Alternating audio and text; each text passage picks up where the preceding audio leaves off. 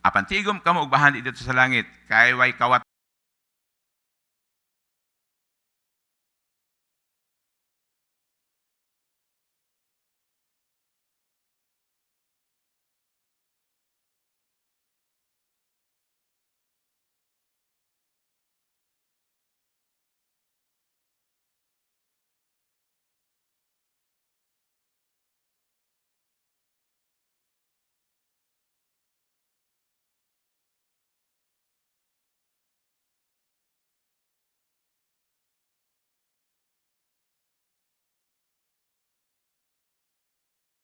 major.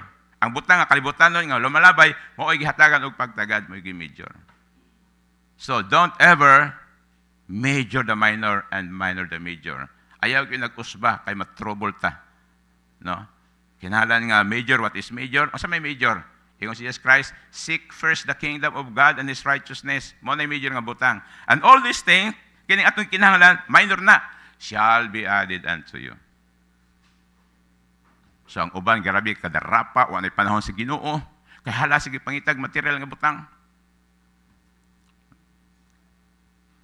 Kadong last nga Miyerkules, doon ako gi-istorya. No, kadubitang, nagsulod ko sa isa ka-reception sa kasal. Pagsulod na ako diya sa ka-hotel, sa entrance, dako ka nga ice carving ba, kanang ice bitaw? Usa ka blocking ice, gi-carve ana nga swan. Pagkanindot kayo na aliha ang mga regalo sa palibot. Kada musulod, wow! Wow, kagwapo ba?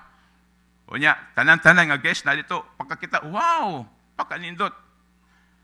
Pag-abot na sa pila ka oras nga selebrasyon, paglanta og balik sa swan, oy, wa na may ulo. Oy, wa na may pako. Ang usa kanindot sa primero, oy, no sa wala beauty. Wala pa sabot.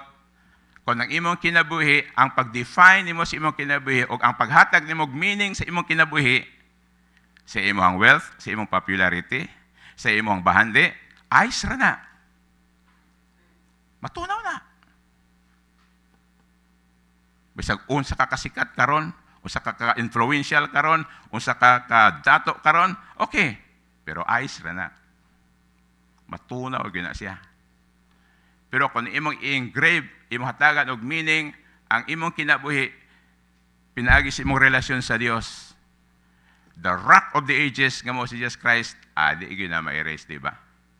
So kung pintor ka, ang canvas nga diin i-paint mo ang imuhang masterpiece, kinahanglan ang canvas nga mao si Kristo Jesus kay di gyud na siya mawala. Okay, letter B. The current world and earth are being kept for what? Yes, for the day of judgment and a destruction of the ungodly men. So mali ginatawag nga on that day. On sa ibot pasabot kanang adlaw niya sa paghukom. So doon ay pangutana, are you ready to face God? Andam na ba kang matubang sa Ginoo?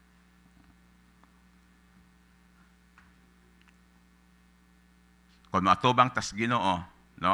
Human sa atong kung mamatay ta, human ana, ingon ang Bible, no, it is appointed for a man to die, once after that is to face judgment. No, nagisulti sa Bible, no? Hebrews 9:27. Gi-appoint sa Ginoo sa Dios, di ba appointment na, it is appointed for a man to die once, after that is to face judgment. So pag atubang nato sa Ginoo, okay ra kaha atong pagatubang sa iya. Tungod kay naka-invest nag-ayo para diha samtang niya para sa kalibutan. Hinaot no, mo nang atong itawag nga hatagan og seryoso nga bahin sa ato ang kinabuhi. Okay. Is there a place, no, kung kinigisulti din ba nga the earth, current world, present world, or earth being kept for the day of judgment and destruction of the ungodly men? So ang pangutana, is there a place for us to hide from this day? Asa ka nitong ora? Okay. Diha sa Book of Revelation, gisulti din nga sa diha nga i-pour out sa Ginoo ang iyang judgment sa mga wicked people. Abi nimo say mahitabo. Manago ang mga wicked people sa mga kabukiran. Og tungod sa kasakit sa silot sa Ginoo. O sa ilang himuon, magampo sila. Oy mountain, tabon imibi. Kay gusto sila mamatay na, kaya di sila maganto sa grabe nga silot. Mga tumpag imi para mga matay mi. Apan ang kamatayon mo palayo sa ilaha. Kay para magsigi sila og antos. So grabe kayo, no? Ang ginatawag nga judgments sa Ginoo. Okay, sa mga wicked people ni, hinaut nga wala tay apil diri ha. Busa siguro agayon imong kinabuhi nga maka-establish kag relasyon sa Dios kay mao nay atong ticket nga pag-abot ng mga butang nga judgment day sa kalibutan wa na ta tuata dito sa laing dapit dito sa himaya sa Ginoo. Okay. Now, sa last verse niya atong pamalandungan. Ingon pa ni Apostle Peter. Ingon pa niya 2 Peter 3:11. Ingon niya, since everything will be destroyed in this way, what kind of people ought you to be? Tungod kay ingon ani man ang tanang butang i-destroy man sa ingon ani nga pamaagi war tanan diha, grabe kayo war tanan diha nga mahitabo famine, earthquake. Ingon ani man pamaagi nga i-destroy ang Ginoo ang kalibutan. So, unsa nga klase nga tao ang unsa kita nga dapat nga klase nga pagkatao? No, what kind of people ought you to be? Muna'y pangutana ni Pedro kanato.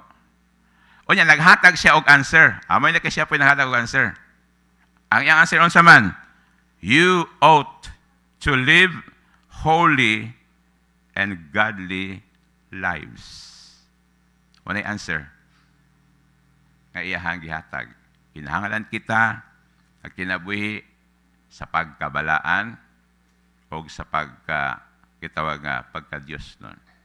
Pagkabalaan? Kita siguro ipasultion, suntok sa buwan man na. Pero ano gikuman ban sa Ginoo kung di na to kaya? Di ba? Mukuman ba ang Ginoo sa usa ka butang nato nga di na to makaya? Kung kuha na to ang logic ba? Kasi siya may nasayod, siya na omniscient man siya. Nasayod siya sa tanan. Ikuman ba sa Ginoo isa ka butang, kaibalo siya di na to kaya? Dili. Ikuman niya kay kaya na to. Kay labi na iyang grasya mo, tabang po iyang grasya, di ba? Karon kay iya hamang gikuman nga you ought to live a holy life. Oh, kaya dahil na to magkinabuhing balaan. Pero naarapod sa to atong hatagan og concern iyang gisulti dinhi. Pero kay gikuman kaya natin to, di ba? Kaya mo yan. Okay. Pangayo alang grasya sa Ginoo. Kaya nga ani man day mahitabo sa kalibutan atong gipuy-an, mo man day mahitabo. Then karon daan, usa ka klase nga pagkinabuhi nga dapat ato ikinabuhi. Og dito gihatag ang answer, we ought to live a holy life, no, og tawag nga godly life. Sugda na nato karon. Sugdi na. So, simple lang. No? O sa ingon ni Jesus Christ, Matthew 7:21, mo na pinakakulbang ang bersikulo.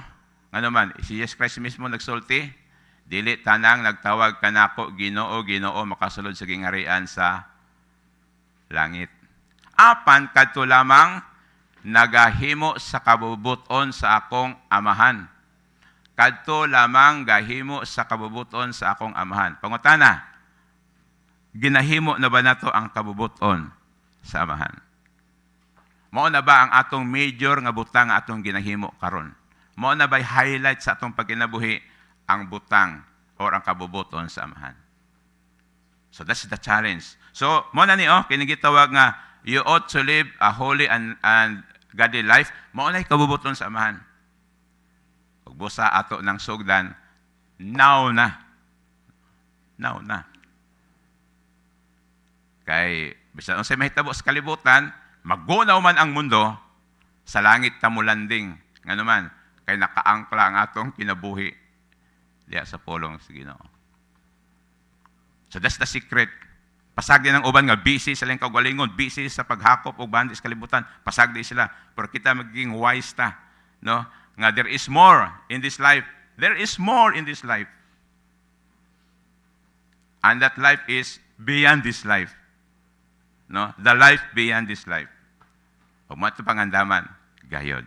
So on that day, the day of judgment, di ta mahadlok, no? Basta sugdan nato karon ang pagkinabuhi sa pagkabalaan o pagka-Diyos nun. Kay mo na ang kabubuton sa Diyos Amahan, gagisulti mismo ni Ginoong Kristo. Okay, so that's all for this morning. Hinaot nga, doon na kitay na-learn nga mga lesson, o labi na ma-relate na to ang atong kahimtang karon nga gira, ang effect ni ini. Di na ta ma-surprise, apan, yun ta, salamat Lord, kay tuman yuday imuhang pulong. O mangandam ta, sumala sa gi-admonish ka na to din nga klase nga pagkinabuhi from now on. Let's pray. We thank you, O Lord, for the lesson we have learned this morning about on that day, the day of war, the day of judgment. Lord, we will not be surprised why these things are happening because it is written in your word, and you yourself, O God, O Lord Jesus, was the one who prophesied about this. Lord, it is our prayer that from now on, help us live a holy and godly lives because Jesus said, the one who can enter the kingdom of God is he who does the will of my Father who is in heaven. So from now on, O God, our priority to do is to do the will of our God. Lord, thank you because from time to time we can entrust to you our lives for your safekeeping and continuous blessing. I pray, Lord, to bless all your people, all the legislators as they are going to do their sessions today, together with their staff. We pray for your divine wisdom will govern each one of them. Continue to bless all the resolutions, mga ordinances, nga ilahagi ng pagdiskasan, ikaw maghatag sa kaalam. And continue to bless, Lord, all the LGU family for the wisdom and protection day by day. And for all the Ipilinos, Lord, continue to keep us all with your mighty hand for your glory and honor. This all we pray in the name of the Father, and of the Son, and of the Holy Spirit. Amen and amen. Maayong buntag sa tanan.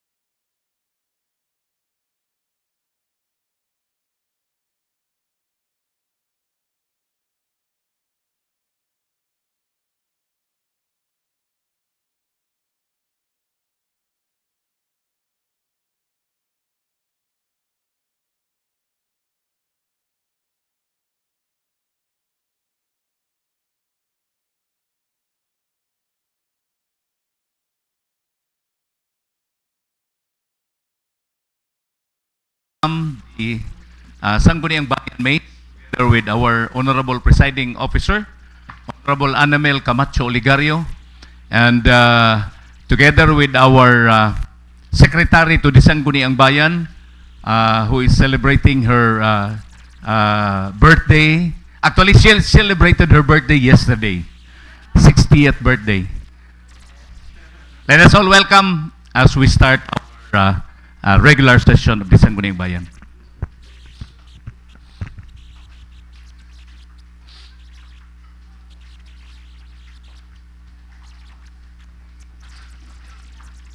Uh, 36. Good morning. Our 36th regular session is hereby called to order.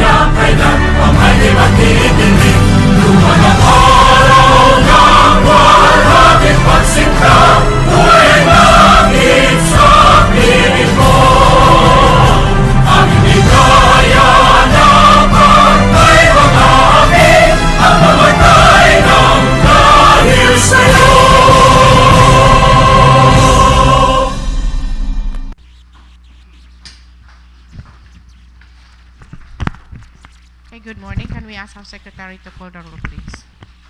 Okay, good morning to each and everyone, and welcome to the 36th regular session. Present for today's regular session, Madam Chair, the following: the Honorable Vice Mayor Anamel Oligario, we have Honorable Glenn Ayan Sabihon, Honorable Sharif Mazin Hasim, Honorable Dayan Catalunya, Honorable Eric Alibutdan, Honorable Janelle Bordner, Honorable Elias Dangpalan, Hello. Honorable Joel Ebol, Honorable Alberto Alcoriza Jr., Present. Honorable Triximil Palalon, Honorable Roy Andy Oligario, and Honorable Alapid Muhammad. Present. On record, there are 10, Madam Chair. We are in quorum. So we're in the quorum, Mr. Floor Leader.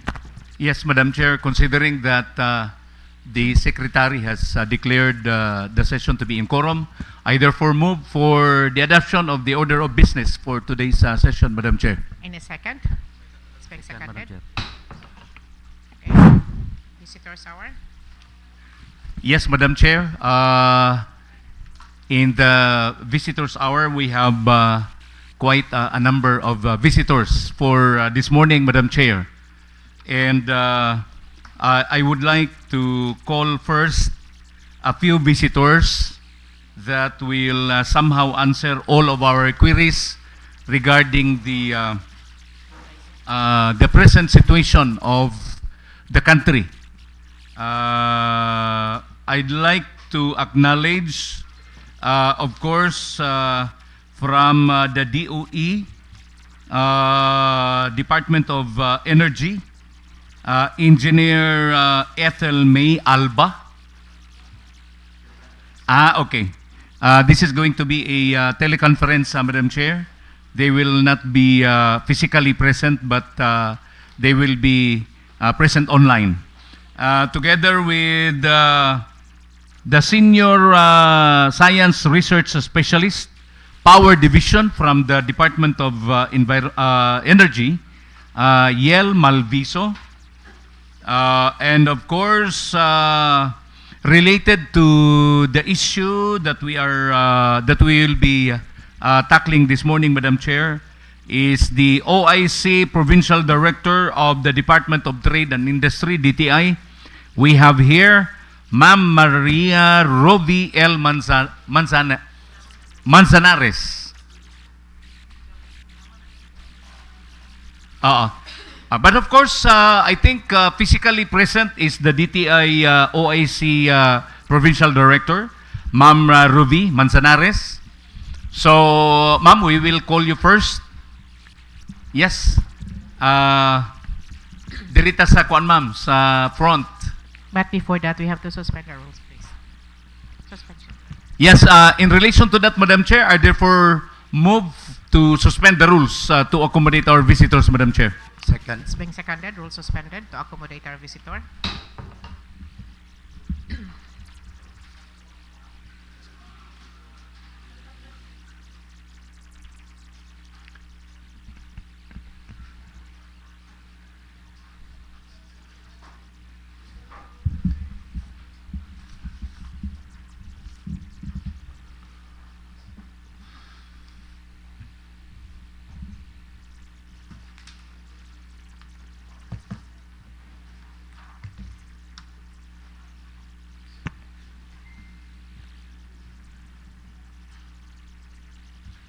Okay, so Ma'am Ruby, you have the floor now.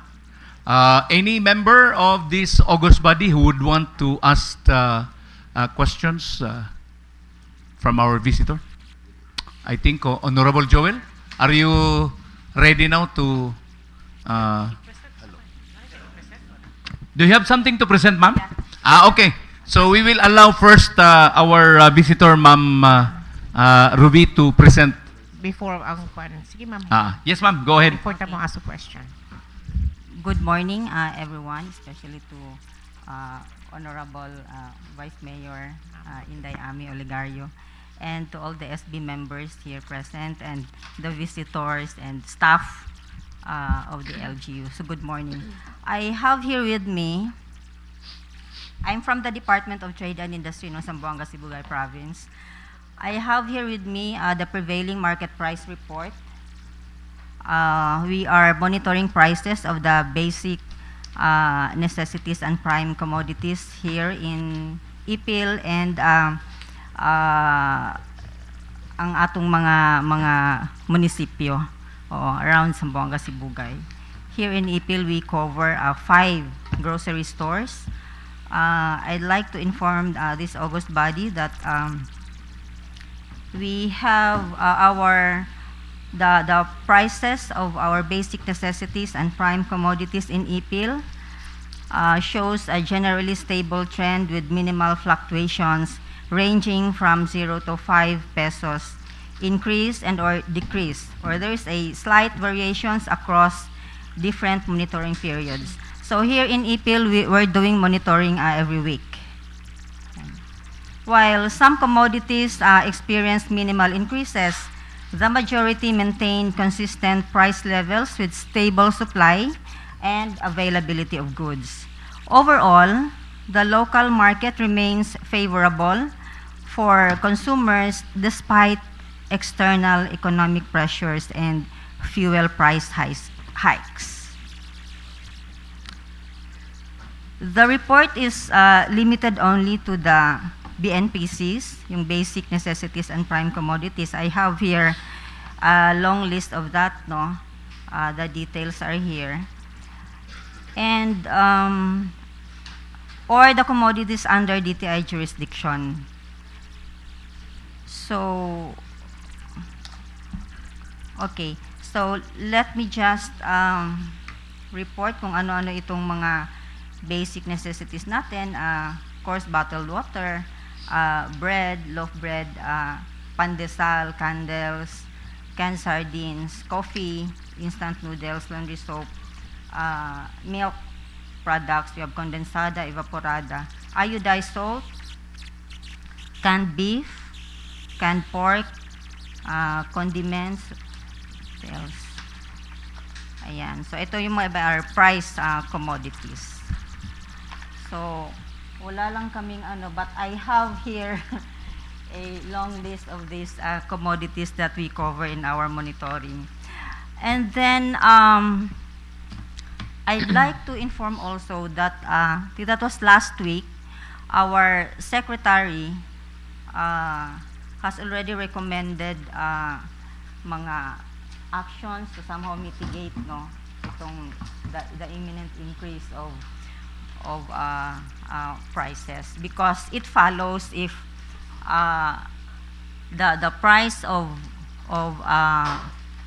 fuel increases, syempre apektado yung logistics. So it's a normal na magtaas yung mga presyo, but as of now, thank God dito sa atin wala pa naman, based on our monitoring of these basic necessities and prime commodities.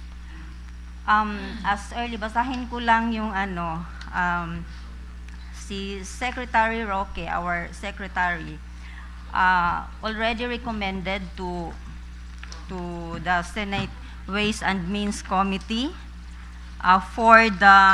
para ma-mitigate lang yung pagtaas ng presyo.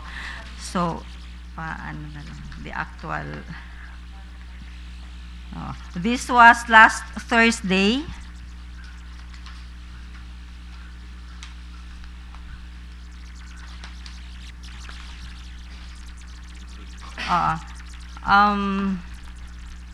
There was a consultation, and si Secretary Roque recommended to the Senate Ways and Means Committee to, sana yun, hindi ito, yung actual, pasensya na ha, saglit, ang dami kong papel. Okay. Recommended the temporary suspension of toll fees for cargo and delivery vehicles transporting basic necessities and prime commodities to help prevent price increases amid rising fuel costs caused by tensions in the Middle East.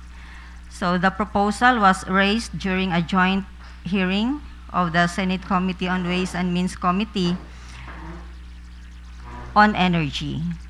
It also includes the suspension of the government's share in port and cargo handling fees implemented by the Philippine Ports Authority, the Cebu Ports Authority, and Subic Bay Metropolitan Authority to help reduce logistics costs and stabilize the prices of essential goods.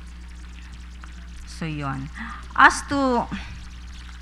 So we hope that there will be a national, may magandang ito, at mangyari talaga na there will be a temporary suspension nitong mga kaakibat na cost para the logistics cost of our goods papunta, especially sa mga provinces, because for example, si Bugay medyo malayo tayo. So transportation cost from these main ports ay of course maging mataas.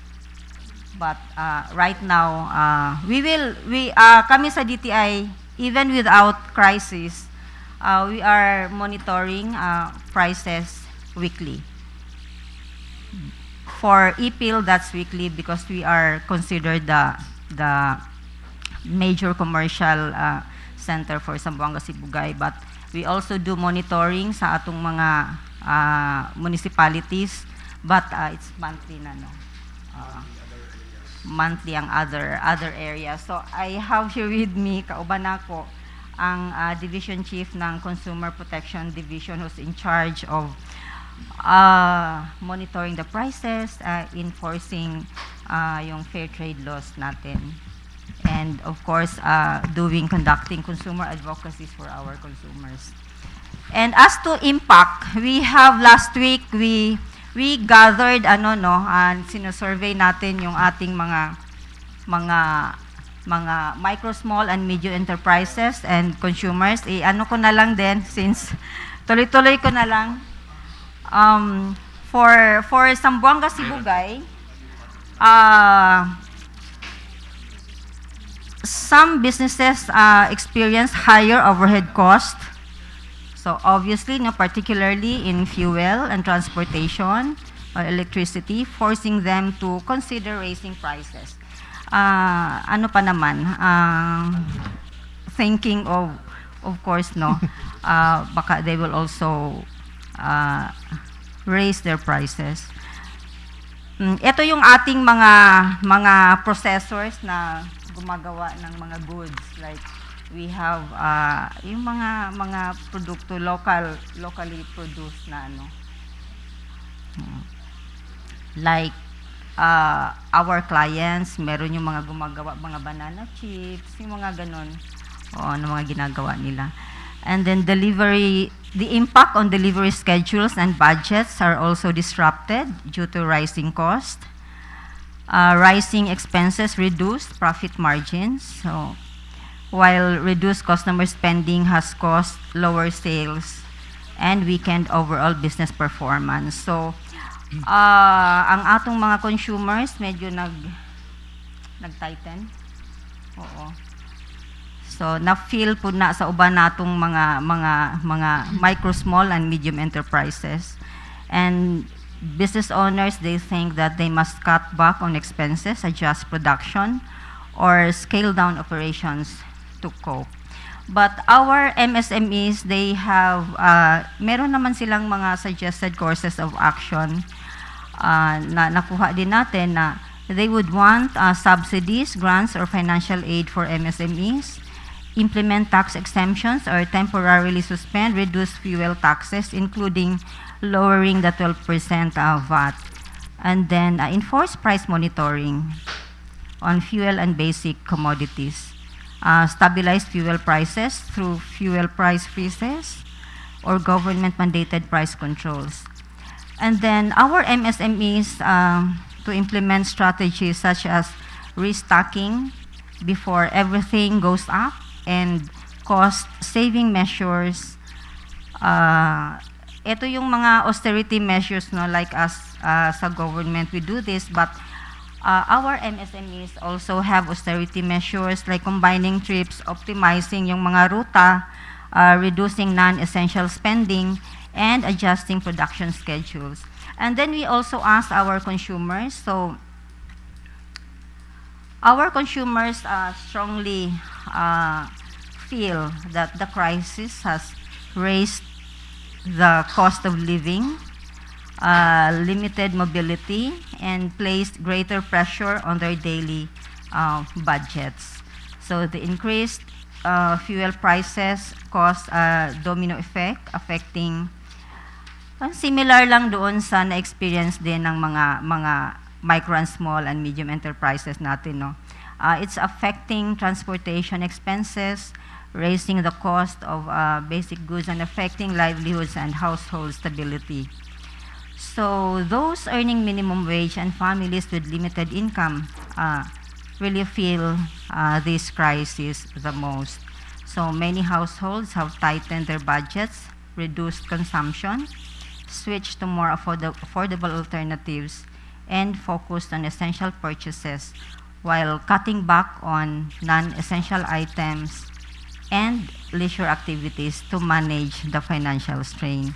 So as early as the first week, kasi paspas bid ang pagtaas. So sila, even in their households, nanap po sila yung mga measures to ano bang tawag niyan, to survive. Because especially na still the war is still going on and it's expected that the prices will continue to rise. But they also have suggestions. So yun din, intensify monitoring of gas stations, strictly prohibit fuel hoarding, including the use of large containers or tanker vehicles at stations. And then enhance price monitoring of consumer goods to prevent overpricing. The LGU may introduce controlled vehicle usage or scheduled traffic schemes such as number coding or odd-even systems to reduce unnecessary fuel consumption. Ito, sila mismo from the consumers, ito yung mga suggestions nila. So meaning, magtipid. While reduce unnecessary fuel consumption while ensuring uninterrupted operations for deliveries, public transportation, and essential services, and encourage the public to use public utility vehicles. So ang ating mga consumers, na sila suggestion po para sa mga MSMEs. Actually, they don't want na ma-disrupt yung operations ng ating mga mga negosyante, no? Of course, if we are consumers, paano na lang kung maraming magsasara? Di ba? Asa na punta? So, as consumer, they have suggestions for their households, but also for the business owners to not stop in their operations. So, tuloy-tuloy lang.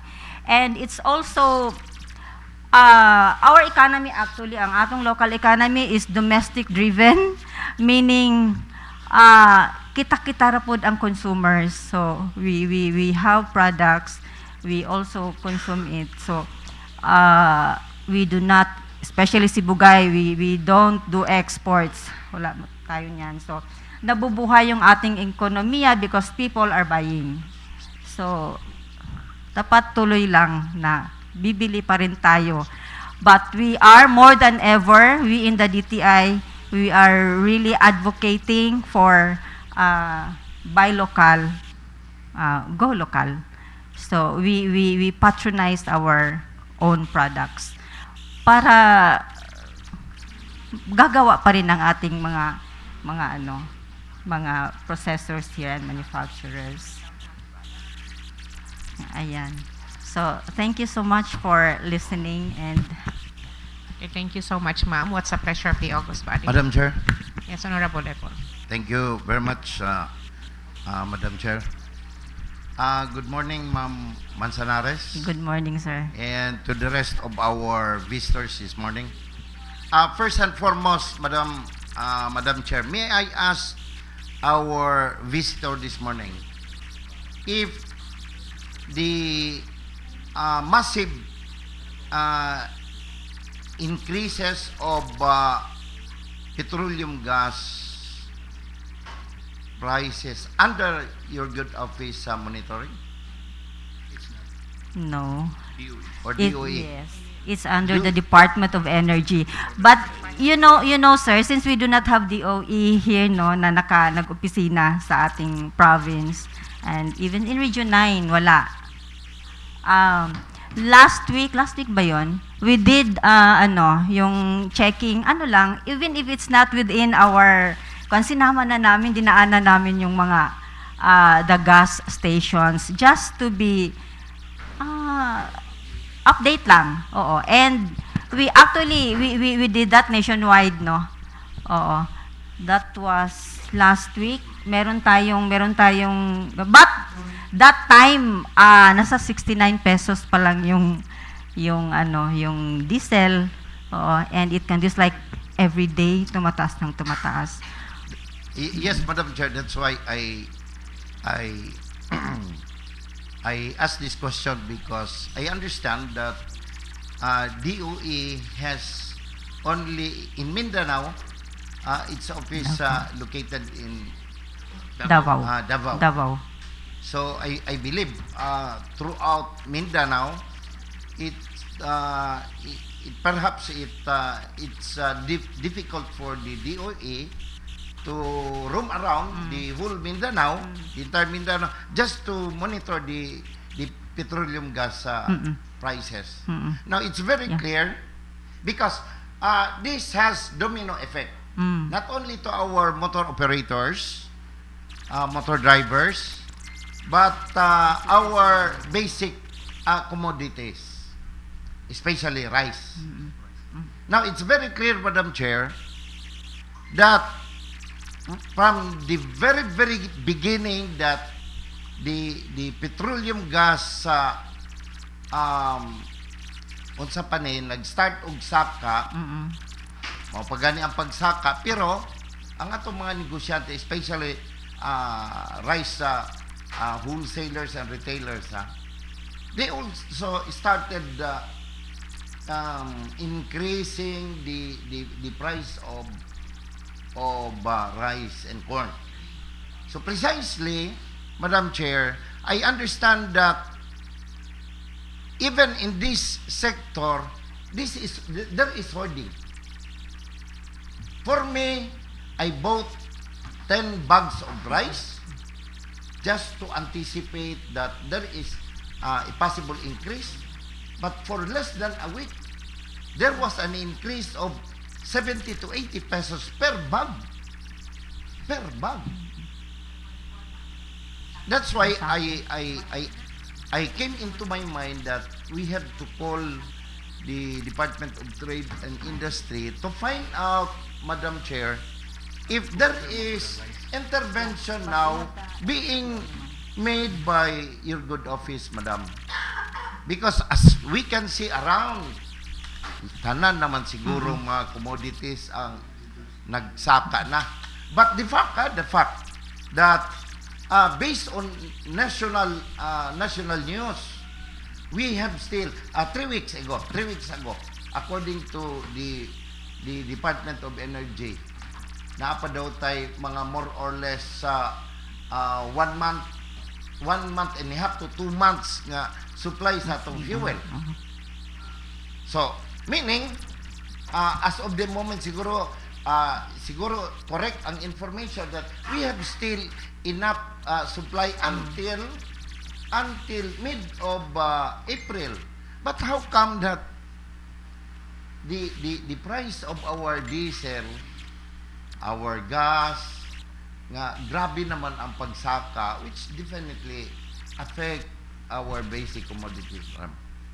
Yeah. Okay, before we proceed, ma'am, let's acknowledge first the presence of Honorable Palalon. Good morning. Morning. Okay, ma'am. Okay. Sir, ito no. The monitoring of this kani mga gas stations, ng ating mga prices sa mga petroleum, gasolina, diesel yung nana. This falls under DOE, but we can activate the local price coordinating council. It's in the RA 7581. Oo. And this is yung Price Act natin. So the Price Act has been there. One of the key roles and functions ng LPCC na tinatawag natin, the Local Price Coordinating Council, is price monitoring and inspections. So this council is headed by the mayor, ang local chief executive.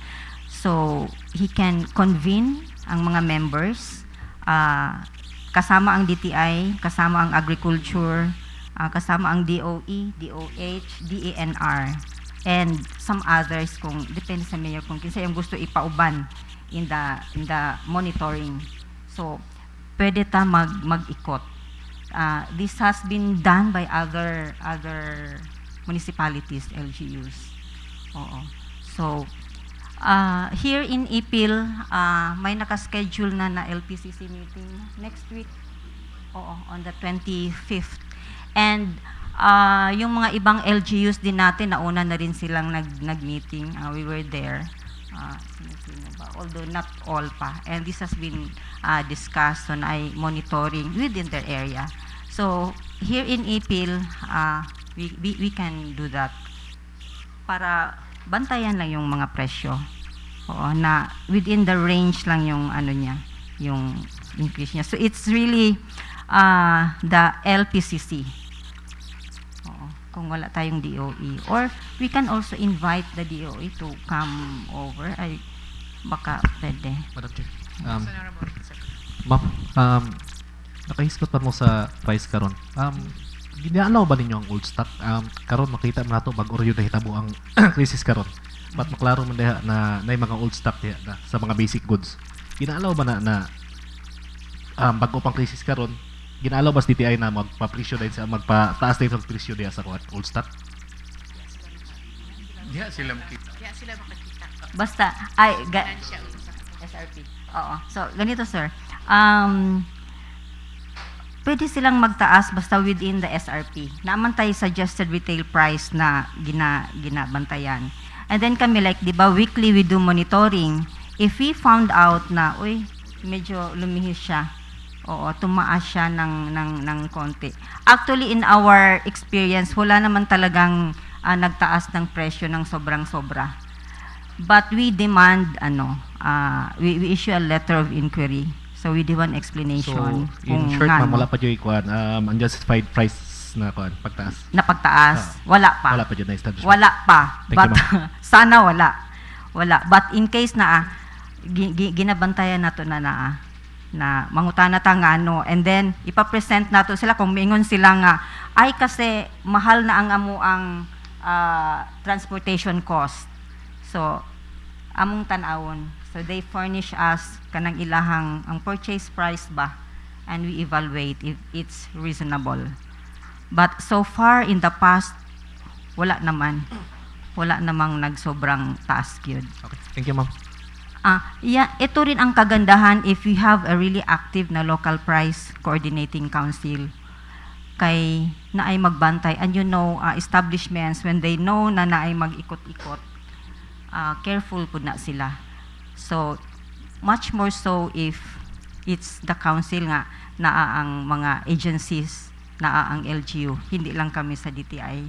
So that would be a good move.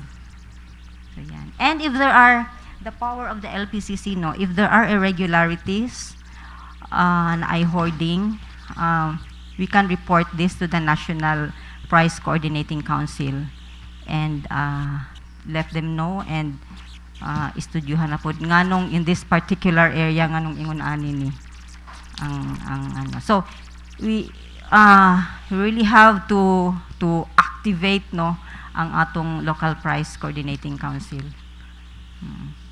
And other agencies mandated under the 7581 Republic Act to do monitoring of the basic necessities and prime commodities under their jurisdiction.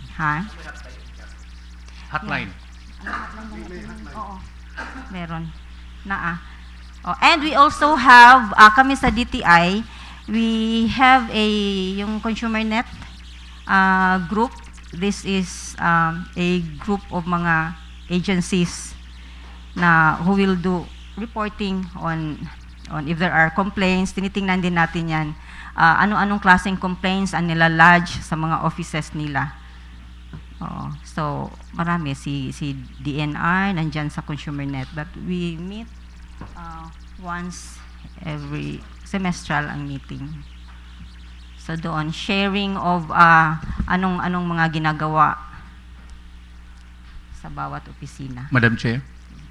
Okay, thank you, Madam Chair. Ma'am Rovi, Yes.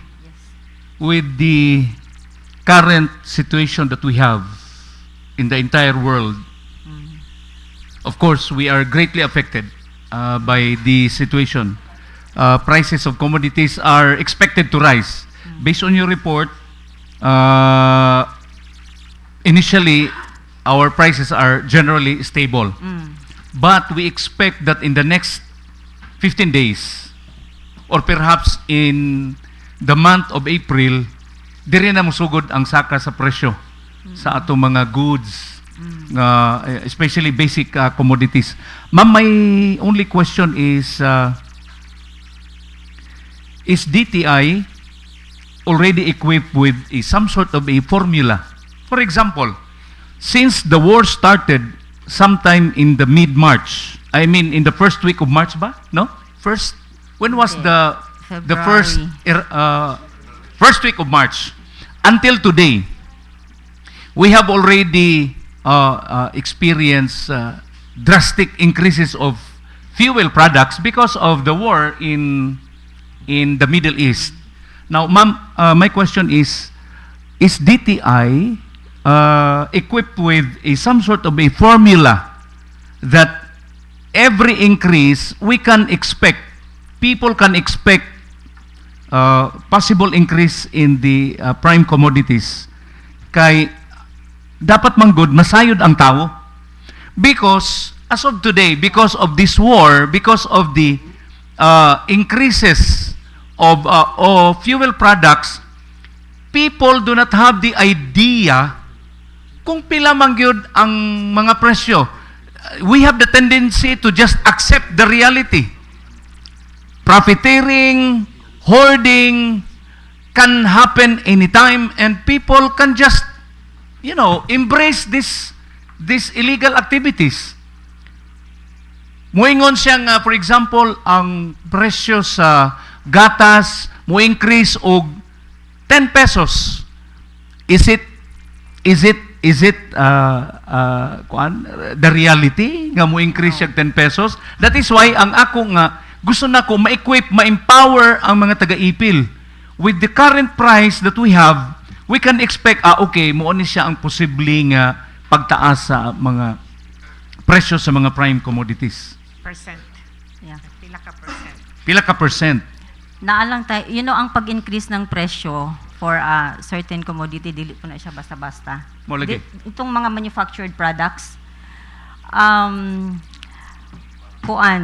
kung ang katong mga gagmay, of course, i-factor in manggod nila ang logistics, di ba? Actually, mo na siya ang especially mga sari-sari stores, gamay lang po ng ilang ganansya. So, actually kaning mga maliliit, di na namo siya ma-cover sa mo ang weekly monitoring, but only the big stores. But mo na to, if we will just pray na matuloy itong request ng aming secretary, because ito gikan gyud sa taas katong sa mga pantalan, o di ba? Kay nga man na mag-domino effect para nga walay reason ang atong mga gagmay diri nga mga negosyante to increase. Kay wala gani nag-increase ang the cost, no, ang mga inputs nganong magtaas sila. So mo na nga we can pirmi nato na ang ginabantayan pod ang kanang mga ingon ana. So mga unreasonable nga mga increase in prices, we report that to the NPCC. And then atong kaning mga SRP nato, dili po ni siya basta-basta nga mausab. Dinidiscuss yan doon sa taas.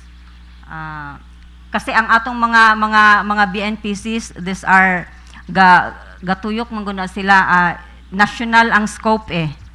Oo. Dili lang man ang kaning particular goods na sa ato generally Filipinos we consume pareho lang ang mga produkto, gatas, kape. Di ba? Oo. So the NPCC kanang atong National Price Coordinating Council dito na tanan mo agi sa ilaha. And there are discussions with the for example, ang pagtaas ng presyo ng kaning sardinas, naatay association of mga canned sardines manufacturers. So naa siya'y process po, sir, na moingon sila nga ingon ani na ang among gusto nga presyo sa sardinas. Why? So naa na siya'y study. Ug miingon sila, for example, katong mga recent na mga increases, it's because of the kaning tin cans nga nitaas ang price. So okay, but it's not madali. So meron talagang mga series of meetings pa because this has a big impact nationwide. Kay kuan man ni siya nga commodity, it's a commodity nga galibot sa tibok sa ato ang nasod. So not just in a particular province. Okay, ma'am. So mo nay kagandahan sa naatay suggested retail price. Okay. Kay mabantayan nato ang kuan. So just within pila gani ang allowable na increase? 10? More than 10, Up to 10% lang. Maximum of 10%. Oo. if ever na Sige. Sige. May I si Division Chief Roel Katimbang, sila gyud ni ang kuan in charge sa monitoring, our head of the Consumer Protection Division. Okay. So sila tulo lang ni sila nga staff, sila ang sa price monitoring ang weekly monitor diri sa Ipil and sa ubang mga Okay. Ayong increase. Sige. Okay. Sige. Okay. Okay, mayang buntag sa tanan, our Vice Mayor, Ma'am Oligari, and SB members, everyone. So good morning po, I'm Roel Katimbang. I'm the Supervising Trade and Industry Development Specialist of the Consumer Protection Division. So the question of paano natin i-control or i-manage yung increase ng mga prices dito sa national, specifically dito sa Sambuanga Sibugay. First of all, we conduct every week monitoring diri sa Ipil, and then other areas, other municipalities, we conduct every month yung monitoring namin. based doon sa ano natin no, monitoring. So specifically the DTI is focused on the manufactured process items, like we can see in the grocery stores. That's our mandate that's our jurisdiction no, sa DTI. Ito na yung mga, as mentioned by PD, no, yung mga bottled sardines, canned sardines, ito na yung mga noodles, etc. No? So ito yung ginagawa namin. As ano lang siguro din, no, yung question ni Sir regarding doon sa monitoring sa inventory. Based doon sa monitoring namin, we ensure that they will not increase more than 10% yung ano nila, yung based doon sa SRP, no. Once they will found out na more than 10% yung increase nila, we issued yung sinasabi natin ng letter of inquiry to let them explain bakit more than 10% ang gi-increase nila, no. So basically they will submit us yung mga documents, yung mga delivery receipts, etc., no, to confirm na kailangan talaga nila i-increase yung presyo, no, based doon sa direct supplier nila or distributor na ganito na yung presyo niya. So if ever na we found out na may basis na more than 10%, so we will so okay yun, walang problema kasi may basis talaga. Like for us ngayon, our crisis ngayon based sa fuel crisis natin ngayon. So basically magiging domino effect talaga to, no? Lahat ng mga commodity natin is maapekto. But of course, base sa 7581, no, yung sa Price Act, meron tayong mga jurisdiction with regard to monitoring. Like for the agri-products, that's the Department of Agriculture. The DENR is more on forest, yan sila, sa mga lumber. DOH, including mga plywood. DOH is sa mga medicines. And other DOE is sa mga, sa mga fuel, no, etc. Oo. So kami, we already doing our job, no, to monitor, to check, no, kung yung mga tindahan natin dito sa Ipil. But as we report ngayon is it's within the SRP pa rin yung mga basic necessities natin and prime commodities. So walang increase, slightly increase meron, pero hindi siya umabot ng more than 10% na increase. Madam Chair, I think what is the most important thing that the local government unit of Ipil can do is to really activate the Local Price Monitoring Council. Coordinating Council, sir. Coordinating Council. I think mauni ang atong mahimog yun ron. We will coordinate with DTI, Madam Chair. The LPCC should always be in coordination with DTI, with DOE, so that ma-monitor na to. If we can monitor properly, Madam Chair, we can prevent hoarding, we can prevent profiteering measures by the mga businesses. So sigurado ko, I'd like to request the Municipal Mayor, Honorable Ramses Troy Oligario. Of course, we will help, no, in the Sangguniang Bayan with our Vice Mayor, that we will activate the LPCC. Yes. Actually, meron na kaming this coming 25,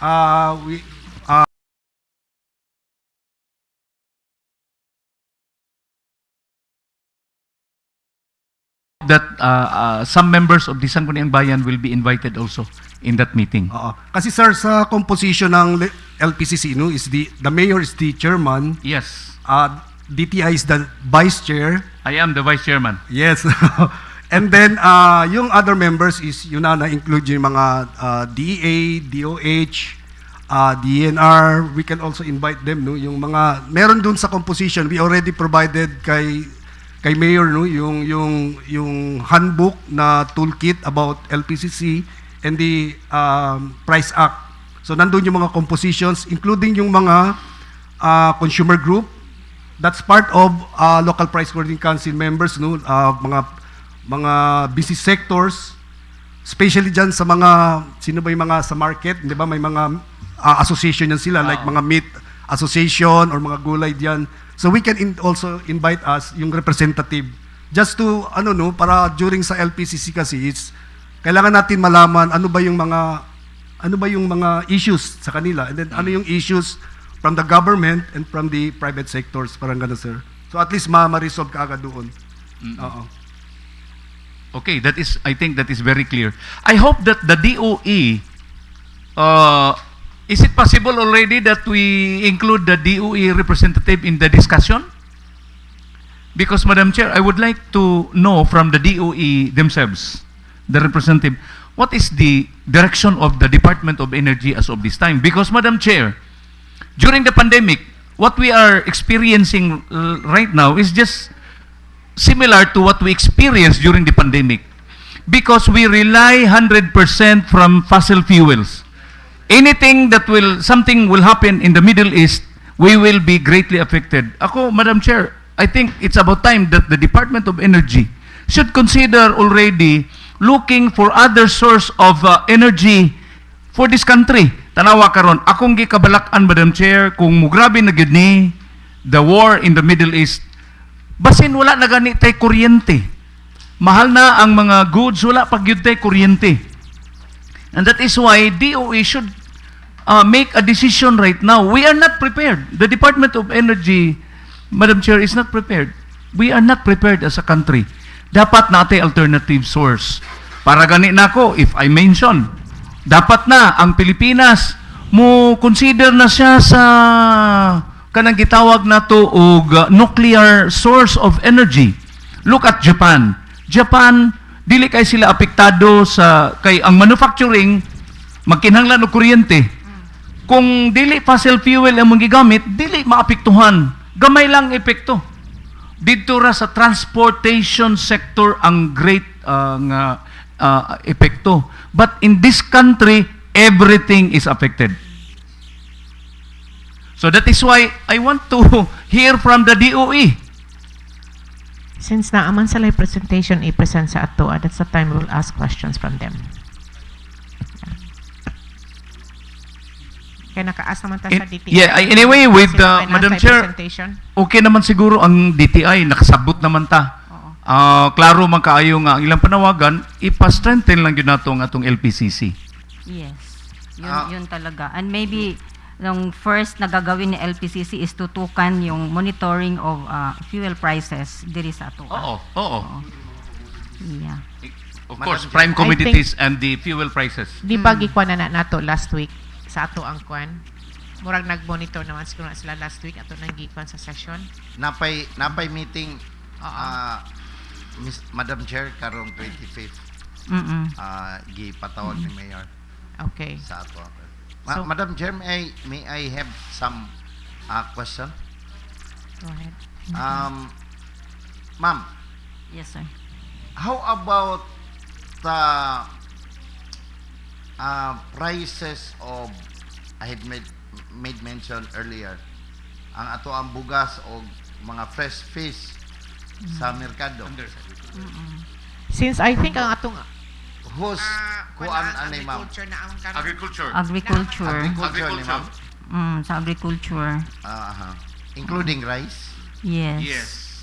Oo. Fresh fruits, vegetables, sa ilahapod.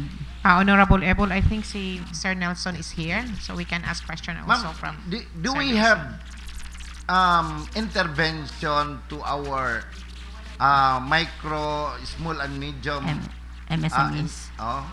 enterprises nga as we experience now sa ato ang problema sa crisis na to, nabay intervention ang DTI Yeah. Actually, para matagaan sila o at least ayuda or something. as to ayuda, wala pa, no? Wala pa. But etong energy crisis, para sundan ko na rin yung gusto ni Sir Jong na mangyari. Yung regarding energy, our MSMEs, we really encourage them to kana bitang dili kayo magsalig sa kuryente og kaning sa mga fuel ingon ana, but to have in place solar energy systems. So naa na tay mga MSMEs nga atong na-convince to really adopt this one, no. We have programs sa DTI that really gives focus on this. If I may mention, I think it's worth informing this August body also, no, na like for example our calamansi juice processors, we have this rapid growth program who gives matching grants to them for the acquisition of their machineries, kauban na ang kanang solar energy system. So meron yan sa mga, I think, 10 of them na matagaan na to, ana. So even before the crisis, like ako sa DTI, I really wish na they will go green. So bago pa man nangyari ito. So sabi ko sa kanila, kasi sige sila reklamo, siging brown out, ma-disrupt ang operation. So ingon ko na alang ang adlaw. But they would always say na it's a big investment, but the investment is one time lang. And luckily, fortunately, we have this rapid growth program, which is, ang partner natin is IFAD, na naay mga ingon-ani nga nindot nga intervention. So nag-avail naman sila. And we're hoping to see this in place sa ilahang mga factories within the year. So others also, we have mga micro, small, and medium enterprises that are adopting green practices. So hopefully in the next few years dili na gyud ta ingon nga ang atong mga processors 100% magsalig lang sa kuryente. Correct. Kay we are going towards kanang scarcity and nagkadaghan pud ang mga tao. So if ito always naming ina-advocate and ginaingon sila because you know ito lang ang atong mga MSMEs pod usahay bitaw limited na po ang ilahang kwan. We really have to convince them. Micro gani. Yeah. nga we want them to grow, hindi lang magpabilin nga micro, but unsaon man kung ang factor on kaning mga inputs gasiging taas, so paunsa man sila mudako kung gamay ra ang ganansya. So naaman po'y uban nga ning tugon sa ato ang sige lang kung pulo lang na sila kabuok, but others will follow if makita nila nga uy dako man day og benefit. So ang uban dito wala pa gani kay on procurement pa man sila karon, nakita na nila, and thanks to programs nga mo subsidize kay big lisod man gud daw kay sila mo buhi og dakong kwarta kay ang pagpamalit anang mga solar panels mahal man, but kana we nami mga programs sige avail gud mo ani kay karon lang pud ni. So naa sila nag-enroll sila. So we are hoping na ang atong mga negosyo diri ug madamlag dili na gyud ta kanang magsalig lang gyud anang kuryente. So thank you so much. Okay, Madam Chair, I think Ethel of DOE is now joining us via Zoom. Okay. So, Madam Chair, I think we have already taken a lot of information from the Department of Trade and Industry, DTI. I'd like to take notice of their recommendation to strengthen our LPCC. That is to lighten the impact of this crisis that we have. Yeah. Bitaw. Ang ato lang is to lighten the impact. Yes.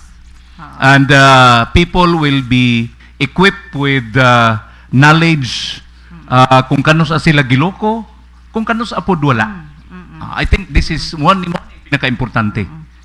And for consumers to always stay vigilant. Yeah. So that's also part of our nga para dili maloko. Yes. They should be knowledgeable. Report immediately. They should have information. Kay information is power.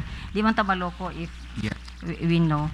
And thank you also for inviting us, and we are looking forward to future kung unsa may mga problema Yes, nga ma'am. makatabang mi sa DTI, we would gladly Okay. Thank you kay sa imong time, ma'am. Thank you, sir. DTI. Thank you Madam kayo. Chair. Thank you so much and Madam good Chair. morning. Yes, yes. Yes, Honorable. before we let go of our visitors, may Okay. we know on that hotline or Ma'am, napay access? question si Honorable Catalonia. Hello, good morning, ma'am. napa. Yes, Okay. may we ask, can you tell here kung if ever na complaints ang atong mga consumers, asa sila mo reach out through numbers or through mga sites, no? Sige. Sige, si Ruel. Our hotline and they can message us sa Facebook. Good morning, ma'am.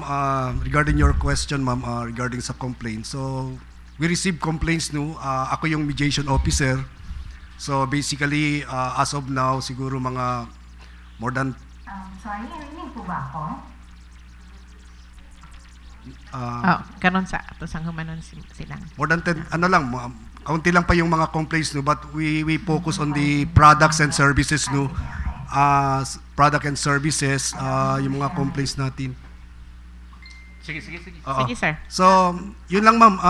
Hotline, sir. The Hotline, and meron kaming hotline sa ano namin, FB page. We can provide you also our hotline.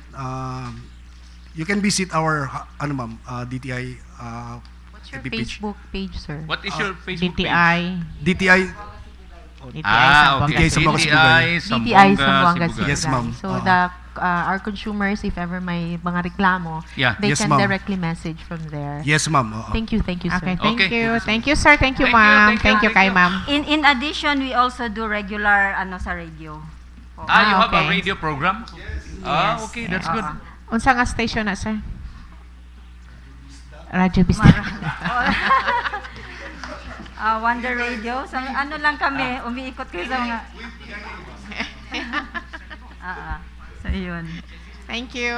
Okay. Okay, Thank you next. very much. If there are no more questions. Okay. Okay, thank you.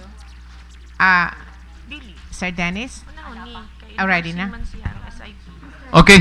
I think, Madam Chair, our DOE representative, Ms. Ethel May Alba, is now live. Good morning, Ma'am Ethel May. This is Sangguniang Bayan of Ipil regular session. Okay. I'd like to request lang po to be allowed to share my screen. Okay, so yes, you can share your screen, ma'am.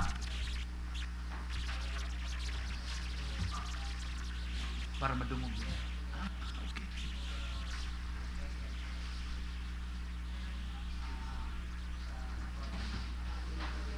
Kita po ba naka-full screen, sir? Yes.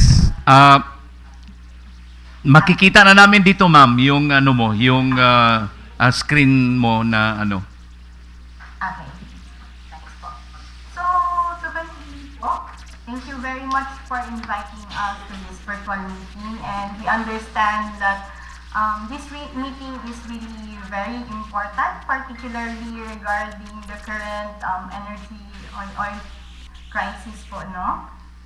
So, consider this a very positive na engagement because with the help of our LGUs and also our PNP, especially in monitoring and inspection, it will greatly support the efforts of the Department of Energy.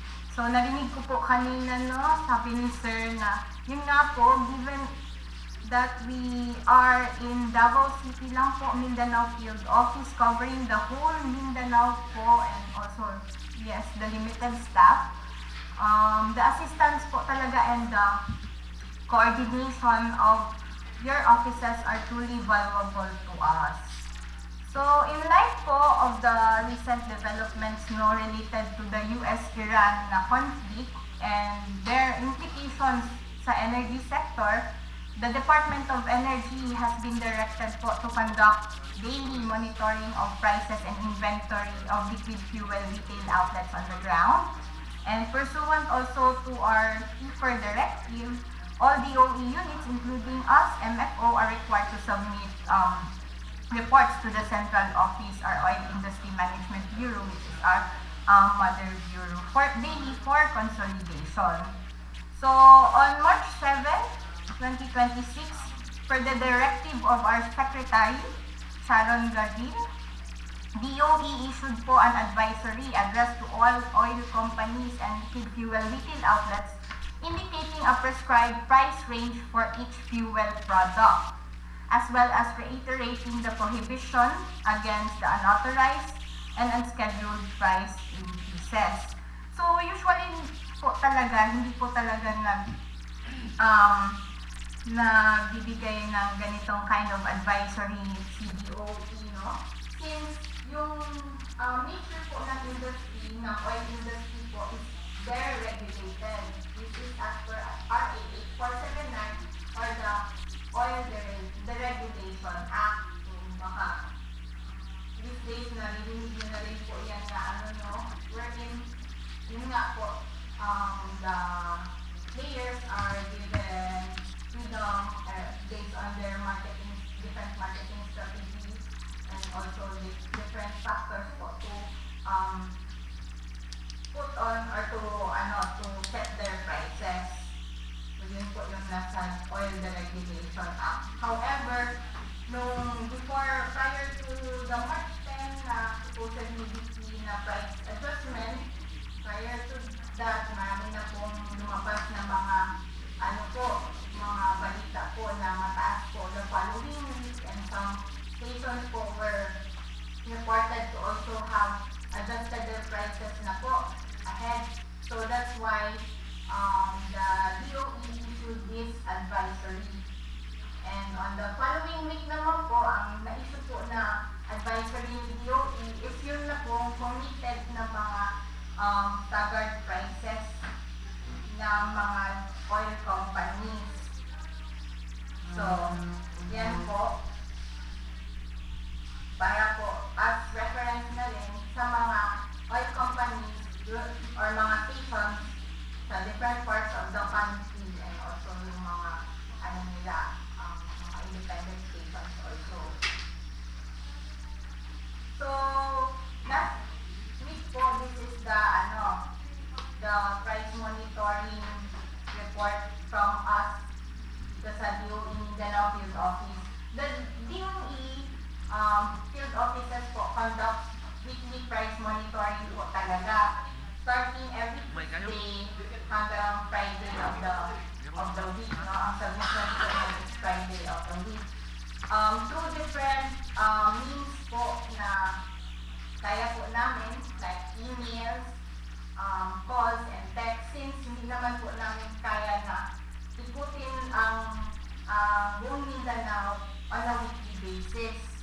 So this one po is yung nakuha namin na data from the responsive liquid fuel retail outlets within Ipil, Zamboanga, Sibugay.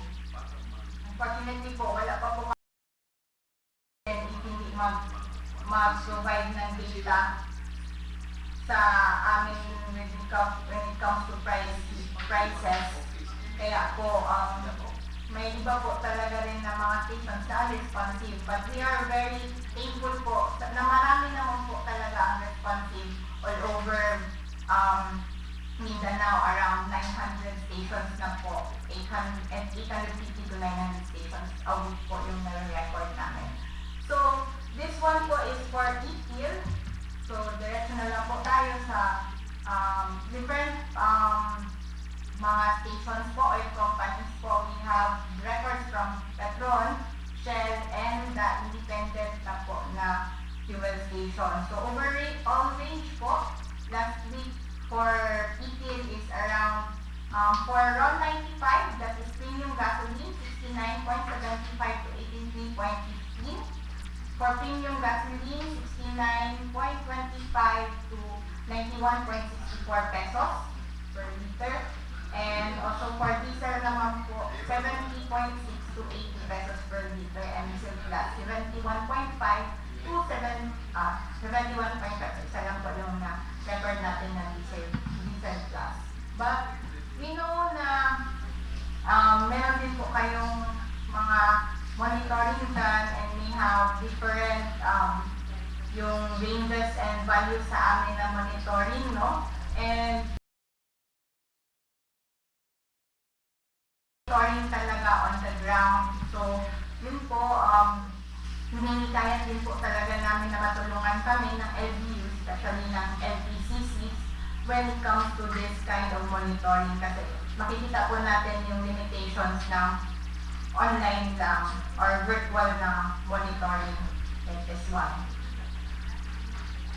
So, as mentioned kanina po, lumabas po and on the ground na po for 2 weeks lahat po ng inspectors ng DOE. So, we have inspected multiple cities and municipalities na po, 54, and 417 fuel retail outlets. And we have found some several fuel retail outlets na to have pump prices exceeding the DOE set price range, which as of discount is 193. So the prices that exceeded the prescribed range were given show cause orders. So bigyan po ng show cause orders, allowing them to explain in writing in 24 hours substantial information and justification po sa kanilang mga pump prices. Their explanations and justifications will be forwarded sa aming legal services for their appropriate action. Based sa information namin gathered during the monitoring, marami po talaga yung situation attributed to the increase sa depot prices din, with some stations reporting diesel depot prices reaching as high as 106.5 per liter, and sa gasoline naman po 85 pesos per liter. Additionally, most, if not some, liquid fuel retail outlets po implemented a standard price increase due to shipment delays, supply disruptions, and low inventory levels.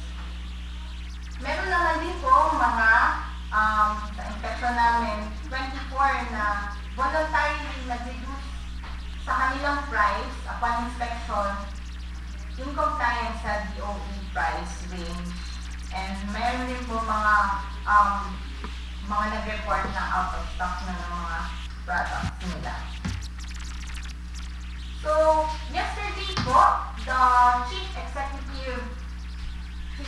local executives po were invited into a meeting with the DILG. So, this was provided din po sa SB kahapon to Sir Dennis. Hopefully may naka-attend po sa atin, no? So, directed to all governors, city municipal mayors, and regional directors and field offices. So, this meeting po is about the briefing po on local contingency measures on the rising global fuel prices due to the ongoing Middle East crisis. So, dito po nakalagay na yung mga LGUs po natin and PNPs are requested po to assist the Department of Energy in conducting the price monitoring and also anti-boarding ng mga inspections po.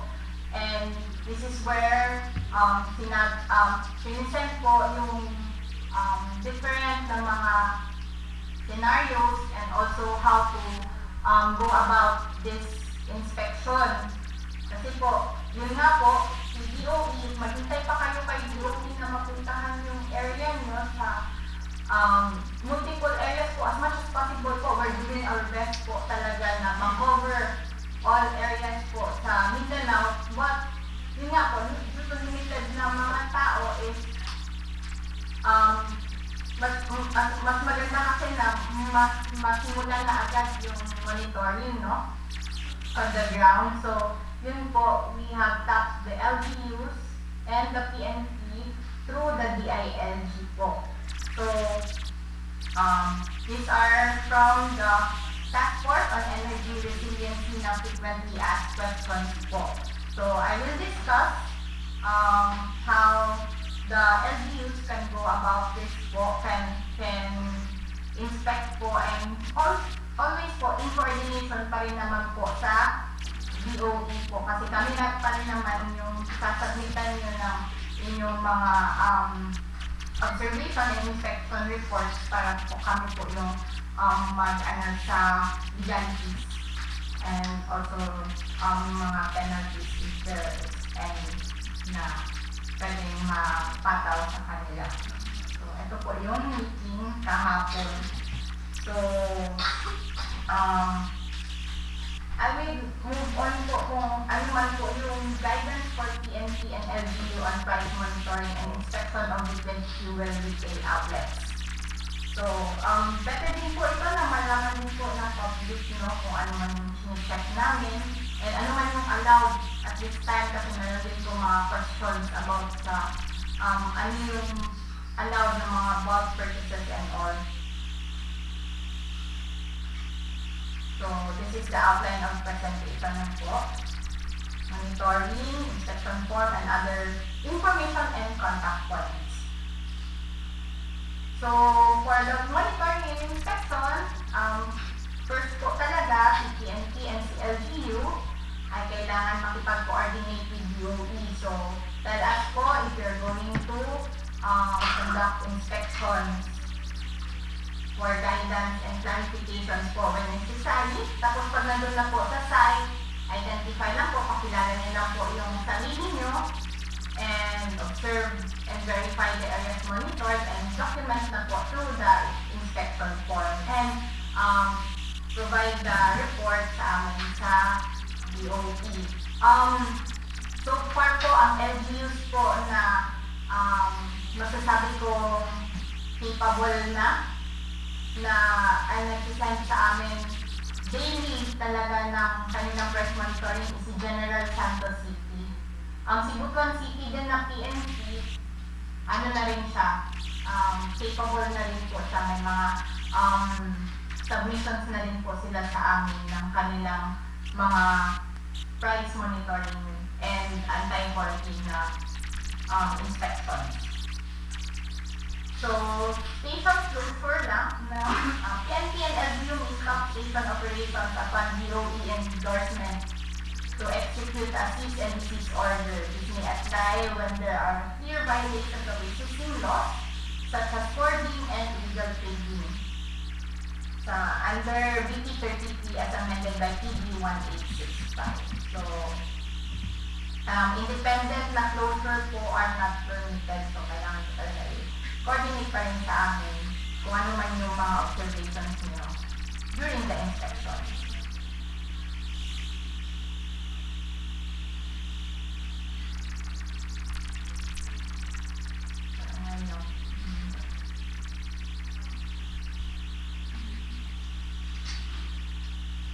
Okay, so these are the key areas po para i-monitor. Yung fuel inventory levels po natin. Dito po, meron po kasi mga iba na yun nga po, kung possible hoarding siya, ang kanilang mga equipo sa kanilang mga station pumps is out of order, out of stock, ganun po. Then, we have to verify po, hindi po tayo maniniwala ng out of order or out of stock po siya agad-agad. We have to verify po through physical stock checking or verification via stick. Meron pong parang stick po na ginagamit dyan sa station, sa mga station. So, dinigit po yan, nilulubog po yan nila sa underground tank. And then, may case po yan. Nilalagyan po ng case para makita po kung ano yung level ng fuel doon sa underground tank. And also, once ma-check na yun, may mga graduations naman yung stick. Meron po sila parang conversion table na i-multiply mo lang doon. Makikita mo na kung may laman pa ba yung tangke. So, kung marami pang laman yung tangke, lampas pa sa dead stock, yun po, makonsider po yun na possible na hoarding yung activity yung ginagawa na. Also, check the daily sales volume. So, check po natin kung magkano yung mga average na sales nila. Para makita po natin, pwede po natin i-divide. Fuel inventory levels divided by daily sales volume is equal to kung ilang araw na lang po yung available na stock nila. If meron po silang purchase limits per vehicle, meron po ibang stations na nag-limit na po. per vehicle. So, usually mga 20 liters per motorcycle or 40 liters per car.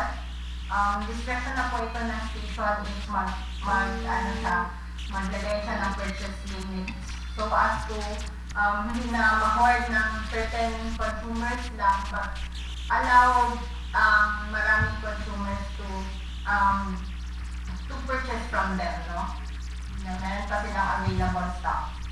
Then check also sa unusual na mga bulk purchases, yung mga hindi usual na clients nila bumibili ng in bulk, ngayon bumibili ng in bulk, so that's not allowed po.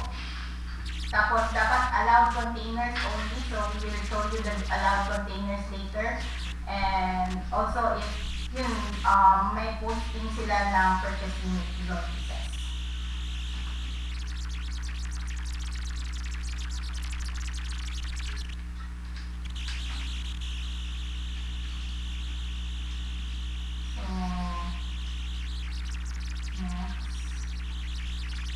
So, ito po yung possible indicators ng fuel hoarding. So, first is yung sabi ko, refusal to sell. Lagyan nila ng out of order, out of stock, despite na meron pang available na fuel. Kasi hintayin nila na mas tumaas pa yung presyo para doon sila magbenta.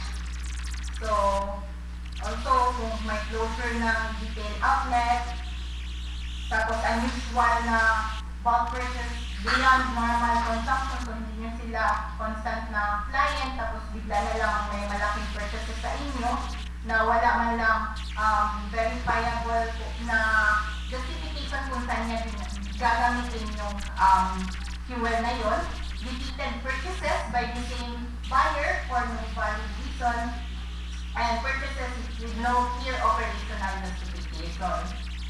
So, kung makita man natin ito, ma-observe man natin ito, kailangan natin i-verify first kung ano man yung intended use. If they have permits na mapakita much better, certifications, and also photos, no? Coordinate with station management and document the transaction details and report the findings to us, DOE. So, key reminder lang po, under Batas Pambansa, hoarding involves unjustified accumulation or refusal to sell of products. Bulk purchases alone must first be verified before concluding hoarding. So, ganun po. So, retailer hoarding may two kinds po. Yung sa retailer, yung stockpiling for price advantage, yun nga po, yung nagbibenta. And also the consumer hoarding na sa bahay lang nila i-stay para na in the future meron silang magamit po. So, ito naman po yung mga allowed under DC, Department Circular 2017-11-0011, no, na purchases, legitimate po na bulk purchases. So, dapat po, sa pag-purchase nito, kailangan po natin na may fuel-grade portable containers. So, meron po kami mga acceptable na containers. Bawal po yung sa bote ng Coke. Bawal din po yung sa malinipis na mga lalagyan, mga malinipis na plastic like yung water bottles, mga ganun po, bawal po yun. So, buyer must present proof of operation. Example po, business permit, purchase order, or certification from the LGU and DFT. So, ito po yung priority groups during disruptions. Ang emergency response units po natin, ano po, ambulansya, hospitals, and medical facilities. Ang government for operation, public transportation, and telecom. Tapos, ito naman po, sa private naman po, no, yung mga legitimate buyers with valid documents para po yung sa mga operations po sa dagat. Ano naman po, meron po tayong nakita ng mga pictures na dinala na nila yung kanilang mga bangka dun sa station. Hindi naman necessary dun kasi allowed naman po sila to purchase in bulk po. Basta may makita lang po talaga sila ng valid document na yun po yung operation nila. So, example po nito, fishing vessels, pump boats, and ferries. Tapos, generator-dependent facilities like the hospitals, telecom towers, and government offices. And agricultural machinery, yung mga yun nga po na-mention din kanina na anim na ngayon. So, kailangan po talaga ng fuel ng tractors, ng mga irrigation pumps and harvesters. And also the LGU emergency operations. And yung construction, sa construction din po, marami din pong gumagamit ng bulk and bulk, which is the excavators, forklifts, and cargo carriers. So, local PNP and LGU recognize and respect these measures during inspection. Purchase limits and containers are preventive and temporary measures during supply installations po. So, ito na po yung inspection report. Pasadahan ko lang po ang form.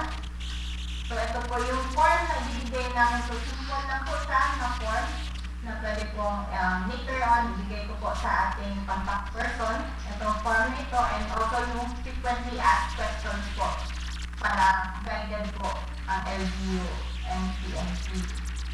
So, dyan po, ilalagay lang po sa first part yung mga information sa establishment, like mga details, date of inspection, time and out, in and out, and other contact information.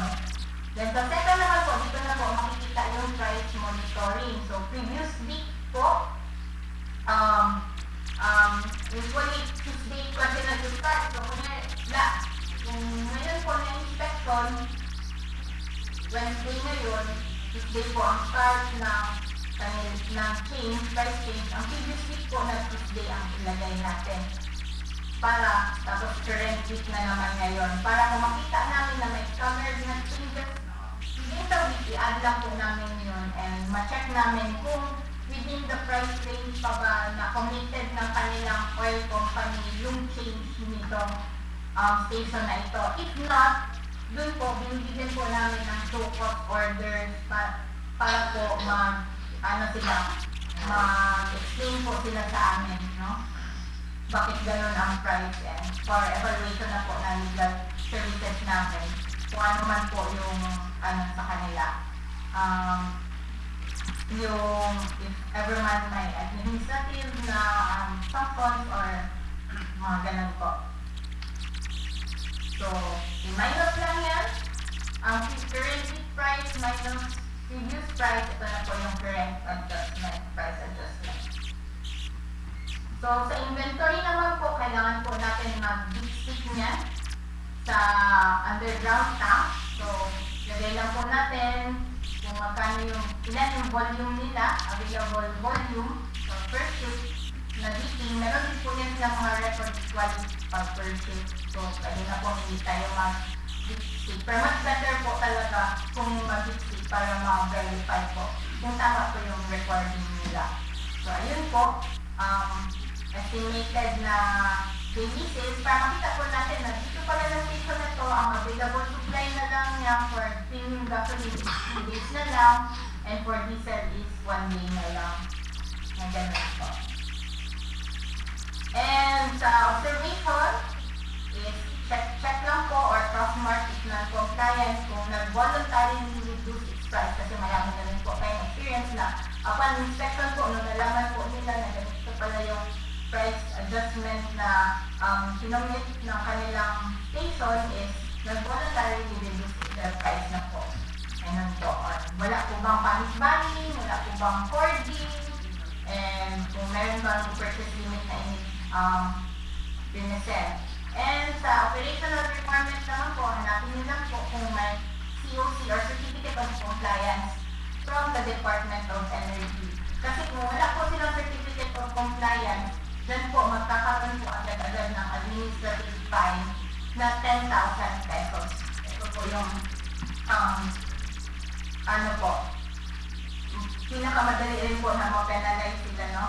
Kasi outright po ito na penalty ang walang valid na Certificate of Compliance. We would like to take this opportunity din po to ask the Sangguniang Bayan, no? For kung if ever man may resolution or I believe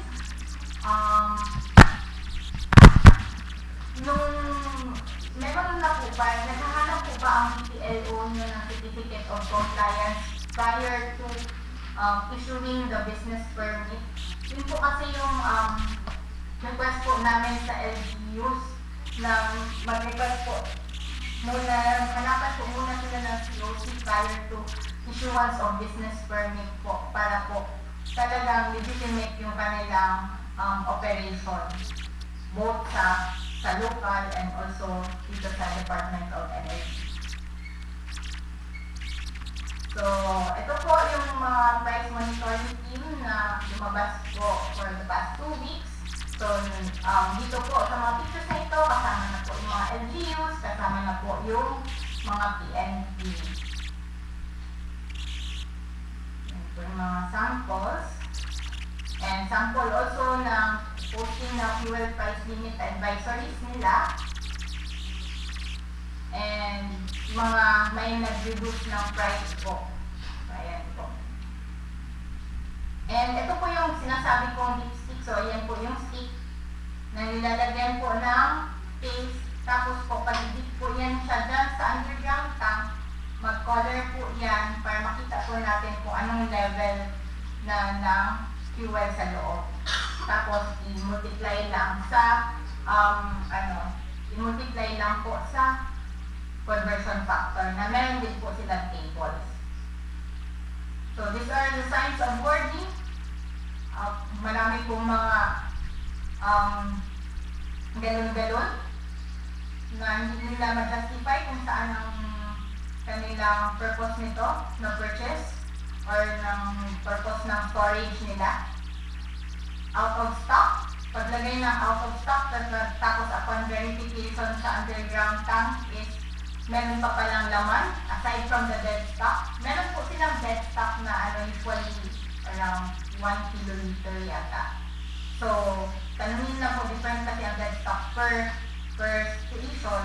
So, meron silang dead stock, tapos meron silang yung stock na pwedeng ibenta na sa consumer. So, check natin kung may out of stock. And also, ito yung mga above ground tank.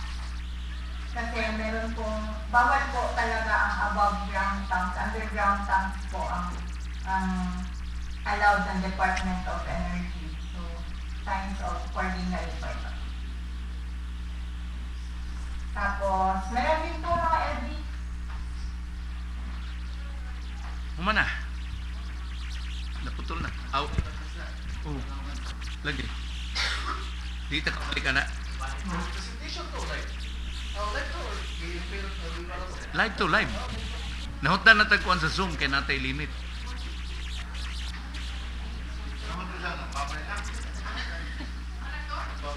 Naputol siya.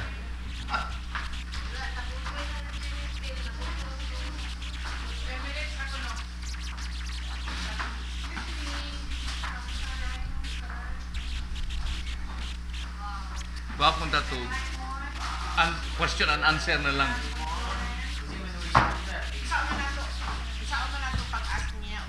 Okay, ga-present man siya. Oo.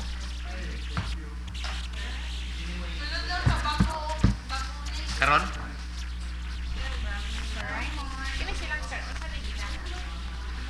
Kuwanda na sila, mag-present na sila. Bahin sa tubig. Sige.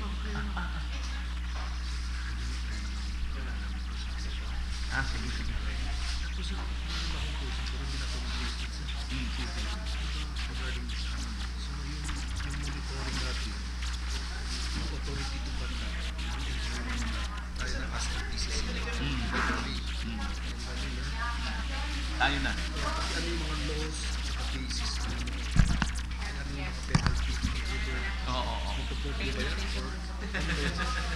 kasi kung recommendation sir, for example, discover natin na may violation. Recommendation lang tayo. Oo. Ipasa pa sa DOE. Hindi mismo doon. Oo. Wala Yeah. ka authority. Yeah. Pero sige lang, we will try to ask.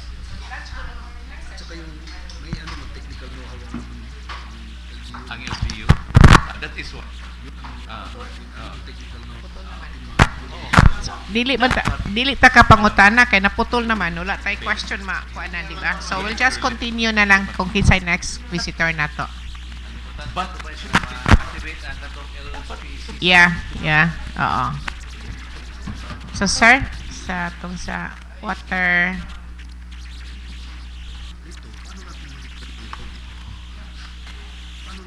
It's very hard. We do not have. Okay, we can have a recess first. Recess ata? Exactly.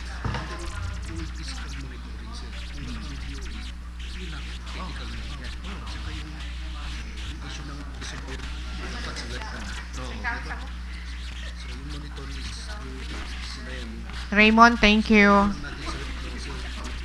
Gitinuod gid ay nimo hadlok yung kang di matagag resolution. Lay on the table pagyapon. Okay. Next week na aprubahan. If we can, hiramin ko muna. Himo ng resolution, di pa sa pirmahan.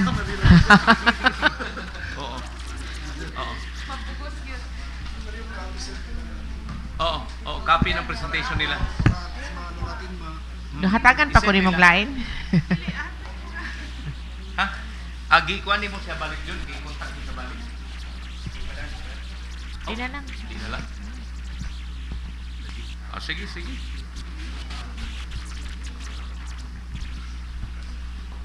Lagi.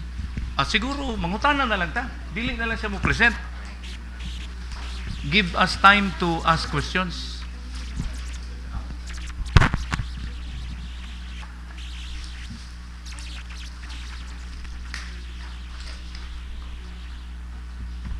Nag-recess ko, Jong. Recess. Kaunsa. Okay. Recess ta. Okay. Nano mo puligin ng Jollibee Vice? Hadlok si Raymond. Og di pa pasag resolution. Pero ingon ko, Jong. Si Raymond Ingon ko, Jong, di sana ko pirma ang resolution. Kaya lechon man yung gihatag sa executive, ang legislative, ang bugat. Dapat na po yung lechon, di ba? Importante yung resolution. Ni thumbs up. Next week? Okay. Ni thumbs up. Mon, dili na po siguro lechon among sudan next week. Napoy lain. Pag humag paniud to next week, di pa ko mo pirma sa resolution, no?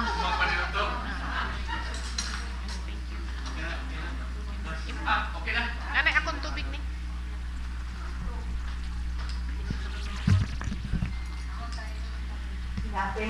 Good morning po. May I be allowed to share po kami? Balik ta? Sige.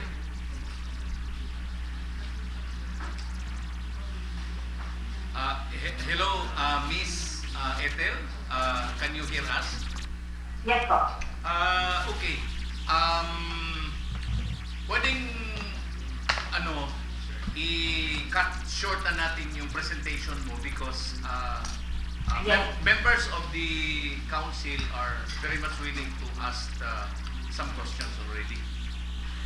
Yes po. Meron na lang po akong 3 slides, sir. Sige. Okay. Short na. Very short na lang po ito talaga. May I ask for, be allowed to share?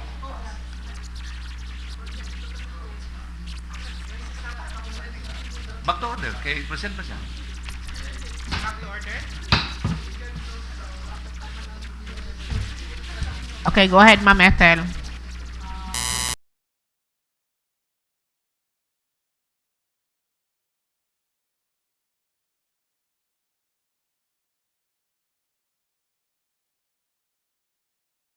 Yung aming mga contact information.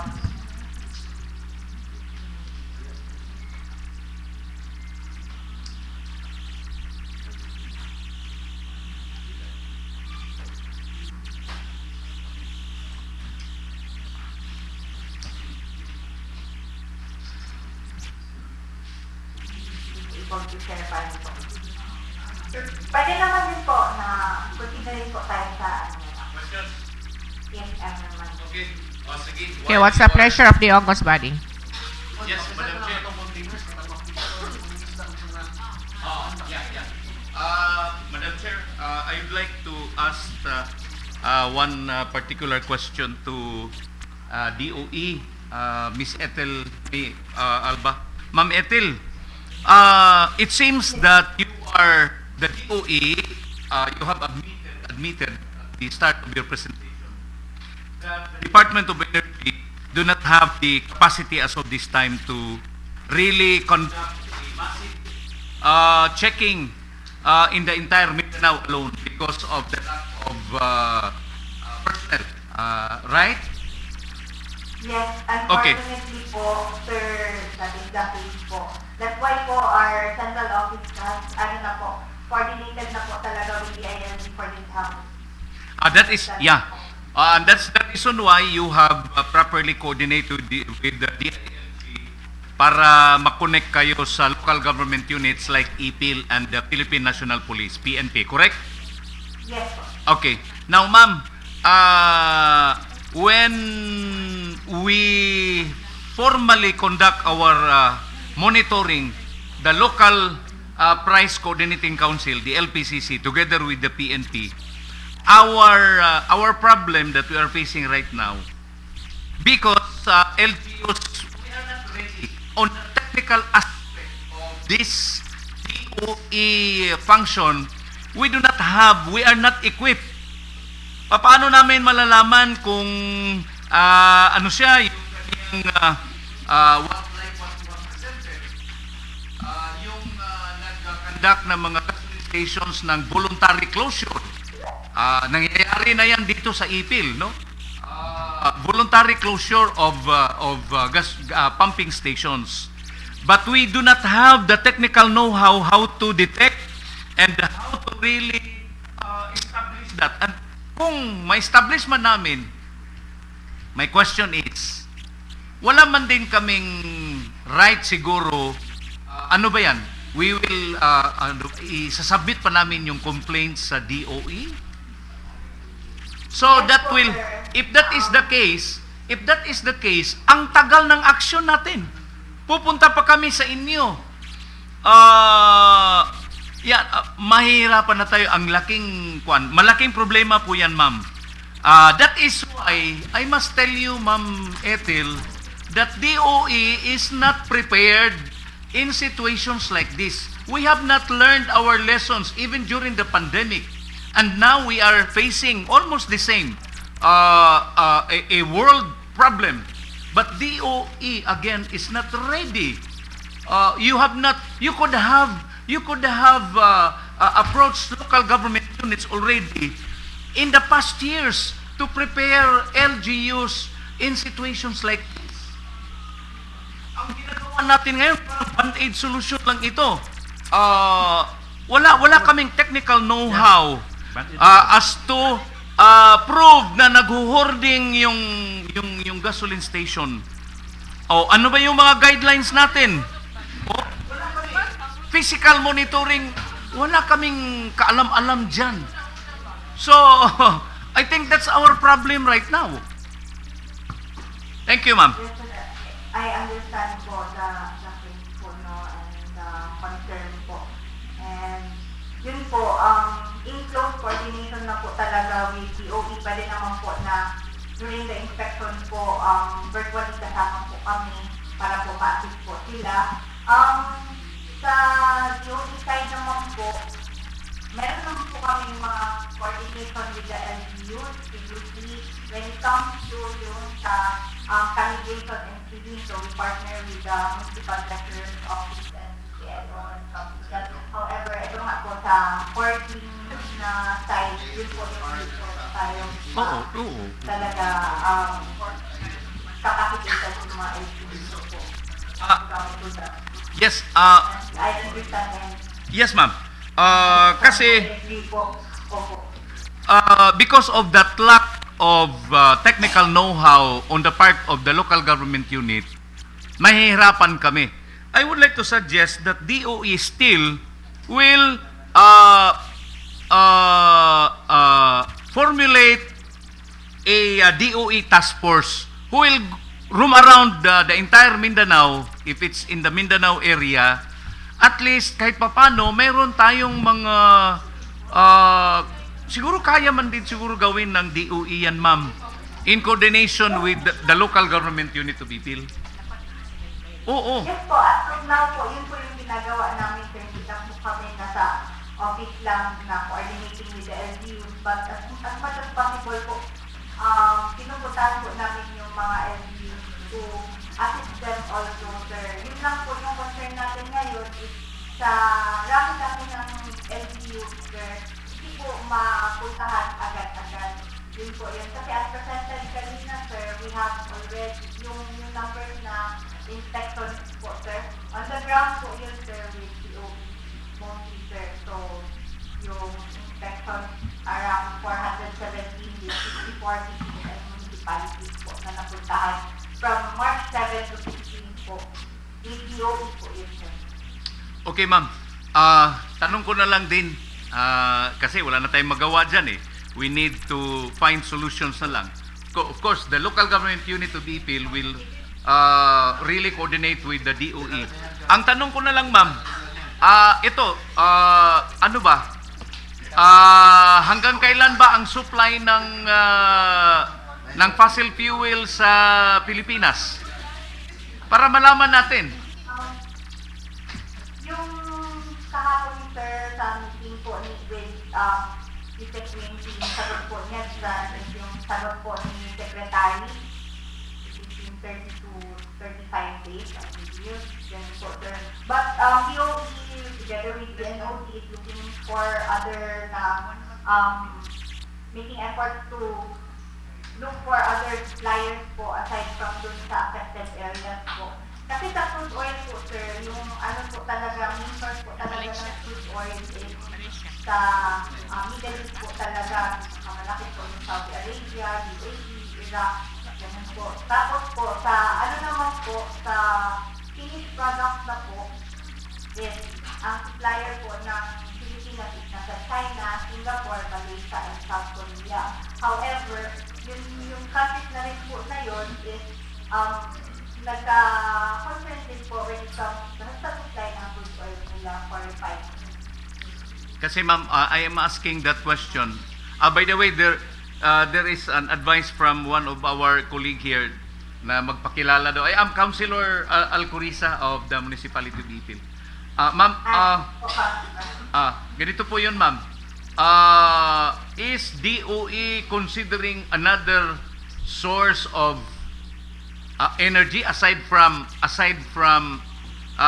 fossil fuel? Kasi ma'am, if we try to look at the situation right now, if you try to compare Philippines with Japan, for example, in Japan, they are not very much affected 100% kasi ang kanilang source of energy, kasi ang inaalala namin, that's the reason why I ask you, hanggang kailan yung supply ng fossil fuel para sa Pilipinas? Because my fear is that pagdating ng panahon, kung mas maglala pa ang situation na ito, kasi ang kuryente natin, sino bang nagsusupply? Yung mga dimakinarya at gumagamit ng fossil fuel. So, darating ang panahon, sana naman hindi, na kahit kuryente, wala na tayo. So, ano ba ang parang alternative ng DOE? Dapat nagawa na ito, matagal na panahon na sana, ma'am. Are you not considering nuclear source of energy? When it comes to that, sir, I cannot, sige. Sir Yan Malvito, Sir, good morning po. something to say about that. Sir, good morning po. Yan Malvito po from the Department of Energy. Yes, sir. Apologies po, I just opened my camera to manila yung voice po.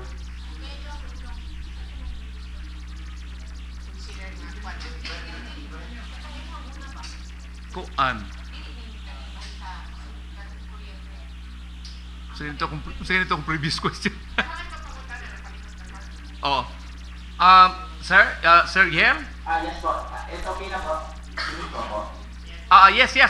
Go ahead po. Yes, sir. So ano, sir, regarding po doon, sir, for other sources of energy, actually, sa DOE po, specifically the nuclear energy, so may division na po si DOE for the nuclear. And with regards po for the other sources of energy, we have for the PEP or the Philippine Energy Plan, which is its main goal po is to increase the RE share by 2030 sa 35% po, and by 2040 by 50%. So I think po, we have to accelerate po the renewable energy. We also have the JEA po, or the clean energy auctions. So there are a lot of auctions po for energy. But in terms lang po sa petroleum po, I'm not really sure if actually there are explorations, but I'm not really sure of the figures right now. But as to other sources po, especially for the Malampayan discovery po, meron naman po mga numbers like that po. And also sir, if you may po, we can invite from renewable energy po, if you have another meeting. So they just do that more on that. Thank you po. Oo. Sir Yel. Hello? Yes, sir. I would like to ask again this question I asked from Ms. Ethel. Sir, frankly speaking, sa tingin nyo, hanggang kailan lang ang fuel supply ng Pilipinas na ma-enjoy natin? Because I asked this question kasi we rely so much, parang 100% man kasi ang reliance natin sa fossil fuel, sa energy natin, sa lahat, sa mga sasakyan lahat. Pag wala na tayong supply, we can no longer even coordinate with you kasi ano na wala na tayong internet kasi wala nang kuryente. Baka darating tayo sa panahon na ganyan. Actually, sir, right now, ang figure lang po is same to Ethel mentioned, sir, kasi it was information from the Secretary po when it comes to petroleum products. But as to the general na fossil fuel, always we can provide you right now. But yun lang, sir, we have also other sources of energy po, especially sa mga renewable energy. So as I mentioned, sir, my Philippine Energy Plan po tayo, which is a DOST roadmap for ensuring and securing sustainable and accessible energy. So by for example po, its goal is by 2030, dapat naka 35% na tayo ng renewable energy, and by 2040 po, dapat naka 50% na tayo po ng renewable energy. And we have a lot of RE projects po right now under the JEA po, Clean Energy Auction po. Okay.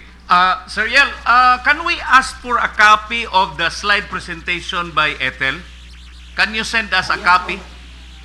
Yes po, so we can provide po. Ethel can provide po. Okay. Sir Yel, we have here another member of the council, Honorable Diane Catalunya, would like to ask a question. Good morning, Sir Yel. Morning po. Yes, we have seen in the news that the President announced that the fuel supply for the Philippines would last approximately mga 51 days. Now, it's almost the 51st. Now, it's almost the 51st day. So I would like to ask if the DOE have a contingency plan on what you're going to do when that day comes. Kasi as my colleague said, a lot of us are relying on fuel usage, no, for transportation, and not a lot of Filipinos are still on electricity bill. So on our end, how are we going to do about it, especially if there will be shortage of supply sa fuel? Good morning po, ma'am. Ask lang po if may naka-attend po yesterday sa meeting with DILG po. I believe the invitation was for the executive. There was no communication with the Okay po. legislative. Okay po. Then can you provide them the presentation? I think po, Go ahead. I will put it on the chat box. Yung reference ng presentation. so to answer your question po, yesterday po, Del, can you assist me as well? Yesterday po, we with the DILG and our Undersecretary Secretary Wilkie po, presented po various na mga contingency plan. Am I right, sir? Yes po.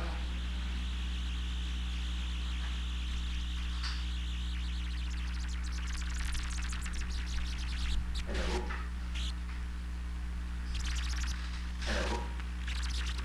Yes, rinig ka po. Okay, sir. Good. Yes. Hello? Yes. Rinig ka po. Yes. Yes. Yes. Rinig ka.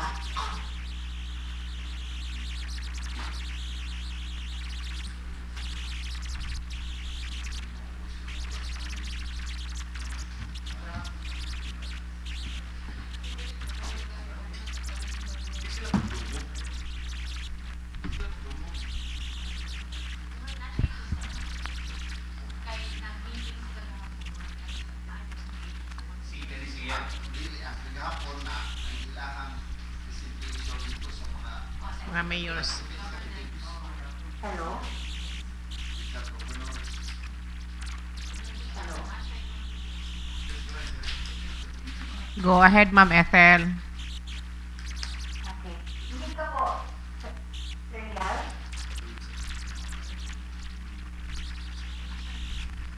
Posted po sa meeting chat po yung presentation for the local executive kahapon. So, if I could share my screen na po sana.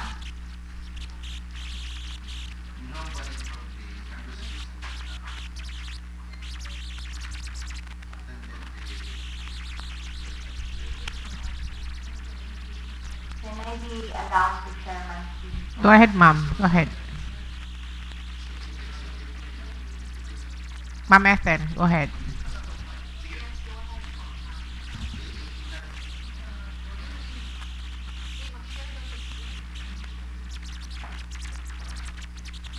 Able to share pa rin po.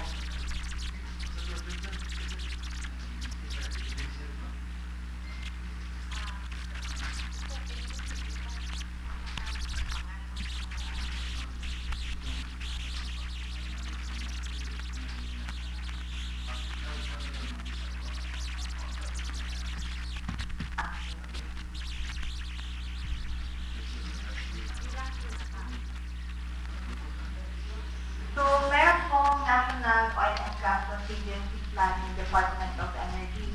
So, may different oil supply measures po. When it goes to that level na po, no, sabi natin which is yung prioritized na oil shipments po. And also, government-to-government supply agreement. And din po, if ever man, kailangan na talaga, and also the suspension of biofuel blending and black ban and export. So, yun po.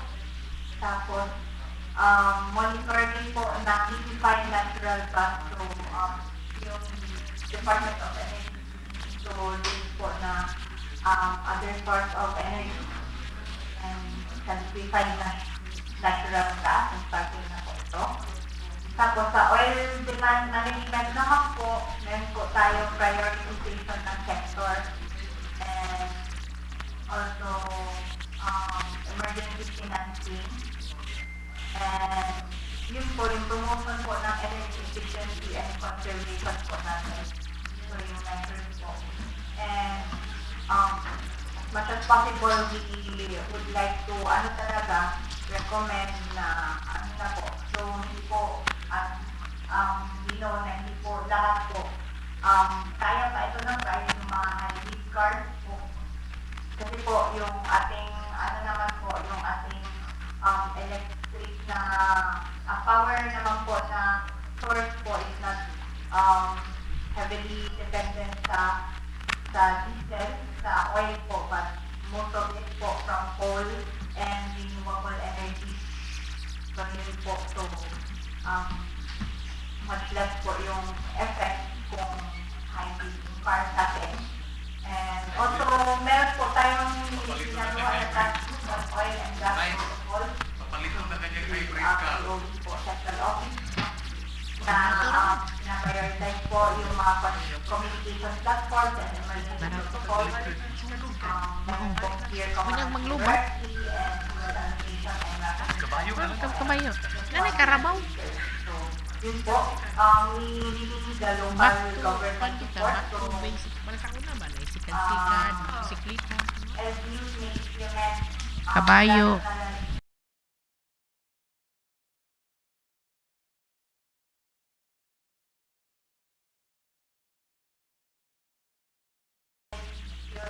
if needed po, price freeze, however, ang price freeze po natin sa price act is yung makover lang po niya is MVP and yung kerosene.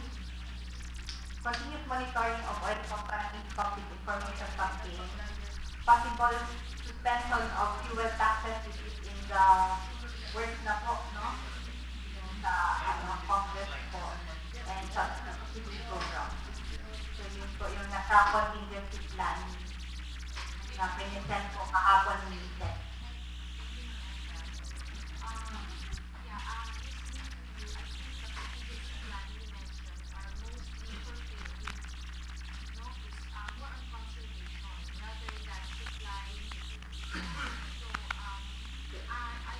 First po, ang nasabihin na partnering naman po, government to government sa mga agreements po, using po yung PNOP ng different pa na sources natin. So I would like to ask, ngayon po, do we have already between countries na makaprovide sa atin ng supply ng oil? Sorry but I don't have any information about that po kasi po yung central office po namin yung nagko-coordinate and may data po yan as of now. But yun na po yung sinabi based on sabi ni yung tech kahapon sa meeting. On the part of conservation, you mentioned about now I think you know that because of the economic crisis might be and Yes po. and our nation here would more welfare someone now and if we are to buy, paano kami mag-charge? So is the government going to, I don't know, what is the DOST going to do with yung pag-charge ng electrical vehicle na dito sa amin sila lahat? Are you doing, what are we going to do with that if ever you want us, because you mentioned about buying hybrid or oo, and wala kaming charging ports or stations. So how is the government going to do its counterpart on answering that?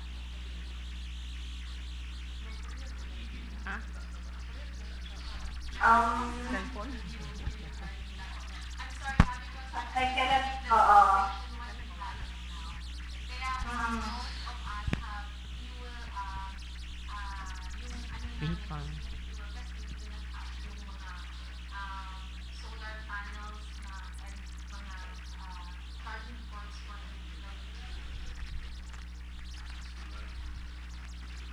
yes po ma'am, as much as we would want to support that, no, POE is making really much effort on that po.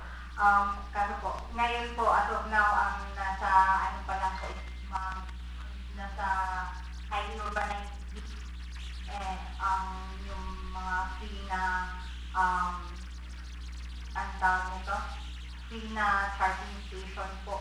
But I believe po, as of now, yung mga meron po tayo is yung sa taxes po, lower taxes when it comes to purchasing it, ganun pa po. But when it comes to, baka yung plans for the charging stations po, I would ask po our other units po, other divisions po, in some that po sa mga areas na far from yung talaga main city po. and then lastly, I heard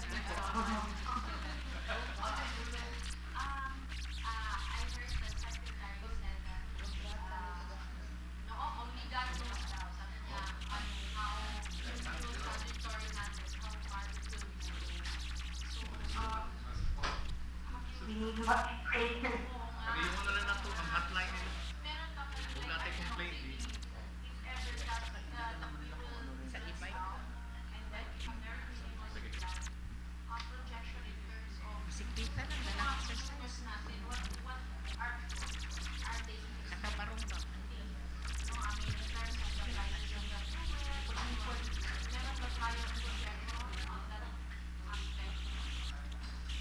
As of now, ma'am, wala pong binigay sa amin from our central office na data with the protection po. Kasi po, very volatile po talaga yung ng fuel po sa global market po kasi dahil po grabe din po talaga ang ating importation dito sa Pilipinas. Heavily dependent po tayo sa import. So, yun po.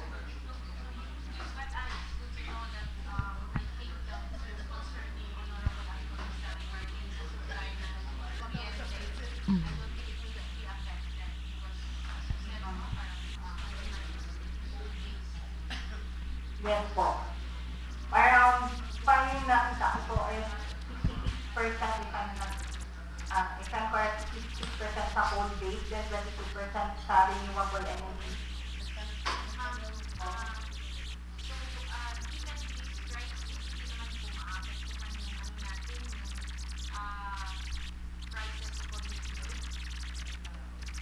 With that, I can give you over to Sir Riel for the power. Binig na po ako ulit. Sorry po. Yes, naman binig na po. So, I already discussed actually this for Mr. Sir Darwin. Sorry. Yes, Sir Dennis. Sir Dennis pala, sorry. Sir Dennis yesterday po. As to the pricing po kasi, hello, binig po? Yes. Okay po. So, relative to the question po kasi, we respectfully clarify on the rate setting and tariff regulation all under the Energy Regulatory Commission po. So, our role po is on policy and sector planning. So, while the regulatory authority rests on ERC. So, hopefully po, same to what I mentioned earlier po, to provide us po the like specific topics po so we can top, for example, for privacy po, the ERC, and for our concerns po for the RD division as well.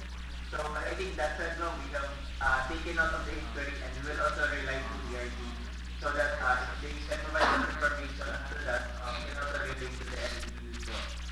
That's it po. Thank you po. Okay, siguro mga ina lang tato ilang presentation to ilahang meeting. Anak na lang para mas fun. Kindly provide us a copy of your presentation. Ana. Okay.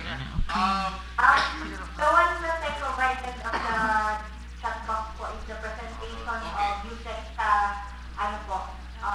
local chief executive po. Okay. So, it's a drive po. But I can provide for them po yung send ko na lang po via messenger yung presentation po.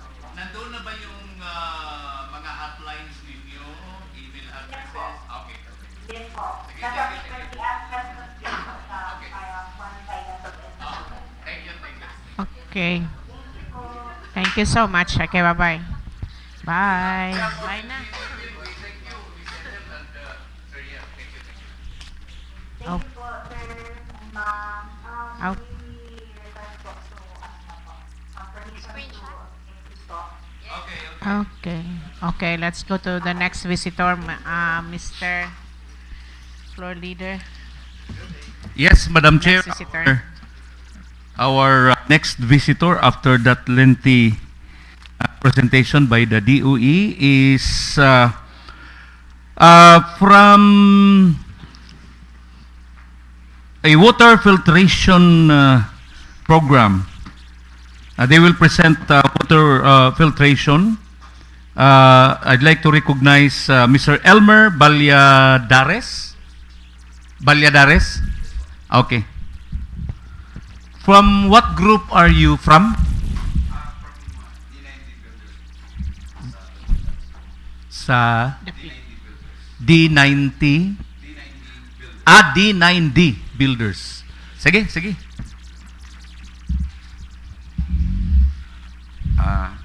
Good morning po sa lahat. morning. Vice Mayor Oligario. Good morning, At sa lahat ng SB member po. Pasensya na po, medyo kinabahan. Relax lang, sir. Relax. Okay po. Kami po ay taga D9D Builders. Matagal na po kami sa mga regarding po sa tubig. From seawater desalination, brackish, and river po. Actually, yung ipipresent namin ngayon, ito yung accomplishment namin sa dalawang island. sa Dapitan City way back 2022. So, nakita namin dito sa bandang Ipil side na kulang ng tubig, baka makatulong kami from source ng river.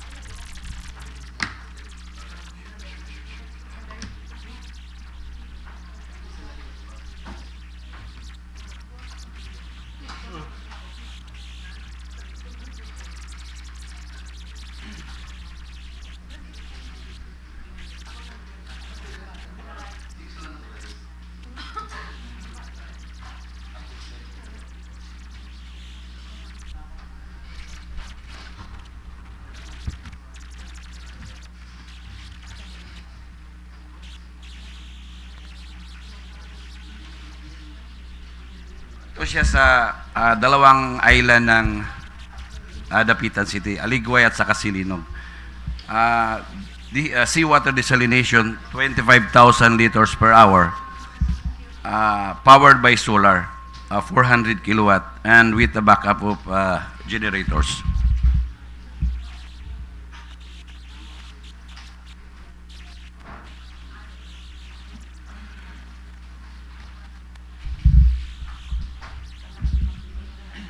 Walang sound.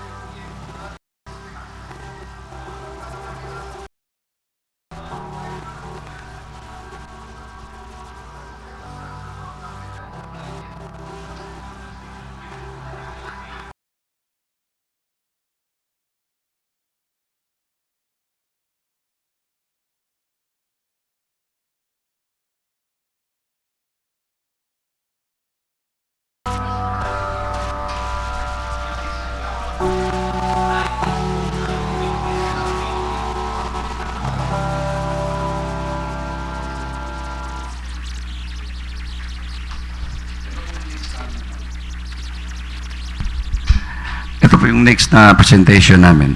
Ito sa river naman siya.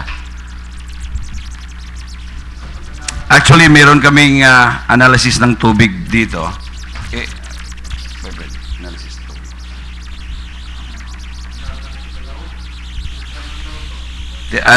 Kumuha po kami ng testing ng tubig tapos pinaano po namin laboratory.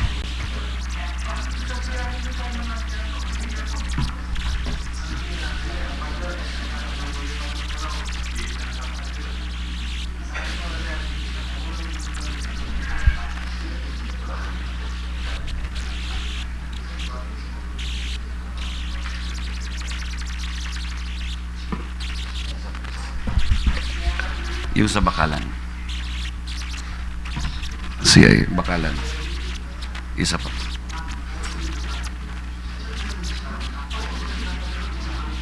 Ito po siya sa Busay.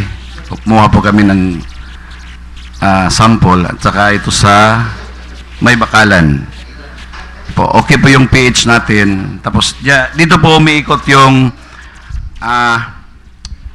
machine namin dito sa may tubig, sa properties ng tubig.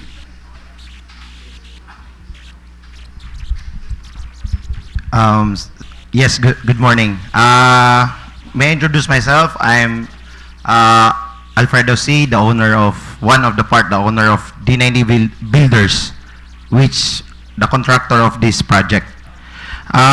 Sorry kung katong presentation mo last time. I think that the company has already presented during the time sa 2023, I think, yeah.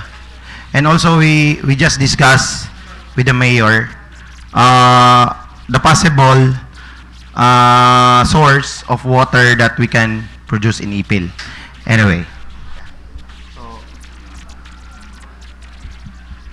So, as far as the municipality is concerned, dili na mo pwede magamit ang desalination diri sa Ipil. Why? Because desalination is only for salt water, not for brackish water.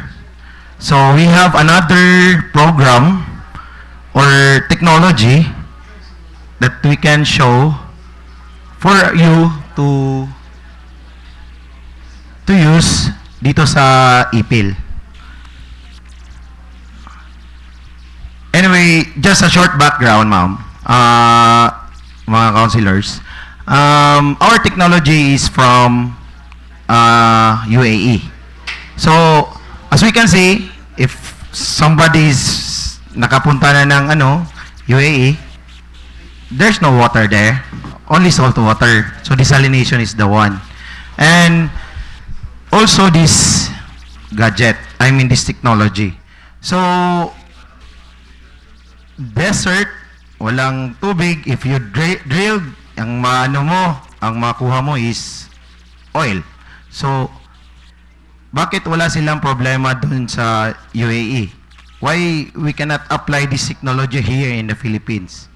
Wala naman silang dun, water. Tayo dito sa Pilipinas, surrounded by salt water, surrounded by mga suba, mga rivers. We have a lot of water source. So we build this technology for the Philippines na gawin natin siyang actual and also functional. So, katong isa mer.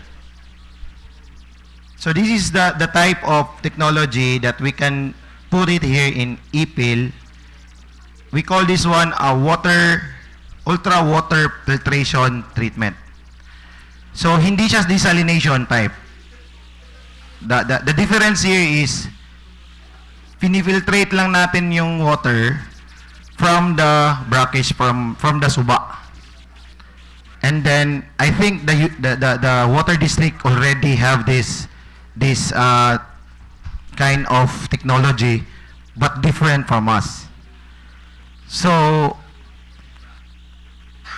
we designed this kind of technology fit here sa kung asa ang Ipil source, which is the asa to? Kato na testing? Bakalan? Bakalan, sorry, Bakalan. So, yes. that is the diagram. I know na technical na kayo siyang aside, but yeah, that's the diagram that we can put it here sa the yeah. So anyway, so we build another kind of filtration para sa Ipil. And also, sir, we all know that the water district is not providing well. We studied this one 3 years ago. So we have some feasibility studies. We already have some reports na hindi talaga kaya ng water district to provide. And also it's also hindi naman paninira, it's also black water ang lumalabas sa water ninyo. So I think this is the best, and also I think this is the solution that we can offer from the LGU of Ipil. And as we discussed by the mayor, this will be funded by the LGU. We create some difference, or we create some like how you call this one. This project will be from the LGU, and this project will be from the water district. So we will provide supply of water which is funded by the LGU with this one, and we have a contract for 5 years. If wala kaming ma-provide na good water sa inyo, then guaranteed money balik na mo ang inyong money. So at this case, the LGU will create this, or will fund this project. And also, the good thing with here, sir, is your constituents, your people in Ipil will compare kung asa ang effective, asa ang problema. The technology ba, the system ba, the source ba, the kuan ba. So in that case, if ma-rectify na to siya, then you will continue kung unsay atwang na solution. Not necessarily it came from our company. It necessary how you will create those solution in the future. But for us, we introduce the technology for here sa Ipil to compare what's the problem. Kaya nakita gina mo diri, sir, to tell you honestly, nakita na mo diri dili yung problema ang source. The problem is the technology. The technology that implemented or that put here sa atua. So for us, we have been in other countries for several years. So nakita na mo nga ano dili man ni nato dalo ng technology sa Pilipinas. Inani, sir, I think na doubt mo because of our background. We created the desalination in Dapitan with 2 islands. The only desalination that produce 7 to 8 pH, almost alkaline or alkaline water ang iyaang nabuga, ang iyaang na-produce. So how much is alkaline water right now? So we are very proud of our achievements. So perfect siya namo. So we can divulge our work na makita nato. We can also provide you transportation to visit our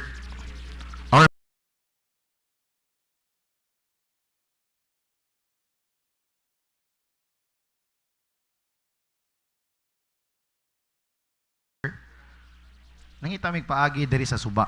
So we create this ultra or water treatment filtration.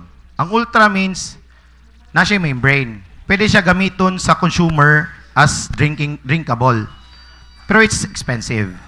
It's almost desalination. We have one solution that can also put here in Ipil, pero good for ligo lang siya.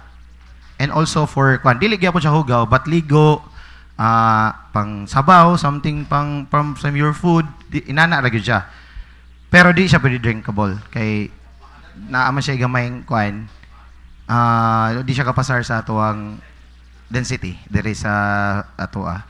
So we created this one. If you want ultrafiltration, drinkable, pwede gyapon. Pwede gyapon nato buhaton. But as far as discussion with the mayor, ingon si mayor, please share this one to the SB because this is very helpful for us. The only thing that we can guarantee, sir, is ma'am, is our service. We will be here for 5 years.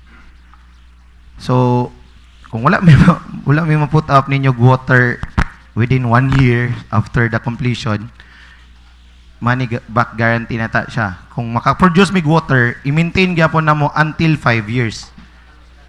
So alalayan mo na mo until 5 years. Of course, the warranty of the item, the warranty of the technology is only for 2 years.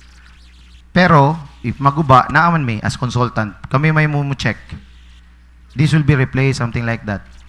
So wala mo'y waste mahitabo. Kundi naari gyapon may as a supplier nga nibuhat ani as a contractor nga dili mo pasagdan until 5 years. Until 5 years, it will be funded by the LGU and ROI are already mabalik na inyong investment, then you can make a resolution from the SB to turn over to the water district. And the water district have the maintenance as well. Ilaan na tanan. So, di na mo makita, ma'am, mga sirs, ma'am, ang comparison. What's the problem? So, Sir, yeah, sige. Yes. ang source ana bakalan.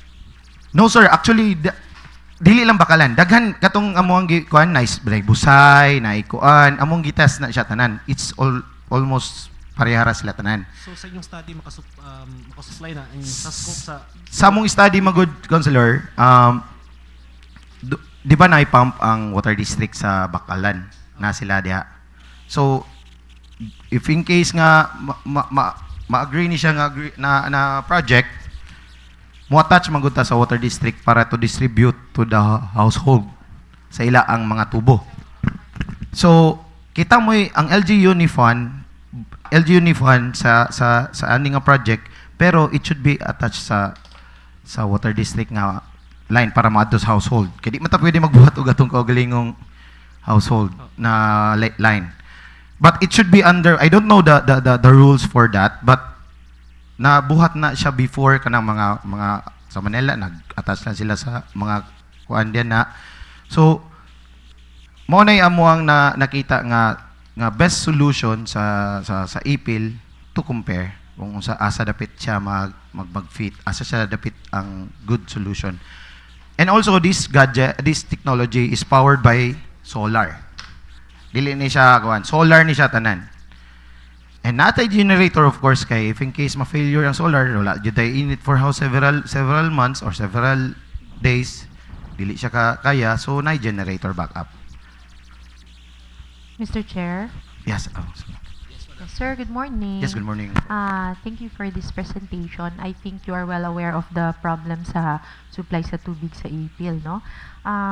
My first question is, for this project, how much is the costing? Yes, actually wala pa may kabalo kung asa ang site. So, but our gadget alone, because of the price of the fuel, we cannot even our company cannot predict the cost. But as of the at this moment, we cannot divulge the main or the exact amount. We can only have the estimation for or rough estimation of the Which is around? Sorry? Which is around ang rough estimate? Ikaw, ma'am, nagdidepende po sa capacity niya. Kung ilang household po ang sinusuplayan po natin. Okay. Ang standard po ay 1 cubic per day yata per household. So kung si LGU kung anong capacity gusto niya, ilang i-compute namin yan. Tapos doon na ang price. Kasi ito naman siya, dito lang ginagawa to, ito ng mga tangke nito. Okay. Yung kanina, yung machine lang. Yeah. Whereas, ang daming, pwede din namin siya ilagay sa isang container. Pagdating dyan, isasalpak na lang. Tapos pa-plug in siya. So, sir, the project is para siyang isang big reservoir? Yes, ito siya, isang reservoir siya, pero, di ba, ang mataas ng turbidity ng ilog, yung labo ng tubig. Ito sa amin siya, meron siyang isang chemicals, umiikot yan, tapos pagdidikit-dikitin niya yung negative side dun sa tubig. Hanggang babagsak siya, yung mga dumi. Ang matitira yung, tapos papasok siya dun sa machine namin. Okay. So, for your proposed project, ilan ang ano natin, capacity ng reservoir? Ilang cubic Halimbawa, meter ba yan, or household supply? Halimbawa, 25,000 cubic per day. Pag ganun. So, doon, ito siya, doon naman akma, doon sa ang reservoir natin. Tapos yung machine din. Kasi parang constant, no? Daily replacement. Yes po, yes walang po. stacking, Kaya- walang stagnant. Kaya po, pinipili namin yung surface. Hindi kami deep well. Kasi ang deep well is limited siya. Now, ang present na I think na po-provide ng Ipil Titay Water District, I believe is around 4,000 households. We are targeting more kasi nga we have more constituents. So, if you are to tap with the ITW, how can we answer the problem of the rest? Kung magtatap lang din naman sa Ipil Titay Water District. So, what I mean is, on the distribution point, can you also do that part? Kasi Yes po, na-provide naman. nagdidepende po, ma'am, doon sa, kung gusto nyo kami magpa-piping, wala ang problema.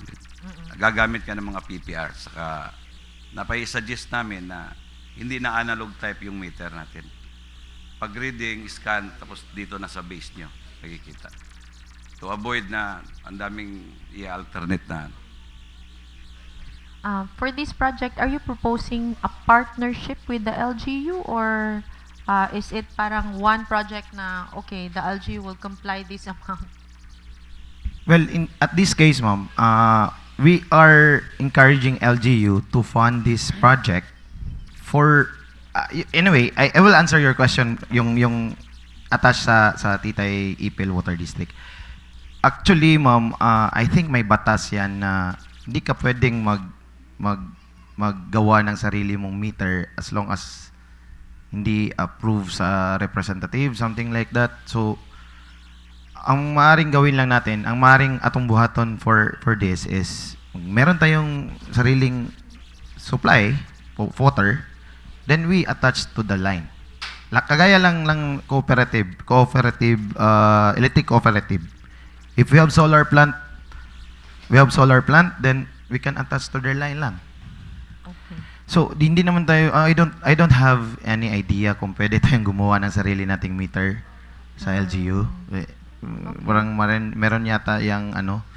So, at this case, ano lang, we just only, the LGU will create another source of water na with this technology, and then supply by the used by the line, yung mga meter ano nila, dun lang tayo attach.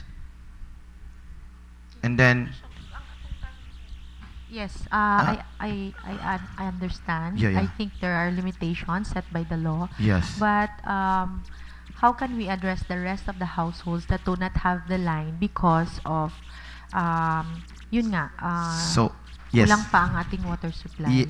Actually, so, ma'am, we partner with the LGU or the Ipil Titay Water District. actually, kailangan talaga sila mag-coordinate because nasa kanila yung nasa kanila yung yung linya eh. So we depend on, let's say for example 4,000. So we will calculate. This design is only for 23,000 cubic meter per hour. Per hour. Or per day, per day. So we can create bigger. We can create more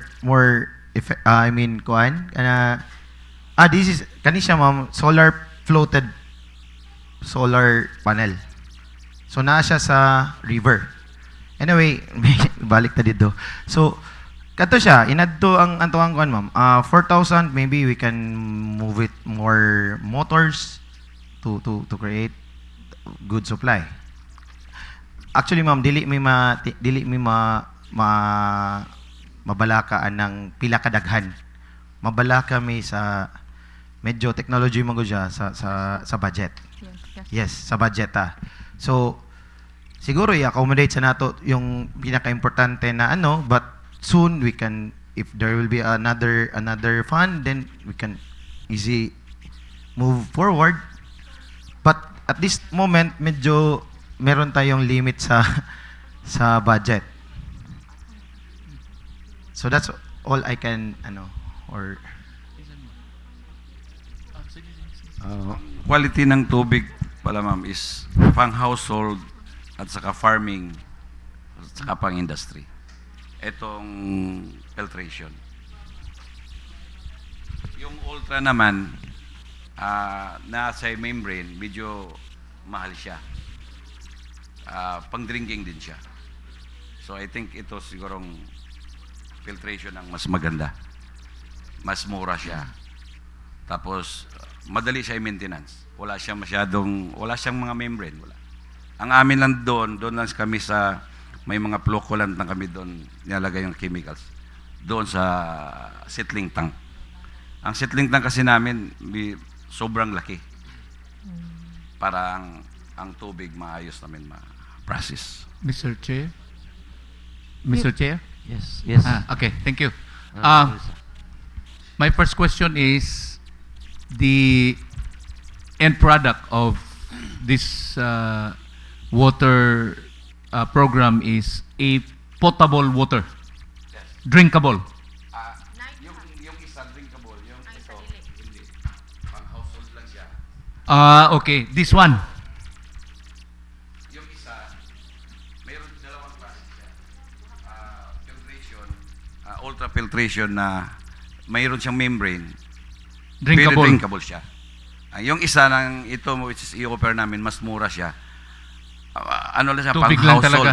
Household siya, pero hindi siya, parang wala, talaga.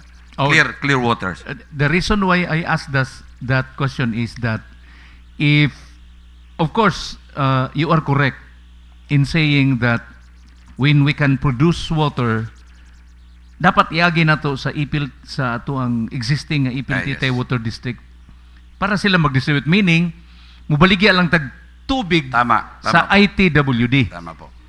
Okay.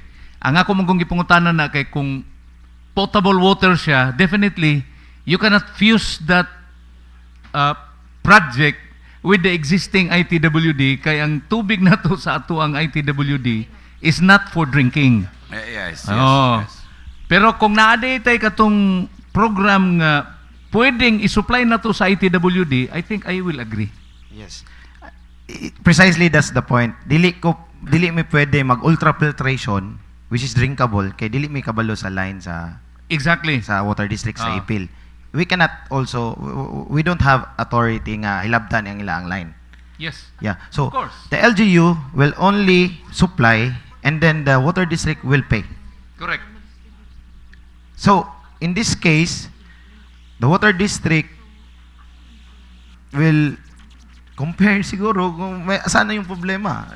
Either ba sa supply sa kanila or sa linya ba nila?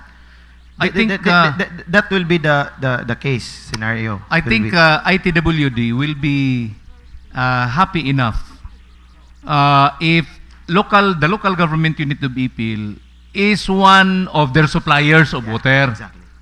So this is going to be an economic enterprise for the municipality of Ipil. We will tap their expertise, then mamahimo naman na siya nga ato ang business sa local government unit of Ipil. We supply water to ITWD. We can earn income.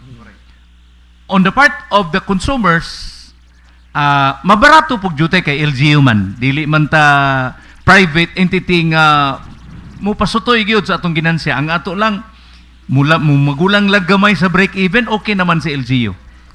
Sa inyo Yes. na siyang resolution, Konsehal. Inyo Yes. na. Ikaw mo na yung magbuhat, ana. For us, we can only provide a good quality, a good water.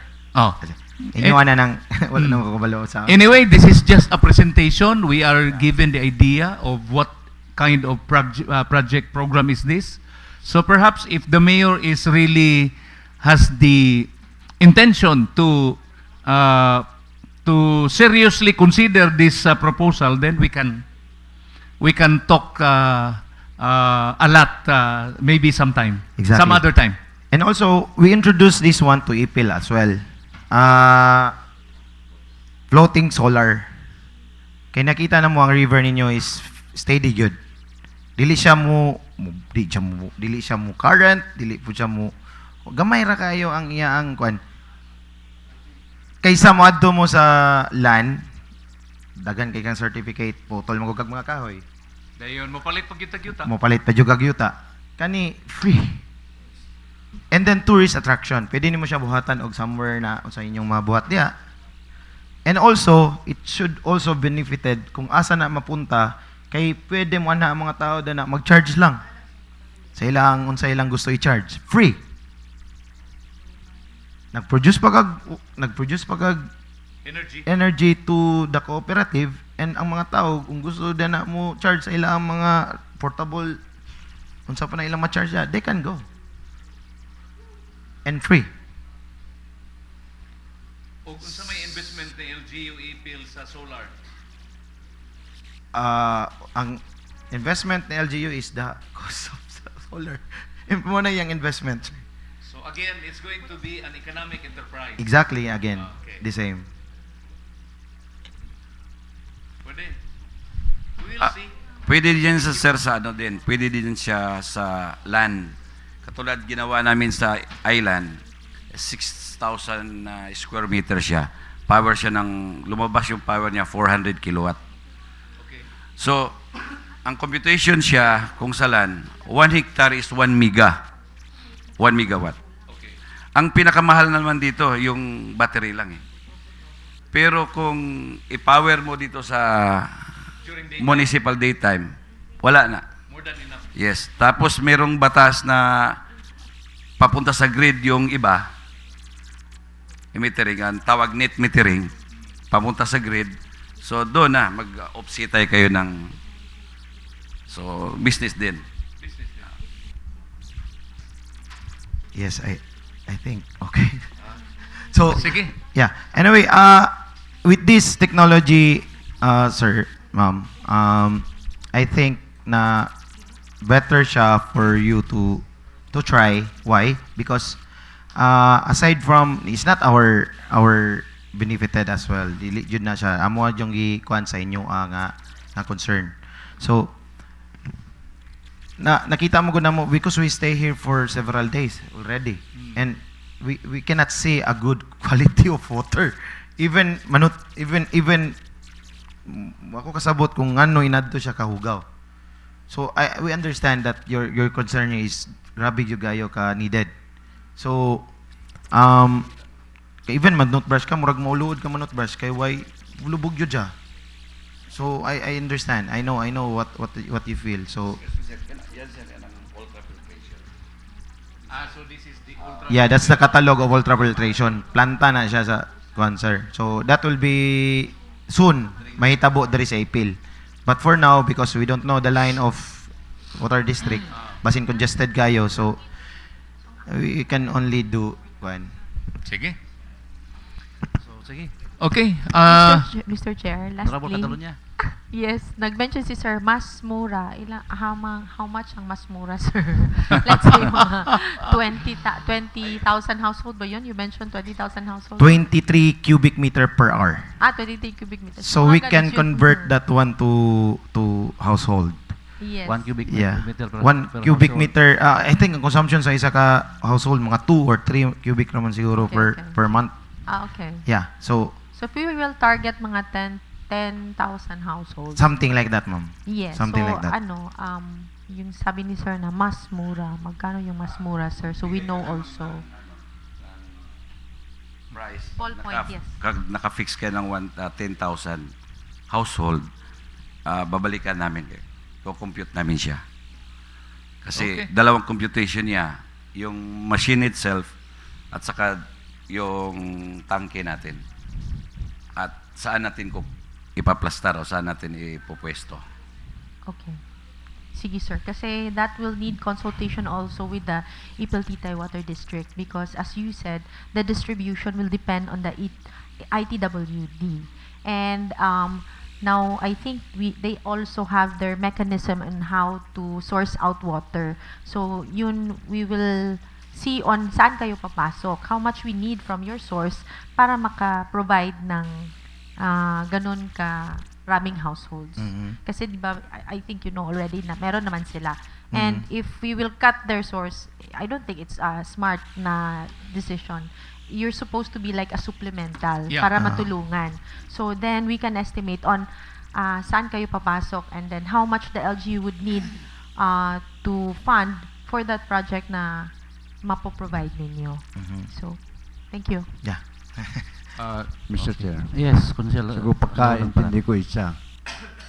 Ang papel nyo lang dito is i-filter nyo lang ang tubig. I-supply nila. Water treatment po. Oh yes. Water Pero treatment. ang water district, sila mag-supply ng tubig. Siyempre. Okay. So meaning, Distribution ang sila. trabaho nyo lang dito is i-filterin nyo lang yung tubig. Malinisan nyo lang ang tubig. Hindi po, sir. From the process, meron kaming technology na nilalagay namin doon. Oh, lagi. Pero ang Tapos ang hanggang doon sa finished product siya. finished product na siya na pupunta na sa mga households. Yes po, depende po sa LGU kung basta doon lang kami sa ano na yan. Pero ang dadaanan yung linya is linya pa rin ng water district. Oh, yes. Oh. So meaning, Oh. sabi nyo kanina, medyo hugaw-hugaw ng mga tubo, doon nyo pa rin idadaan ang na-filter nyo na tubig. Ganun Hugaw. pa rin. Hugaw pa rin. Hugaw pa rin. Di, Oh, dahil ididaan nyo sa tubig. Yes, sir. So, Sa tubo. mo na nga mag-conduct og resolution ang LGU if that will be scheduling like 2 months from us, 2 months from them para makita kung asa ang problem. Yes. Kay- Okay. So, Dili magud ta maka-identify, counselor. Dili magud ta maka-identify if only days among paggamit. So we can identify months gyud to clean the line. kaya nga nasabi ko na ang trabaho nyo lang talaga is i-filter nyo lang ang tubig. Lilinisan nyo lang talaga ang tubig. pero pwede din, sir, na yeah. ang LGU install tapos bibilhin ni Water District. Pwede ko naman economic enterprise na Yes. ipapasok. Oh. Yung sabi niya. So totally malinis na siya kasi doon ang Oh, malinis na siya napupunta sa mga household. Kung ako, kailangan talaga na complete household siya. So, 2 machine siya, nakaparallel. Yung isa, halimbawa may maintenance, halimbawa. So, tuloy-tuloy pa rin ang production niya. But anyway, maganda namin talaga ang inyong purpose. Maganda talaga ang inyong purpose. Para lang malinis lang. Ito siya sa amin, itong river, pinaka-mahina, part sa amin ang pinaka-mahal na technology, ang seawater desalination kasi dissolved solid siya ang nilabas namin. High pressurized yung pump namin dyan. Dito, reverse osmosis pa rin, pero dito, hindi gaano, dito kami sa may tangke na may mga flocculant. Doon ang mga negative side ng yung mga turbidity, yung labo ng tubig, doon namin i-treat siya. Bago papasok na naman sa another filtration, yung carbon, yung bato, yung buhangin, doon papasok siya. Sir, Consel, the purpose of this project, we all know that the water district have the limit of their budget. Yeah, limit of their budget. So, here comes the LGU, make a solution to filterize the water with 1 bagsakan to clear the problem of Ipil regarding sa water. Kay dili man gud siya ma-solve ninyo actually kung gamay ra kayo ni kanilang sanga filtration, which the water district do. Kay mao man gud na yung ilaang rules pod. Ilaan man na. So LGU will fund a full filtration facilities, technology that supply to the people.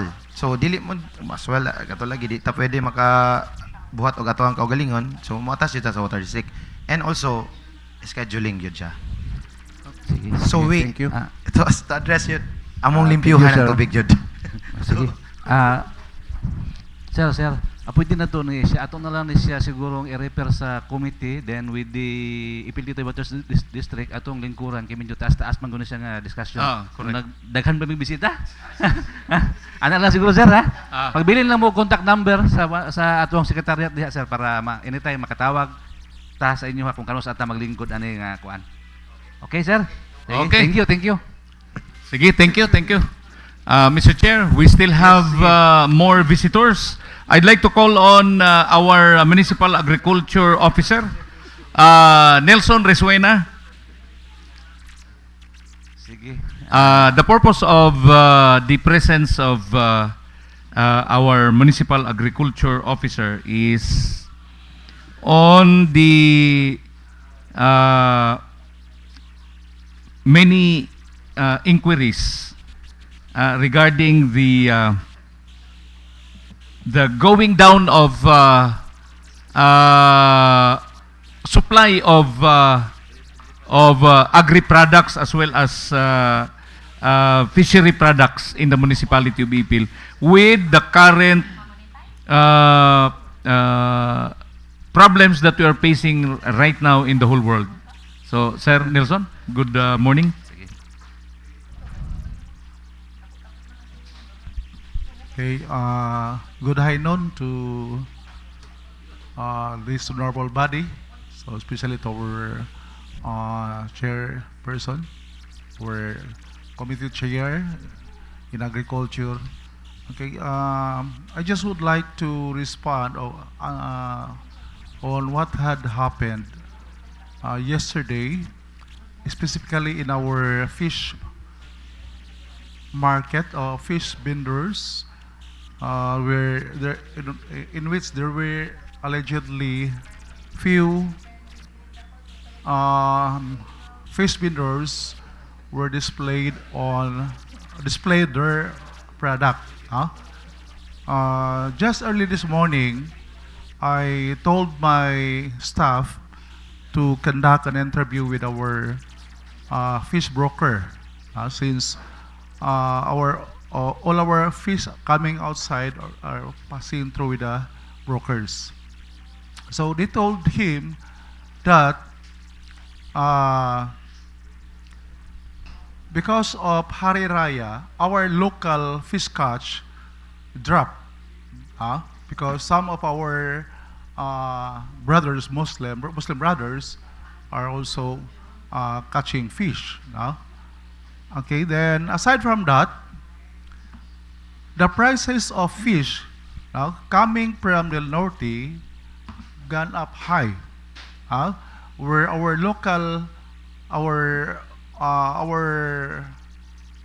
fish brokers here in Ipil could not afford to buy it. So the fish coming from Zamboanga del Norte went to Zamboanga City, since Zamboanga City has a higher price of fish compared to Ipil. The broker said that our fish coming from General Santos City didn't reach in Ipil because that was sold in a higher price in Pagadian City and other places where prices were high. So that was the reason why other fish vendors were not able to display their product. So according to the fish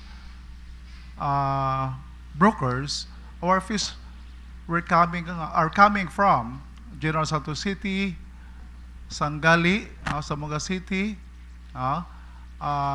Naga, and Zamboanga del Norte. So all fish coming from Sangali will go to directly to Cagayan de Oro City and to Davao. That's why muna siyang ang nahitabo kagahapon ang daghan ang wala ga paninda o isda, no? However, no, after the Hari Raya, perhaps, no, or perhaps our fish cuts, local fish cuts will increase, no, but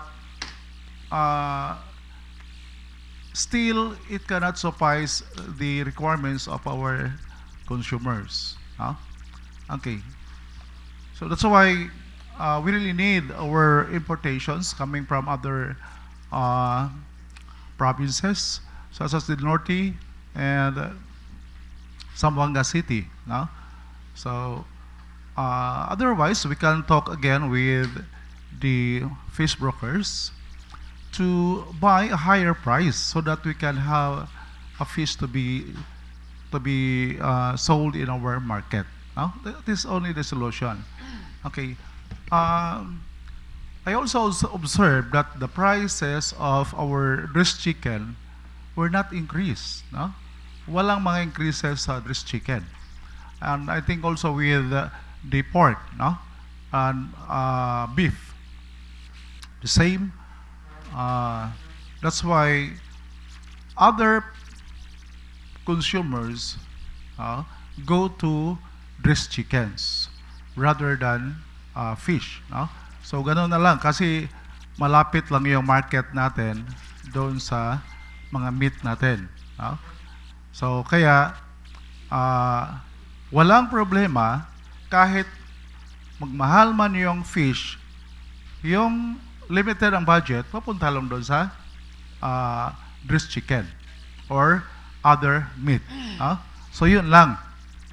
So perhaps we can advise our fish brokers to buy it a higher price, no? Because otherwise we couldn't have been we don't have any solution because Ipil is the most lower price in terms of fish. No?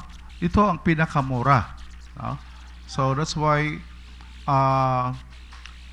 owner of the fish cars want to have a higher price of their product also. Sir, I think kanang mga fish broker dili mas lawong palit. Ang kanang mga fish broker ibilin lang sa ilaha ang isda murag percentage sa mga ilang pangayoon siguro. Dili man sila ang mubayad nga dalaan dili yung isda kaya mong bayaran. Yes, sir. Di ba ana siya? But okay, if the price is higher, no, there were no fish vendors who will buy it. Kasi wala na bang ibang middleman is yung fish vendor. Kung mas mahal yun, mahirapan sila magbenta. So, the same way, wala kukuha doon. So, how about sa ato ang lokal nga mga mangingisda? Napa? Okay, our local mga mangingisda is naapagyod, no? Ginagmay, no? Ginagmay. I don't know asa lang kutob because of the high price of our fuel. No? Siguro di nakabot sa merkado kay pagdunggo pa lang siguro nila asa sa daghan lang kakuha. Palito na po dito siguro sa mga tao. So, ina na ang naitabo sa tuwa. No? Mr. Chair. Yes, Consular Corrida. I just want to be clarified by the Mao himself regarding the issue that came to the Sangguniang Bayan of the municipality of Ipil. In fact, we have here, I think, Honorable Joel Ebol, being the chairman of the Committee on Market, would agree that the real issue that we would like to know is that the supply of fish have drastically gone down because our local fisher folks have decided to halt operation because of the limited fuel supply. And aside from the limited fuel supply, some of them, like what the DOE had presented a while ago, they would no longer allow people to go to gas stations bringing containers that are not accredited, or what we call this, containers that are not allowed by the Department of Energy. So that's the problem that we are facing right now. Is it true nga kani nga mga mananagat wala na gyud sila managat tungod ana nga mga rason, plus ang ikatulong nga rason ang presyo sa gasolina.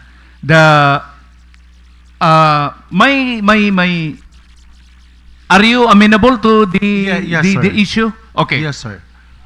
If the MAO, Mr. Chair, is amenable to the issue that we have known and reached to the Sangguniang Bayan attention, Mr. Chair, I'd like to ask our colleague in the local government unit of Ipil, our MAO, Nelson Resuena, if it's possible that in order to encourage our fisher folks to go on fishing again, so that we will have enough supply of fish products in the municipality of Ipil, why not, if this is possible, we can give subsidy, fuel subsidy, to legitimate fisher folks in the municipality of Ipil, if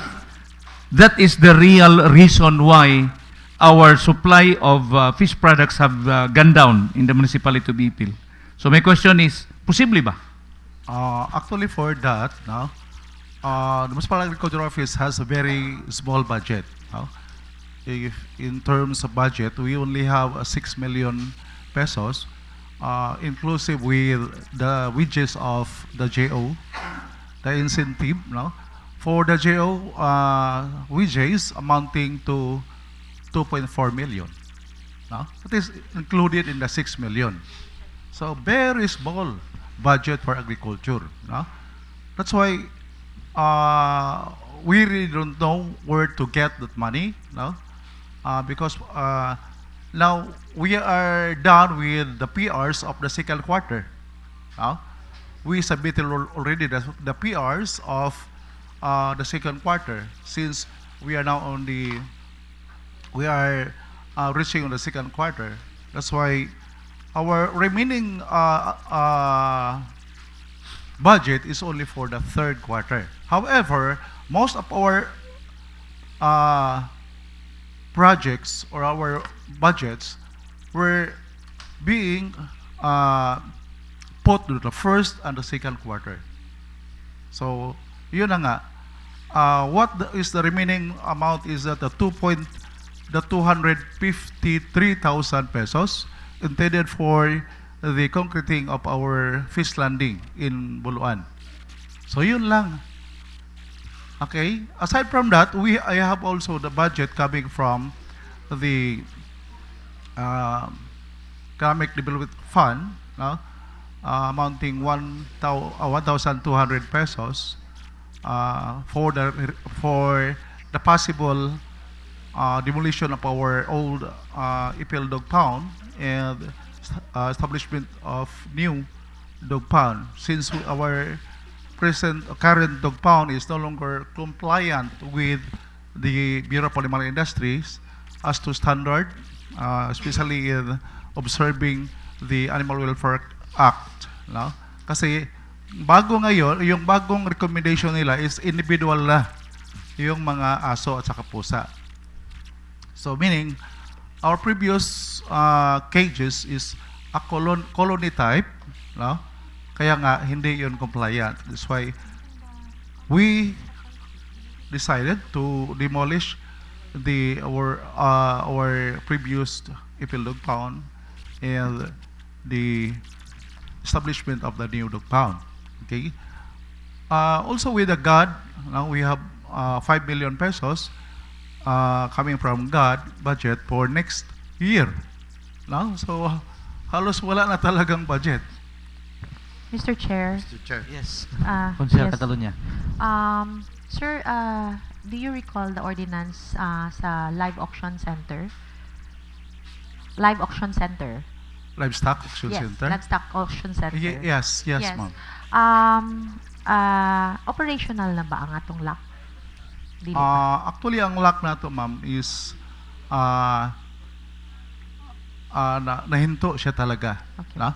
Kasi due to the documents that was missed by the previous municipal agriculture, Mr. Apaw, no? Hindi naka-sign yung barangay council for the donation of the lot. No? Okay. Naligtaan yun. So, okay, Kaya, okay.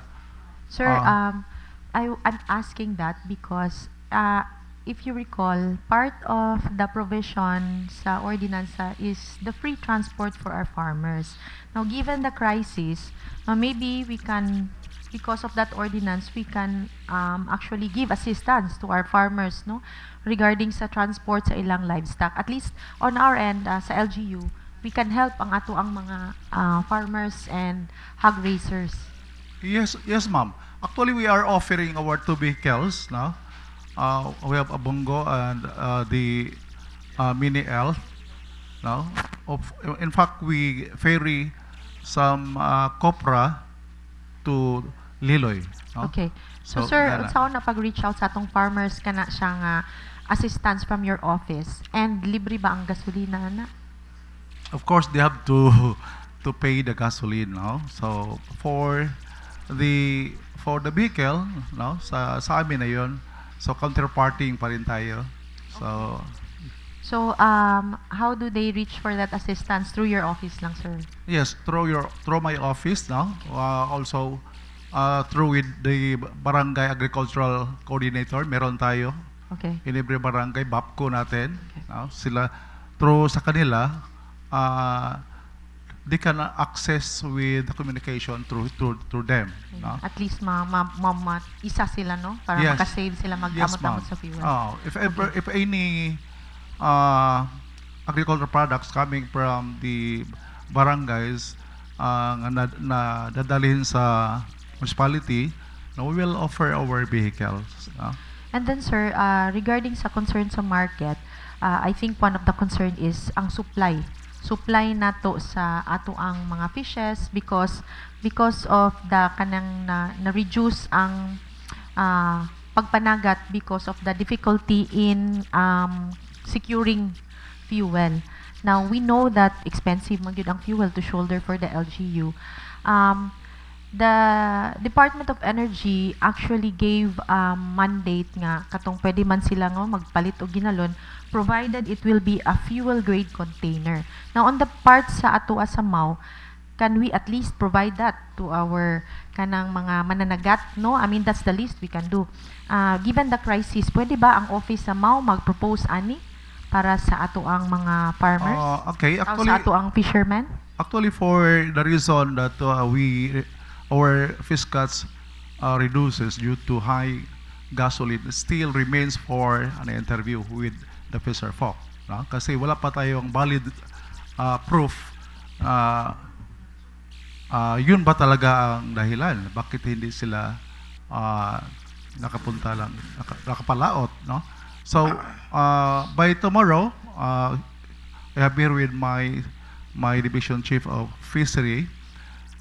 We'll let them to conduct an interview with the fisher folk, no? Yes, sir. To confirm that issue, no? Yes, because ako ang concern diha, sir, maybe dili sila baligyaan because wala sila saktong sudlanan.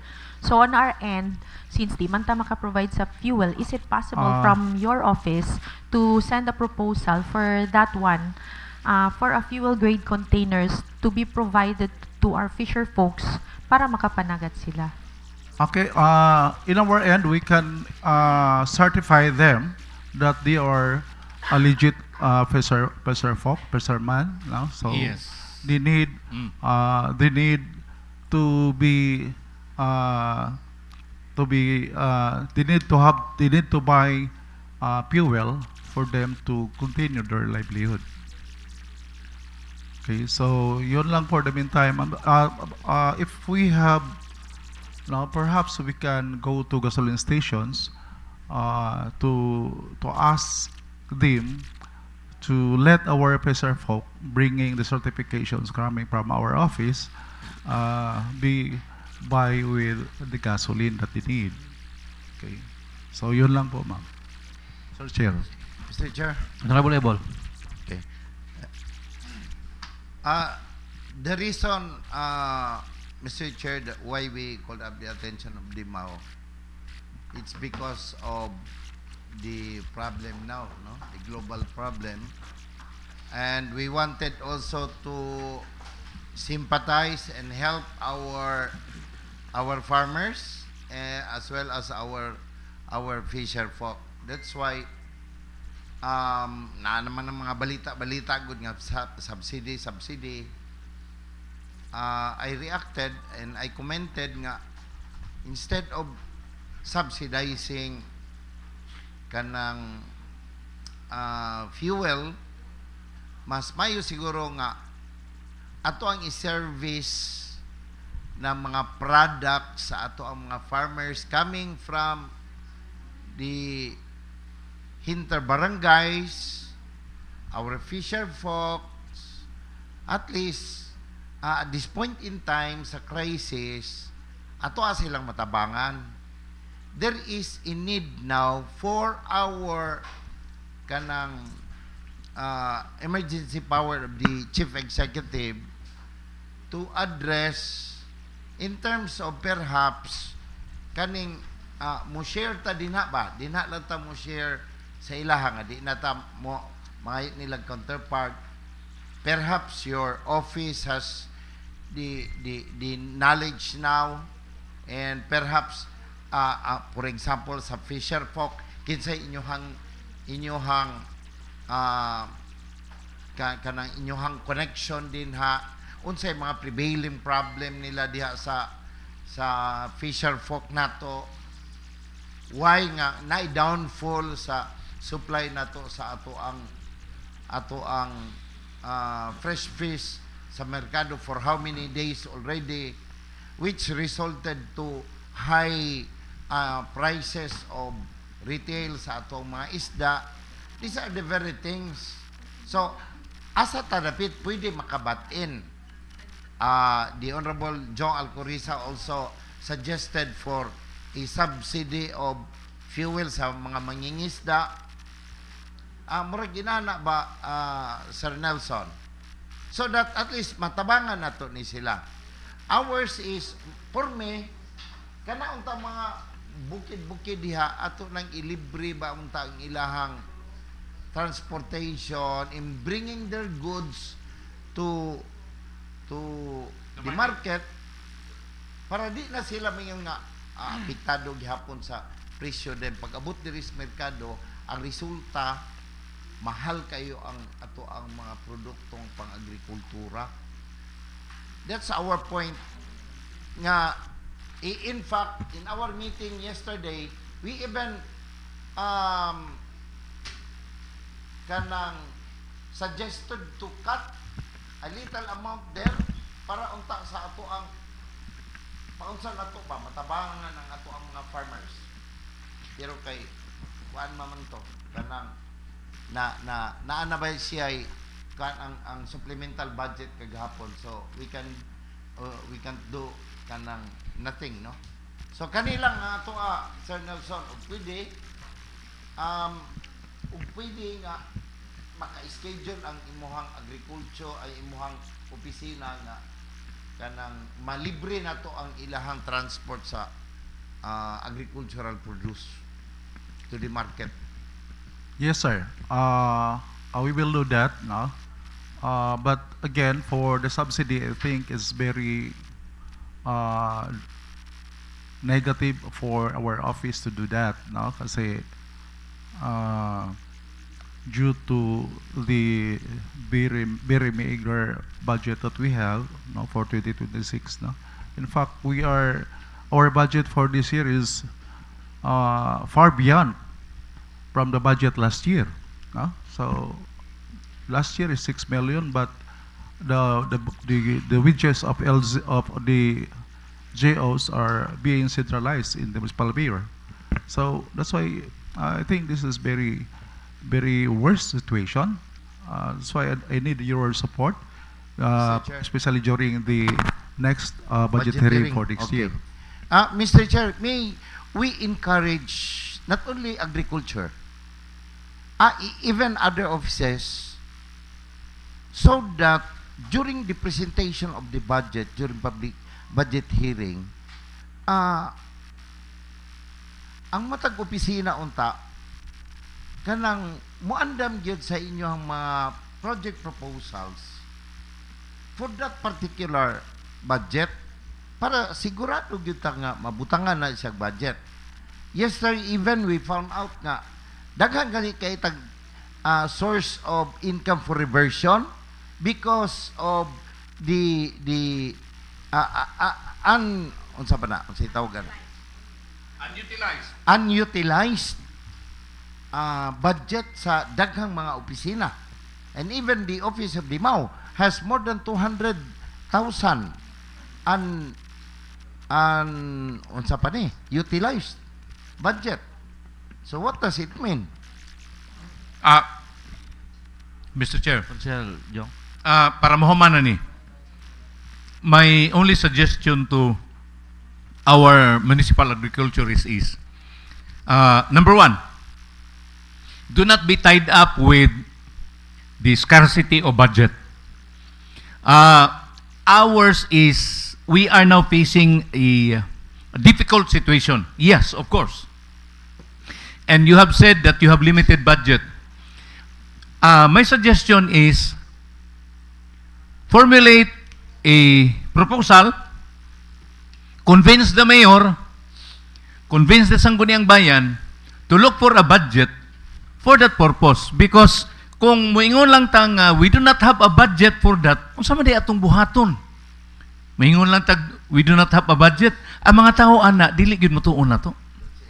So, formulate a program that will help the affected fisher folks and farmers, then present it to the Sangguniang Bayan and present to the mayor. At least you have done something. Yes, sir. Actually, for last year, we prepared a project proposal amounting 11 million. No? But, anong nangyari ng mga proposal namin? No one support me during the budget hearing. Now, so yun ang problema. I hope we will support our agricultural sector, since they are the most unfortunate people. They are the ones who buys our commercial sector, no? for them to pay their taxes. So yun ang nangyari. Hindi naman yung kasamahan nila na nagtitinda ang bumibili ng mga ibang tinda. Hindi naman, di ba? So yes sir. But how can we do that, no? If you are going to make a proposal to mayor now to help them, yes, it's okay. But I want that our plan must be a year ahead, no? So yun. Nakikita na natin yung mga problema before, but we didn't see. Mr. Chair. Mr. Chair. Yes, I think we understand the plight of our head of agriculture, but sir, you have to consider this was not foreseen event. Yes. Kani crisis ni sir, wala man ta nagdahom nga magira. So, I think there are also consideration. What this body wants to reach out to you is, what can we do now? Yeah. Kay balo man ta nga, wala ni siya sa proposal because wala man ta magdahom nga magira karon. So, but then it happened. So, unsa atong pwedeng mabuhat karon? Whatever your proposals, ang isa sa nahisgutan yesterday when we did the deliberation for the supplemental budget was that each offices should have a kanabitang concrete nga proposal or whatever sa inyong gusto nga projects to be deliberated by the kaning SB for us or for the committee you are asa man ka nga nabilong for us to be able to support you. But kani man good sir, crisis ta karon. Amo nga lang is what can we do for our constituents karon nga time nga naana ni siya. And I hope you also understand us.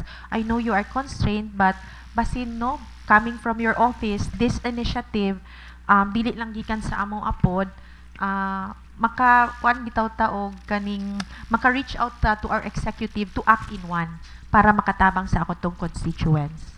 Yes, ma'am. We will try our best, no? But again, making proposals, it will take 2 to 3 days, no? So, quality proposal. It's okay. Okay, so we will just make it, no? I hope for your support also to our municipal mayor, no? Kasi yung kailangan talaga ng tulungan natin is yung farmers at saka pet Mr. support. Chair, Mr. Chair. Yes. In addition, can you make some kind of consultations with in the barangays? Like for example, ato bang kung ano na ang ato mga kabarangay, unsay produkto ninyo din ha, kano saan na ninyo i-transport to the market? Oh, mo nay ato abang at this point in time ba nga naay crisis. Kana bay himuon natong counterpart. Now, mayon ta karon og wala nay budget, aw kami ana sa SBRO maning kamot me, gamiton ang emergency power ba sa chief executive at this point in time ba? Mapangitaan yes. man na gyud natong pamagi. Yes, sir. Going there, paingon gikan diya sa Timalang, karon diya sa bukid-bukid ba? No? Doña Josefa, Maasin, up to Buluan, ang dito sa Fisher Folk, unsay mga adlaw ninyo diha kasagaran, mag-download ta diri og mga produce sa merkado nato. Kay mao ni counterpart himuon sa LGU-Ipil at this point in time sa crisis. Diri dapit sa gituan, daghang kayong mga vegetables diya. Yes, sir. Actually, ganito we talked already that in our office. Now, during our meeting 2 weeks ago, no, we will be having info caravan to different barangays of Ipil. No? So, knowing what are their needs, what are the requirements, what the agriculture office can really help them. So, in fact, this coming March 26, we will be going to Makilas for the info caravan. No? So, bringing the tool to get some data or to know what they really needs. No? We come up also how to mitigate their problems. No? In terms of through the Office of Municipal Agriculture, sir. But for now, I think it is very, very important that we'll conduct an interview with the Fisher Folk. No? Kasi most affected for the high price of fuel is the Fisher Folk. Okay, so that's why by tomorrow or this afternoon, no, I will let my people go to the Fisher Folk to conduct an interview. Mr. Chair, Yes, Congressman Alcolisa. again, with to reiterate that what we are trying to do now is to address this pressing issue that we are facing right now. We're not playing a blame game here. Nobody can be blamed. What we want to establish is unsay atong buhaton. So this is it. We realize that the agriculture sector is one that is greatly affected right now. So, trabaho na to. Wala mi nag-blame sa matag-usa. O dili po dapat na natong balikan unsay nahitabo sa previous nga pag-propose sa budget kay sa giingon pa ni Honorable Dayan Catalunya, nobody expected that war would happen at this point in time.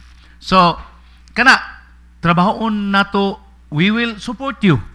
Kay mo bitaw nang gipatawag ka na mo tungod kay gusto na mo nga masuportahan ang agriculture sector sa nahimong epekto karon sa mga panghitabo. Kana lang, Mr. Chair. Thank you. Yes, sir. I will just respond with that now because whatever calamities, always the farmers and the Fisher Folk are prone to those calamities. No? So whatever calamity, even during the COVID-19, no, those were the example, the warning for us. But no, so yun lang. Kahit ganong calamity ang mangyayari, sino ba yung pinaka loser. It is the farmer and the reserve folk. So yun lang, sir. Mr.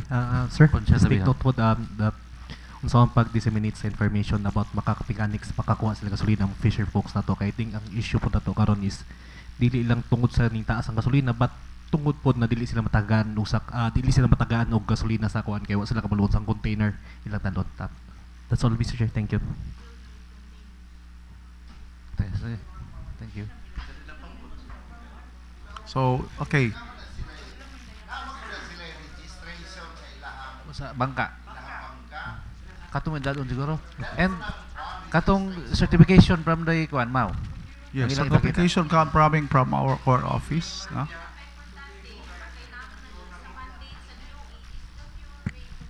Okay.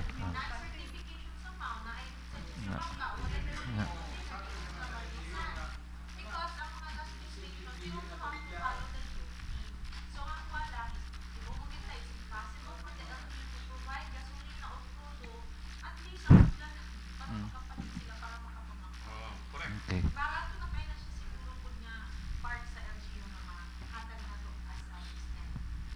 Honorable Chair. Because it was clearly Oo. Pero it was clearly stated by the presentation of DOE. Basta mo certify ta nga legit ning fisher folk, matagal pamagi. Honorable Chair.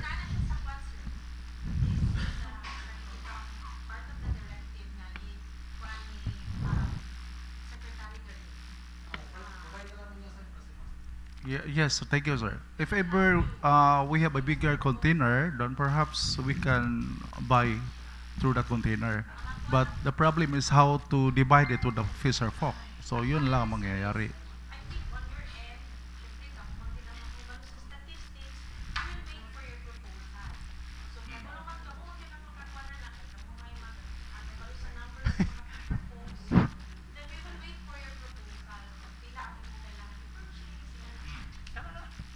Yes, Mr. Chair. ma'am. Thank you, Yes, ma'am. Considerable. Last na lang ako ang gusto ipakwan ba. Ang ako alam ba ani nga Last na yun. nga point ba as of the moment ba, because it's your office nga nay mga tawo ug nay lain-lain nga field of specialization ug asa naka-assign. For example, fisher folk kinsa naka-assign sa atong high value crops kinsa naka-assign din ha.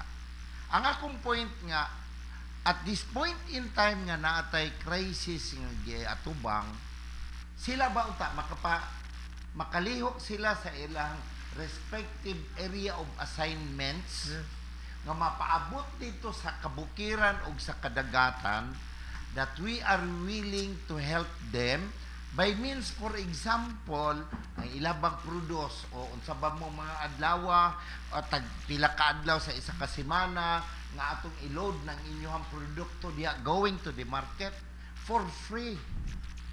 At this point in time ba, lang anay, mao ni intervention ba nga himuon sa local government unit sa Ipil. So, how? Naatuan ng mga tao nga naka-assign diha sa mga lain-lain nga ng mga crops. That's Yes, it. sir. We will do that, sir. And No? we will support you as the Honorable Mayor to provide us gasoline para atuan ng mapa kanya maman untanay kay ug mayong gani jutag mga farmers atong taga fuel subsidy mas madakan tana mas dako na nga budget. While ang atong i-service la atong mga farmers atong fisher folk. Yes, sir. We'll That's my go first with the fisher folk, sir. Then after the fisher folk, then we'll go to the barangays. Yes. Uh, One suggestion lang siguro, Sir Nelson, would be you can coordinate with the barangay officials to make it easier for you. Sila man ay nakakuan pod in terms sa data sa barangay para sa in terms of transportation maisa, no, kay at least gamay ra ang kanabang ang consumption nato sa fuel kay efficient gyud ang ato ang paggamit kay madungan man silang tanan. Sige, that's it. Thank you, Mr. Nelson. yes, sir. Honorable Thank you. Chair. We're Yes, Honorable Muhammad. balik ta dito sa kuan ba sa katong mamalit sila gasolina dili sila baligyan. Naapektuhan na sila kay daghan manggod mga tindahan, gapalit na sila by container, ibaligya po nila. So base ang mga gasoline station mauto ilang ginahuna-huna. So naapektuhan ng mga mamingwit ug mga farmers. Mao na siya ang kuan. So para nako kanang mga mamaligya bitaw sa mga tindahan, dapat nanay ordinansa nato diha, ipagbawal yun nato na siya. Kana siya. So karon tanawa wa ta mag-inspect ngayon na nang mahitabo. So dili sila baligyan, apektado ba sila? Kay sila ang ilang panginabuhi, apil ta. Kay kung maato sila glahod, makakuwag isda, baligya sa merkado, paliton po nato. Correct. So kanara.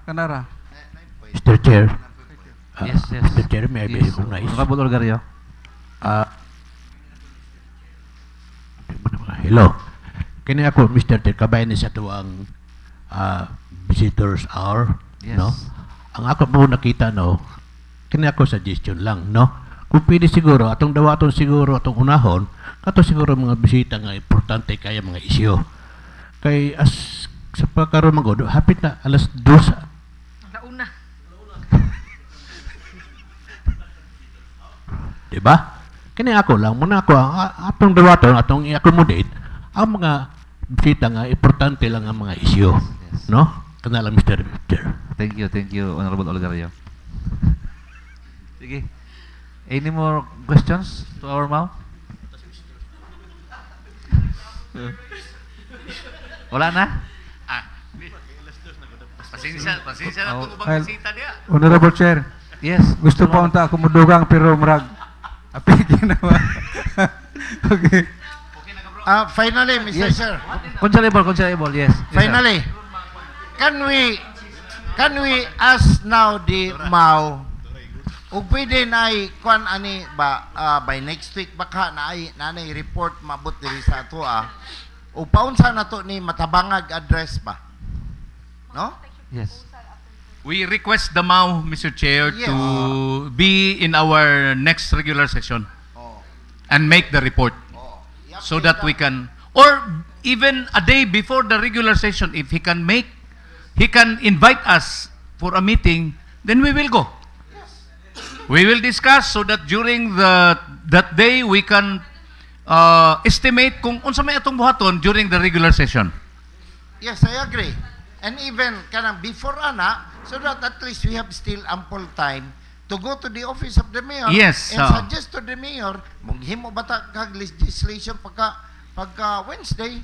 Mr. Something Chair, like that. with this many concern, I would suggest that this matter we refer the Committee on Agriculture para madiskusyonan before the next session. As our head of MAU, he already manifested he can do the proposal within 3 days. So I think by Monday or Tuesday, maybe Monday or Tuesday. Yeah, Yeah, the I committee agree. can convene prior to the next regular session for us to be able to determine if we need whatever legislation to support the agribusiness. Okay, sige. Okay? Manaw ko nimo nya dito, sir. Paguman dire. Kanaon na to. Okay, Mr. Chair. Thank you. Sir Nelson, thank you. Thank you, Sir Nelson. Thank you also, no? So, I'm sorry ha, kaya carried away po ko. Okay, our next visitor, we will give a very short interview to a PNP applicant, Miss Caroline Taob. Miss Caroline is, according to the declaration in the visitor's slip, is from Sanito Ipil. Yes. Miss Taob is acknowledged.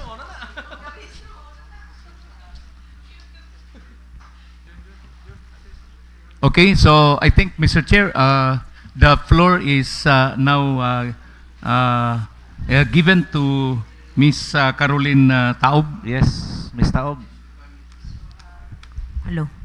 Introduce yourself. Yes. Good afternoon, everyone.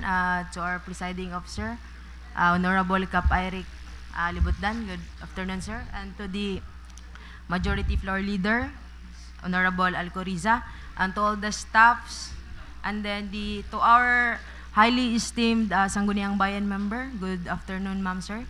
So, first and foremost, I would like to express my sincere gratitude. Thank you for giving me the opportunity to stand before you today, and it is truly an honor and a privilege. So, allow me to introduce myself.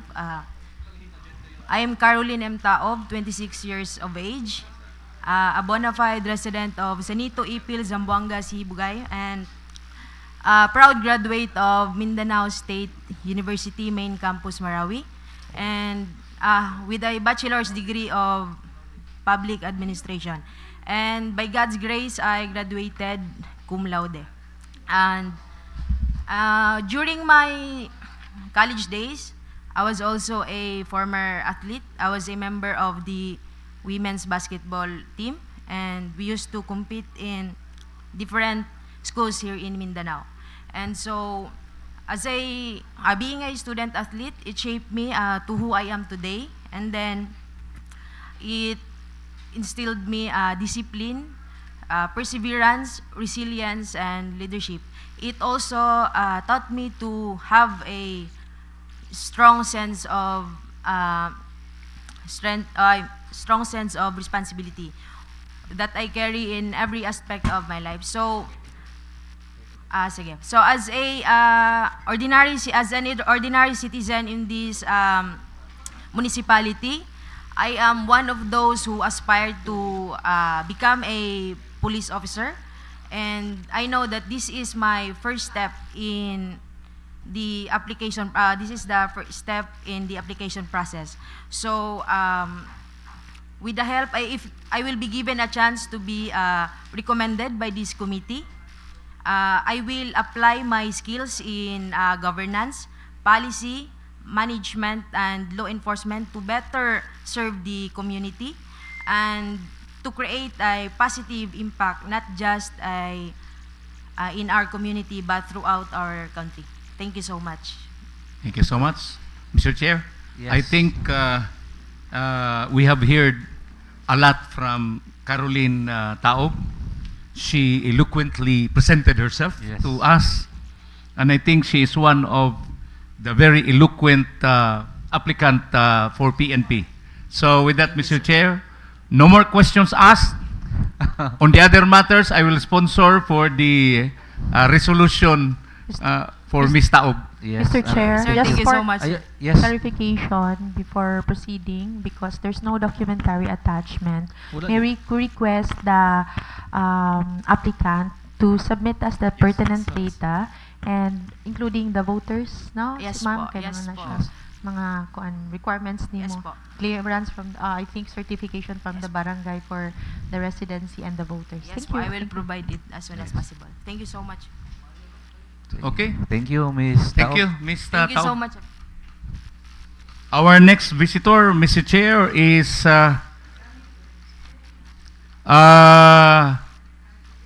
Raymond Hinggo. Kani. Na-agenda mo po. Kuha na lang. Na-agenda mo po. Naka-agenda man dahil siya. Naka-agenda. Sige. Okay. Hello. Next. Kanang mga Mr. Chair. naka-agenda, di na na-entertain. Mr. Chair, before Yes. we proceed, may I Konsero lang. excuse from the session? Okay, our last visitor is Arnel Sibilia. Itdua Excuse me, President. excuse. Yes, May Concept I Palalon. excuse from the session, Mr. Chair? I have yes, an yes. important meeting Okay. to attend to. Thank you, Okay, Mr. no problem. Chair. Sige. Okay, Mr. Sibilia, yes, sir. Mr. Sibilia. 3 minutes. Kajutan, sir. Okay. Sir, mo hatag lami og copy diri sa SB regarding sa among board resolution sa bangko kung kinsa ang signatory para malikayan ng pagduda nga ang kwarta dili na ma-withdraw kung dili mo perma ang signatory na ami board resolution notarized by Attorney Dean. Sir, mohatag pud mi copy sa among SEC last March 5, updated ang among report sa SEC. Then sir, mohatag pud mi copy sa among amended bylaws notarized by Attorney Dean. Clarification na ako sir na ay mga bawal dili ko mo nga member ka lifetime ka dili na ka mohatag sa imong monthly dues og sa imong annual dues.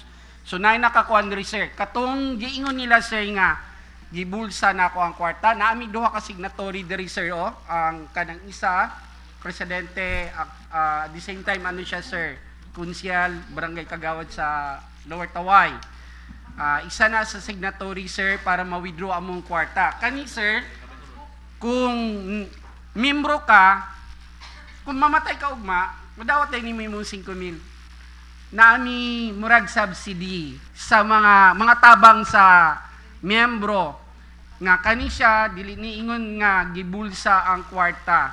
Pero kung magduda manggaling ang miyembro, sulayan lang siguro, sir, kay para mahibalan mo. Hatag po mi copy, sir, katong during sa atuang General Assembly. Statement of account.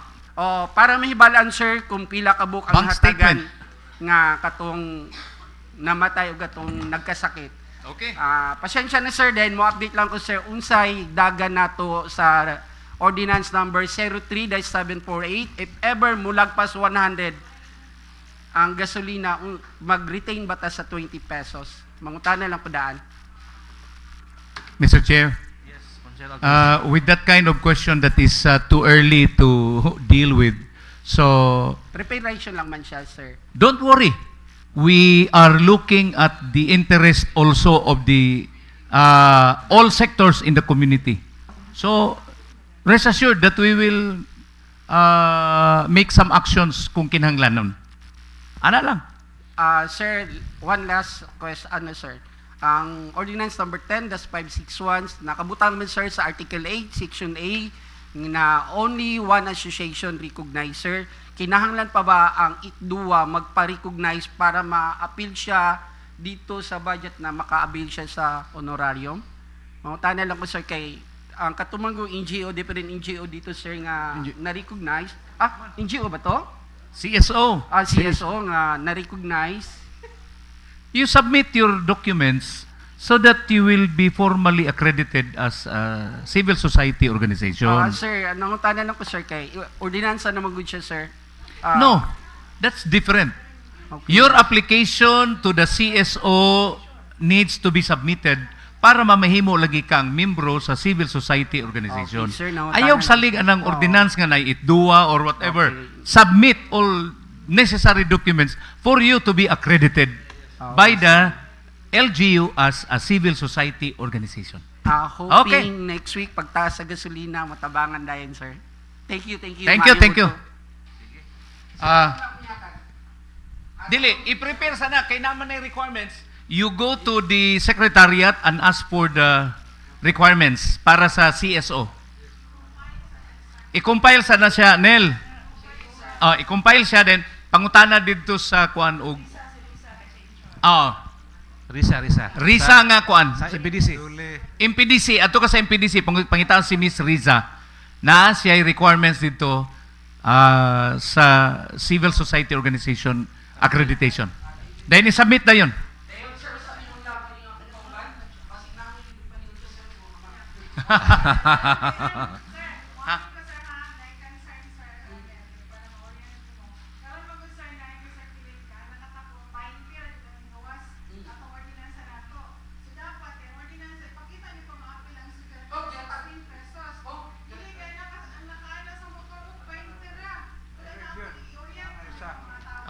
Isa.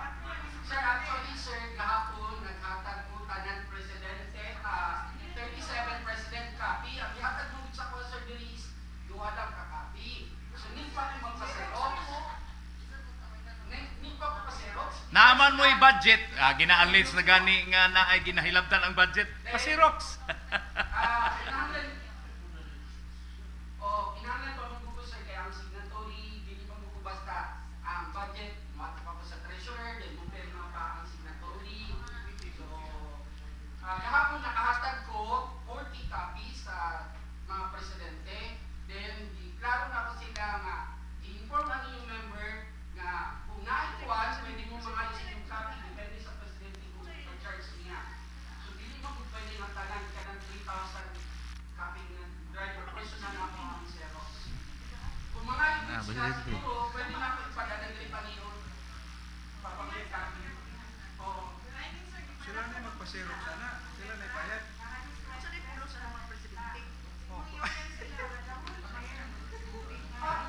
Ipag sa communication, mga sir, walay nausab lang ang minimum lang. Ang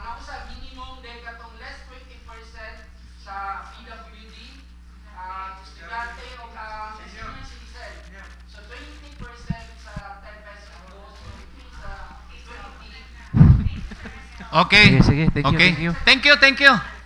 Thank you kayo ninyo. Thank you. This is size. Okay, Mr. Chair. Sige, usa.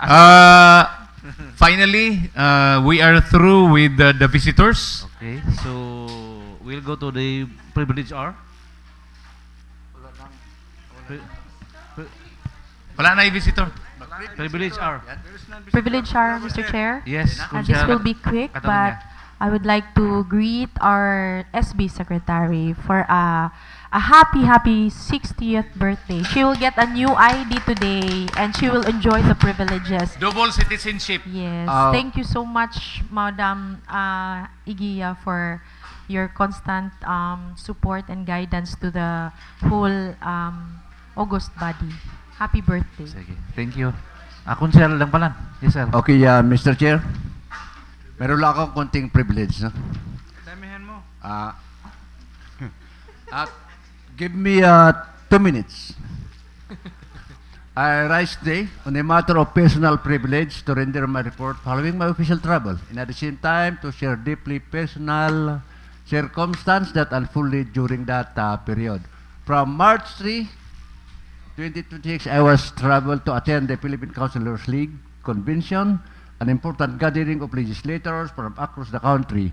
Convention provided valuable opportunities for learning policy.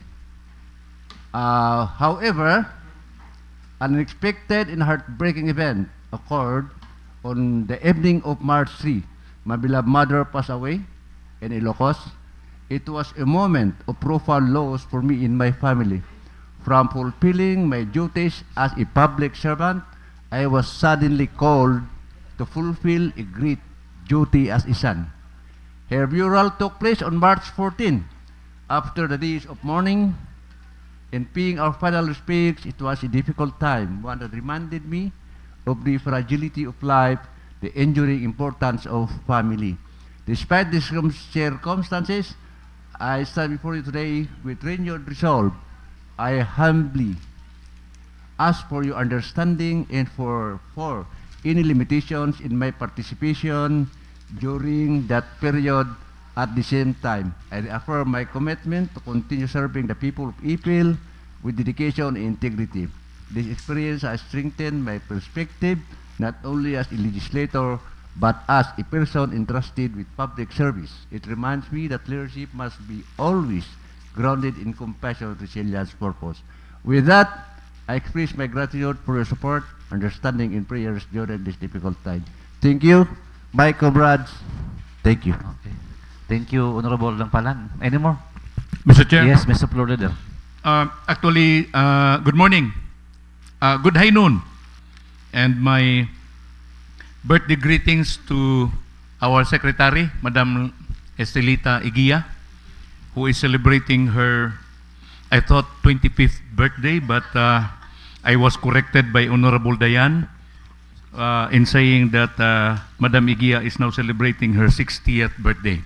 Anyway, Madam Chair, Mr. Chair, there was this, yesterday when we had a huddle with the local chief executive, one of the important discussions we had was the issue on the acting municipal police chief of the municipality of Ipil.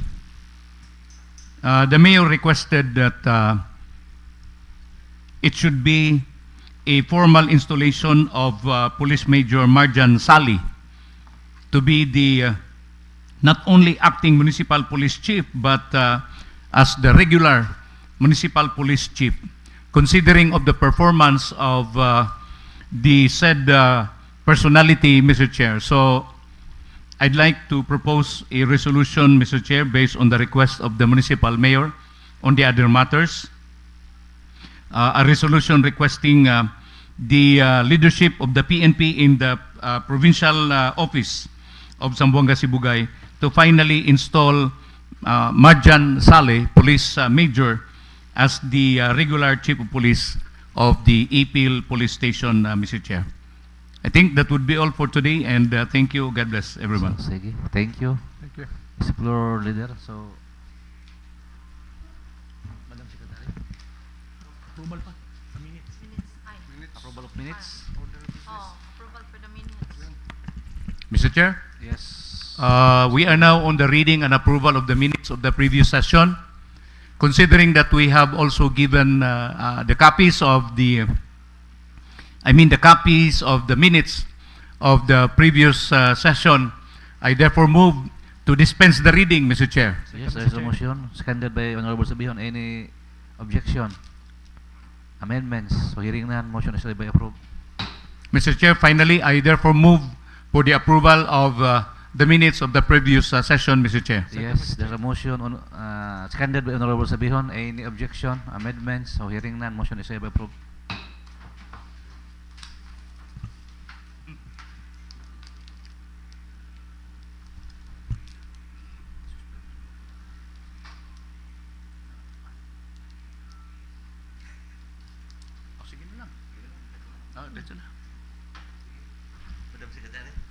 Okay, for other communications, reference of business and first reading, we have here the annual budget for CY 2026 of Barangay Bangkerohan. So, shall we refer Mr. Chair, refer this to the Appropriations Committee. Refer this to the Committee on Appropriation. Item B, we have here the Barangay Revenue Code of Lumbia. So, Mr. Chair, again, we refer this to the Committee on so Rules. you refer this to the Committee on Rules? Revenue Code? Yes. Yes, rules. Committee on Rules. Lahim nagtuno. Tingala sa gura. Gutom na gid ba? Okay, item C, duly endorsed from the Human Resource and Management Office, the appointment papers of Mr. Raymond Hinggo, Municipal Government Head 1 as Local Disaster Risk Reduction and Management Officer, Sir Grade 24, effective March 2, 2026, and is requesting for the concurrence pursuant to Section 443, Paragraph D of RA 7160. So what's the pleasure of the body? Mr. Chair, I'd like to call on the attention of the concerned person, Mr. Raymond C. Hinggo, Yes. because before we formally pass a resolution concurring his appointment as the head of office of the Local Disaster Risk Reduction and Management Office, of course, it's our pleasure also to hear a short statement from Mr. Hinggo. Yes, Mr. Raymond Hinggo. With that, Mr. Chair, I therefore move to suspend the rules, Yes, rules Mr. suspended. Chair, to accommodate our head of office. Yes. Rules suspended. Good afternoon to our presiding officer, Honorable Alibutdan, to our majority floor leader, Honorable Alcoriza, and the members of the Sangguniang Bayan and the staff. Mayang hapon also to my lola, Estelita Igia. Lola na kay dual citizenship. Belated happy birthday, Tilalay. Again, I am Raymond Hinggo, presently the local DRRMO officer of the municipality of Ipil. Since 2016, I was appointed as local DRRMO officer 1. Then promoted 2018 as LDRRMO officer 2. Then last April 2025 promoted as LDRRMO officer 3, and fortunately with the administration of Honorable Ramses Troy Oligario, na-elevate into Municipal Government Department Head 1. Grabing promotion. Thank you very much. Salamat sa Ginoo.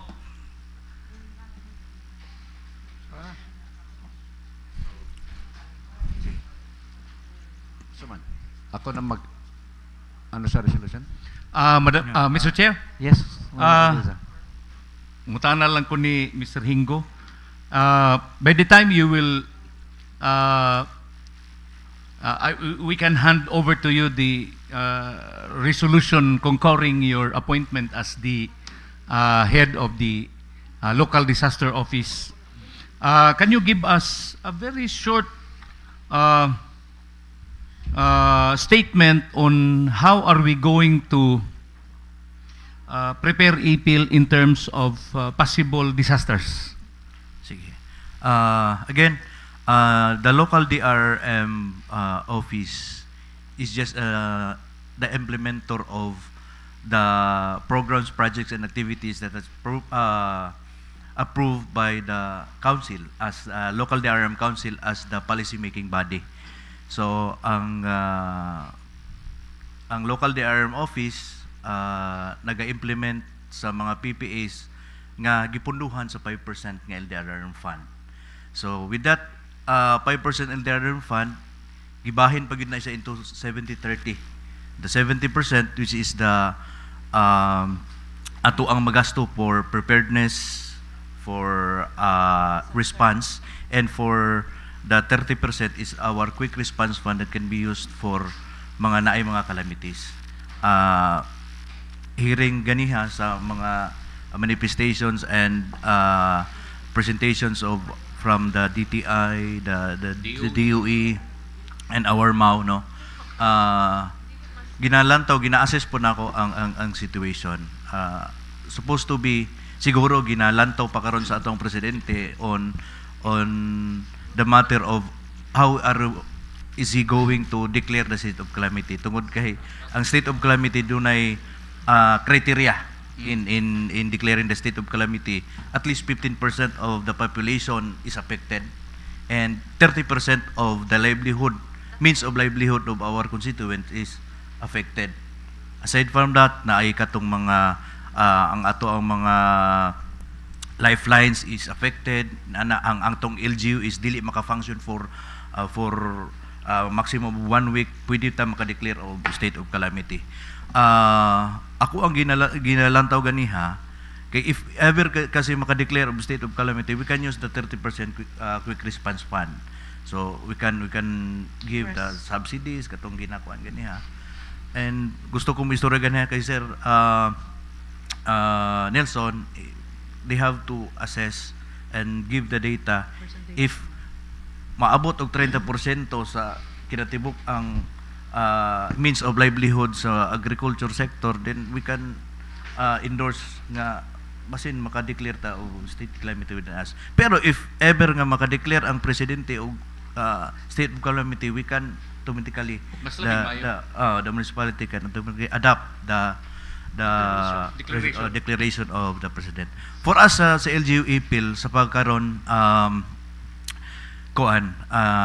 dili pa man gyud inana ka ang ato ang hazard dinhi sa Ipil, no? We have the 3 major hazards na sa Ipil: the flood, the rain-induced landslide, and the kining storm surge.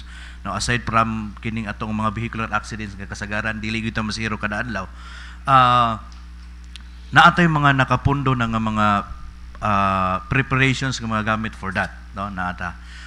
Sa pagkaron lang ang ginalantaw nato sa local DRM council, if naamoy mga concerns for the DRRM nga gusto ninyo i-propose for mapunduhan sa DRRM fund, we have the representation sa ato ang DRRM committee chair, no? Nag-attend yun pirmi sa council meeting.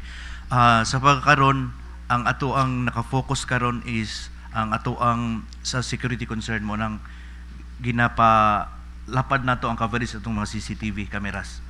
Sa pagkaron, ang karon nga year na atay 5 million allocation for our CCTV cameras, no?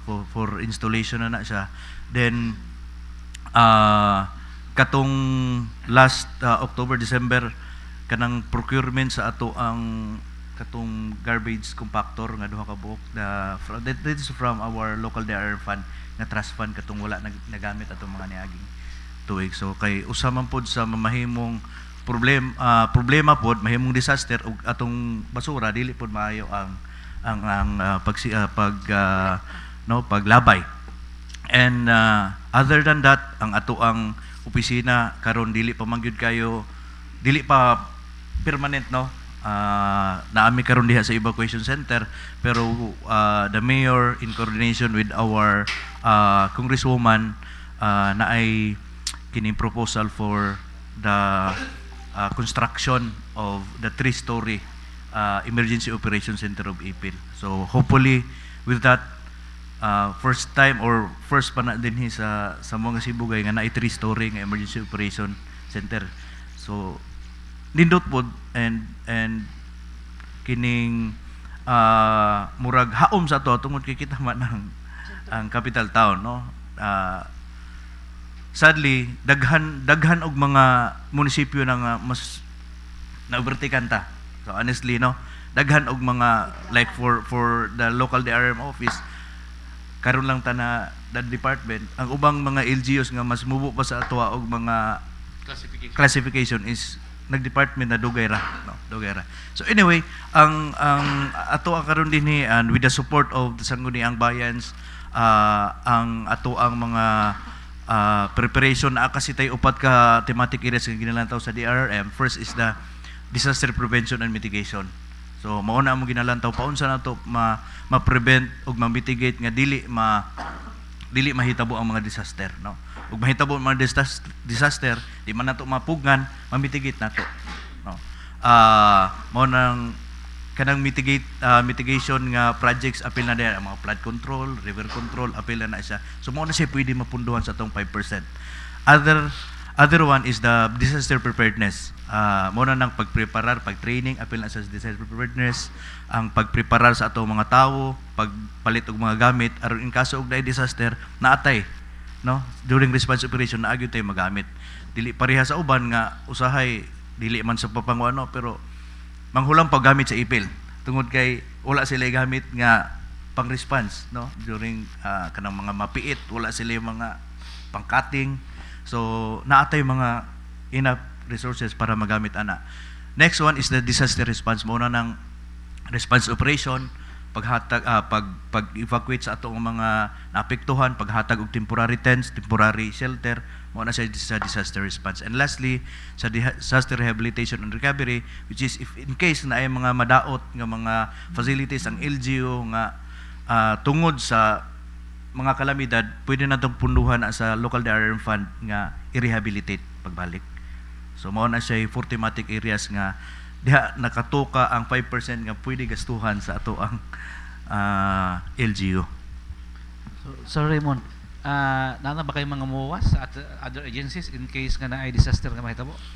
Naatay mga MOA, for example sa REACT, naatay MOA partnership with the REACT, naatay partnership pod sa kining other LGUs, naatay partnership sa other LGUs in case mag-disaster na ay mga LGUs nga motabang nato.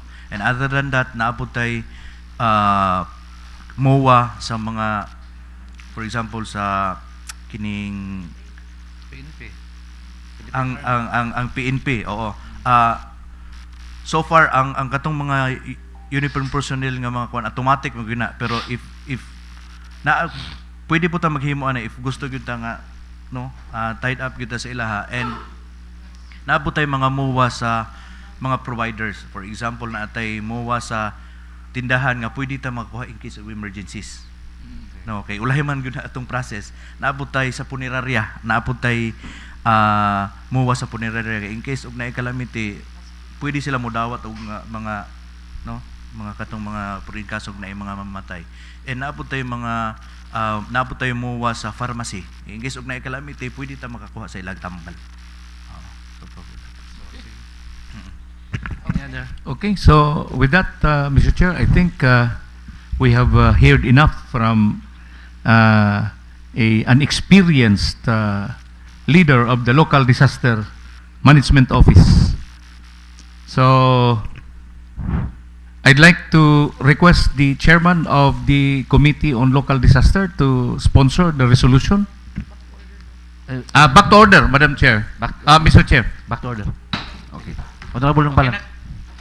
Okay, Mr. Chair, I move for resolution concurring the appointment of Raymond Hinggo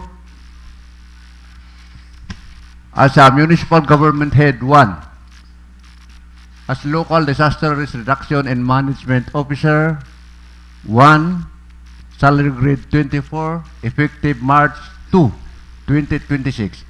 Requesting for Hindi na, tama na doon. no. I move for the approval. Yes. I second the motion, I Mr. move for the Chair. approval of this resolution. Unanimously seconded, Mr. Chair. So, any objection? Hearing none, so motion is hereby approved. Congratulations, Mr. Hinggo. Congrats. Okay, thank you. Okay, thank you. Sige. Thank you. Si Haji Ira, kaya napay meron nun sa puwasa. Sige, Madam Okay, Secretary. item D. Our now item D, duly endorsed from the Office of the Mayor, is the request of the OST for the resolution adopting the Smart and Sustainable Communities Program Roadmap for CY 2026-2030 of the Municipality of Ipil. Majority Floor Leader. I think we need to refer this to the Committee on Rules? Science and Technology. Okay, DOST. So, refer this to Committee on Science and Technology. Mr. Chair, may I ask who is the chairman of the Committee on Science and Technology? I think Honorable Janelle. Council Board, Okay. Actually, you can also include the Committee on Rules, yes, considering this is a Maybe we could do a joint committee. Joint committee joint na lang. committee. Oh, sige. Committee on Pero Science and ikaw ang Technology. lead committee. Yes. Okay. Committee on Science and Technology and Committee on Rules. Ikaw ang patawag og meeting. Okay. Okay, Madam Secretary. item E, duly endorsed again from the Office of the Mayor, is the MOA to be entered into by and between LGU-Ipil and the National Academy of Sports for the implementation of the Sports Development Program to be implemented in the Municipality of Ipil. So, sige, shall we refer this to the Committee on Rules? Yes. We refer this to the Committee on The Rules, Committee Mr. on Chair. Rules. We are now on the committee reports, sir. Committee Mr. reports. Chair, I have Council 5 Sabihan, committee yes, sir. reports.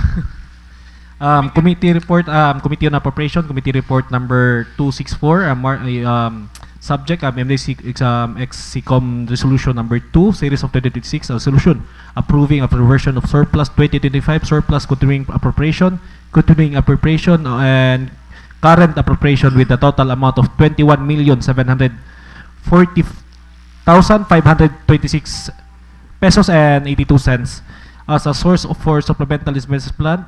Number 1, for 2026, endorsing the same to the members of the Sangguniang approval. Findings and proceedings. The Committee on Appropriation to the Finance convened the committee on the meeting, was attended by the chairperson and the members of the Committee on Appropriation and the Finance and the Municipal Budget Officer to scrutinize the endorsement from the Municipal Development Council or MDC regarding the reversion of the various fund balances. The primary objective is to reallocate these stagnant or surplus funds to the activate development and projects under the Supplemental Investment Program or SIP from SIP 1, calendar year 2026. During the deliberation, the committee focused on the source of funds with the necessity of the proposed expenditures. The following points we established. Number 1, fund source, the budget officer confirms that the total amount of the 21,740,526 pesos and 82 cents is legally available reversion coming from the 2025 surplus of amounting for 14,617,117 pesos and 47 cents, continuing at preparation in a specific current appropriation to the remain unutilized. Number 2, budgetary integrity. All queries regarding the revision of the current appropriation of amounting for 6,596,528 pesos and 59 cents were addressed. The committee ensured that the reversion of these funds would be an existing contractual obligation or essential service. Number 3, proposed allocation of the funds are strategically remarked for high impact infrastructure and essential service, including maintenance and operating expenses or MOE, and amounting for 12,851,301 pesos and 82 cents. Capital outlay, the solar streets of Metro Ipil of amounting for 6 million, and the construction and rehabilitation of social centers or CICL centers in the daycare center. Personal service, a salary adjustment of wage of contribution for amounting for 339,225 pesos and 80 cents. Recommendations, the committee find the proposal of to be practical, fiscally responsible, and innovative in its approach in infrastructure, solar lighting, by utilizing surplus funds, and municipality avoids unnecessary debt while addressing immediate community needs. After the satisfying and technical queries, the verifying the alignment of this project with 2026 development goals, and the committee agrees that the recommend of the approval of this measure. In the view of a foregoing committee, the appropriation hereby recommends adoption of the approval of the MDC Execution Com Resolution number 2 series of 2026. So, Mr. Chair, I'd like to move for the approval of said committee report, Mr. Chair. Second. And a second. So, any objection for the motion? Amendments? Hearing none, motion is hereby approved. Mr. Chair, I'd like to move a resolution formally approving the reversion of surplus 2025 of surplus continuing appropriation and current appropriation totaling for amounting for 21,740,526 pesos and 82.6 to the Fund Supplemental Investment Program for number 1 calendar year 2026, Mr. Chair. Any second to that? I second, Mr. Chair. Yes, it is seconded by Honorable Alcoriza. Any objection? Amendments? So, hearing none, motion is hereby approved. Mr. Chair, committee report again. Thank you, Mr. Chair. Committee report number 265, subject MDC Resolution number 1, series of 2026, amending the MDC Resolution number 1, series of 2025 of 20% Development Fund for calendar year 2026. Findings and discussion. The Committee on Appropriation, the Finance convened. The Committee on Meeting was attended by the Chairperson and the members of the Committee on Appropriation, the Finance, and the Municipal Budget Officer deliberate the MDC Resolution number 1, series of 2026. The primary objective was to review and propose amendments to project titles under the 20% Development Fund, or to ensure the administrative accuracy and alignment with the current needs in the concerned barangays and the facilities. During the deliberation, the following amendments: number 1, project title realignment item number 11 from the improvement of CILC fence and site development of rehabilitation of CICL Center of Site Development amounting for 1,400,000 rational to the provide to more comprehensive scope to the work of facility. Number 3, project title change Barangay Impact 2026 from concrete paving road to the Purok site Timex to the construction of the daycare center of Purok in Barangay Bangkerohan for amounting to 1 million. Rational. Number 3, rational to prioritize social infrastructure in response to urgent needs of the community. The Municipal Budget Officer confirmed that the amendments do not change the total original appropriation of the necessary but issuance to the correct purchase request in the Project Procurement Management Plans, or PPMP. Recommendation: after through the evaluation, the considering technical input of the Municipal Budget Officer, all members of the committee have reached and the Committee on Appropriation and the Finance hereby recommends the adoption of the approval of MDC Resolution number 1, series of 2026. So, Mr. Chair, I'd like to move for the approval of the said committee report, Mr. Chair. Any Second, Mr. Chair. Seconded by Honorable Alcoriza and Honorable Langbalan. Any amendments? Objection? So, hearing none, motion is hereby approved. Mr. Chair, I'd like to move a resolution adopting and approving the MDC Resolution number 1, series of 2026, titled Resolution amending MDC Resolution number 10, series of 2025, particularly item number 1, 2026, Barangay Impact Project for the Barangay Bangkerohan, and item number 11, improvement of CICL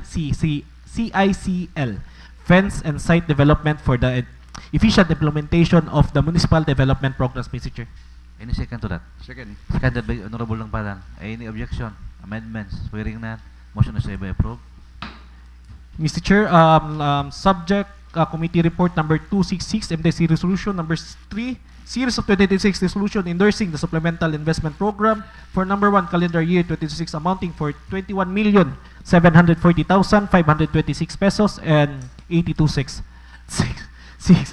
Findings and deliberation. The Committee on Appropriation and Finance convened that the Committee on Meeting was attended by the Chairperson of the members of the Committee on Appropriation and Finance, the Municipal Budget Officer, to deliberate the MDC Resolution number 3, series of 26, originating from the Municipal Development Council, the Resolution 6 for endorsement of supplemental investment program of number 1 calendar year 2026. Key points established during the meeting included: 1. Financial scope. The program involves a total appropriation of 21,740,526 pesos and 82 cents. Funds and allocation. The budget is distributed across the 3 critical sectors to the ensured continuous municipal operation, personal service to meet the personal related obligation of the statutory benefits, maintenance and other operating expenses or MOE to support the daily functional requirements of the various local offices.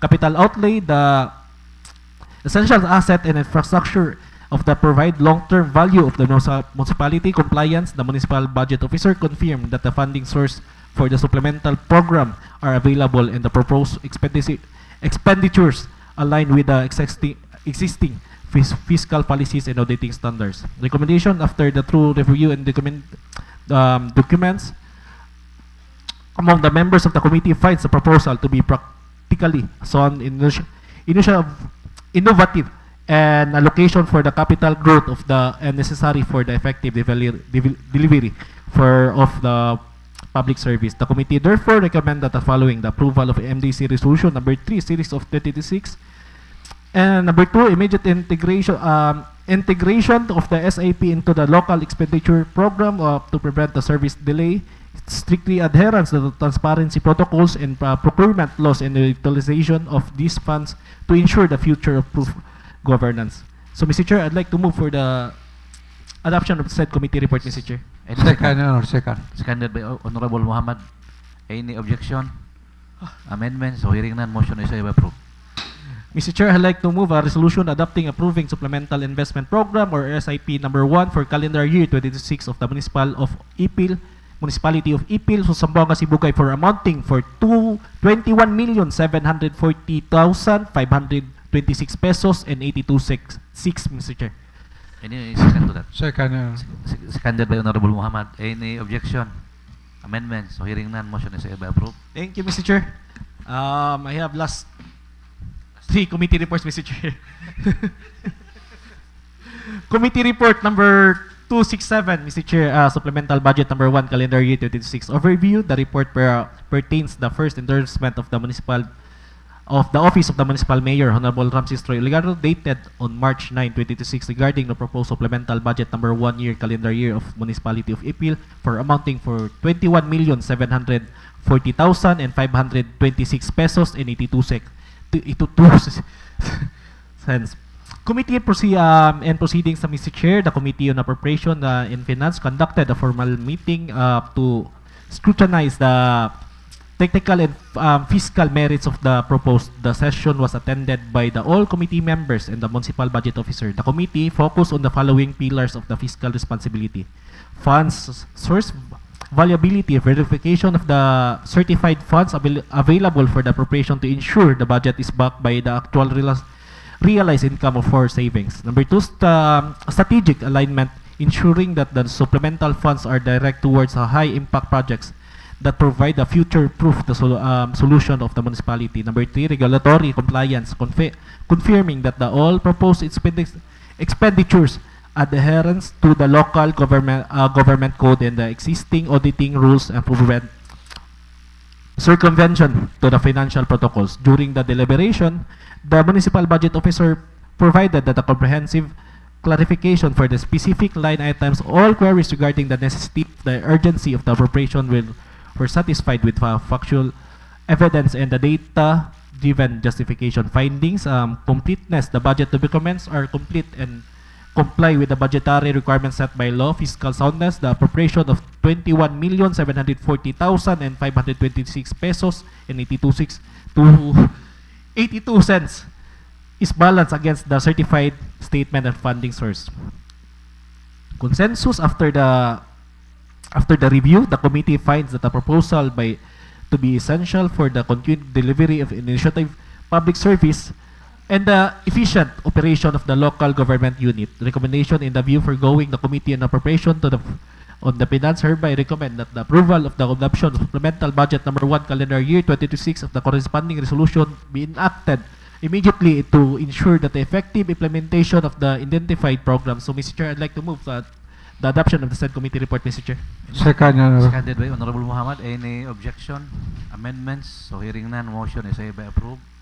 Mr. Chair, I'd like to move a resolution adopting the committee report on Committee on Appropriation and Finance and approving of the supplemental budget number 1 of the Municipality of the Ipil for calendar year 2026 in the amount of 21,740,526 pesos and 82 cents.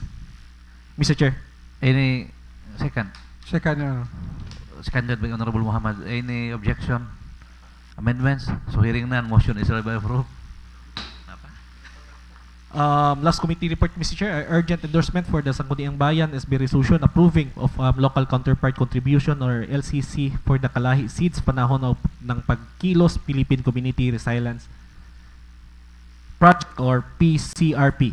Overview, the Committee on Finance, Budget or Appropriation received a formal request from the Office of the Municipal Mayor dated March 6, 2026 regarding the local government unit or LGU intended to the DSW project or Kalahi Seeds panahon ng Pagkilos Philippine Community Resilience Project PCRP to satisfy the requirements for the Department of Social Welfare Development or DSWD and facilitate the release of 50 million total grant to the LGU must provide a formal commitment through SB resolution approving a required local counterpart contribution. Committee and findings deliberation, the committee meeting was convened at the presence of the municipal budget officer, relevant stakeholders, and the members of the committee. The following points were established. Number one, financial commitment. The project requires to the total LCC of 8,339,081 pesos and 59 cents, broken down as follow. Local cash counterpart, 2,917,000, an in-kind contribution amounting for 5,422,081 pesos and 59 cents. Certification of the funds of the municipal budget officer presented the certification availability of funds confirming that the required cash counterpart is ready and allocated within the counter fiscal budget.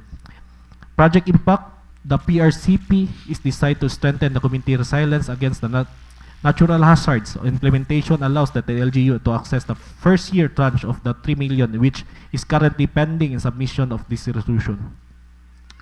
Consensus, all the participants and the committee members expressed the agreement and recognizing the high leverage nature of the project, securing 50M in external funding through 8.3 million total commitment, Mr. Chair. Recommendations based on the financial viability and the clear benefits of the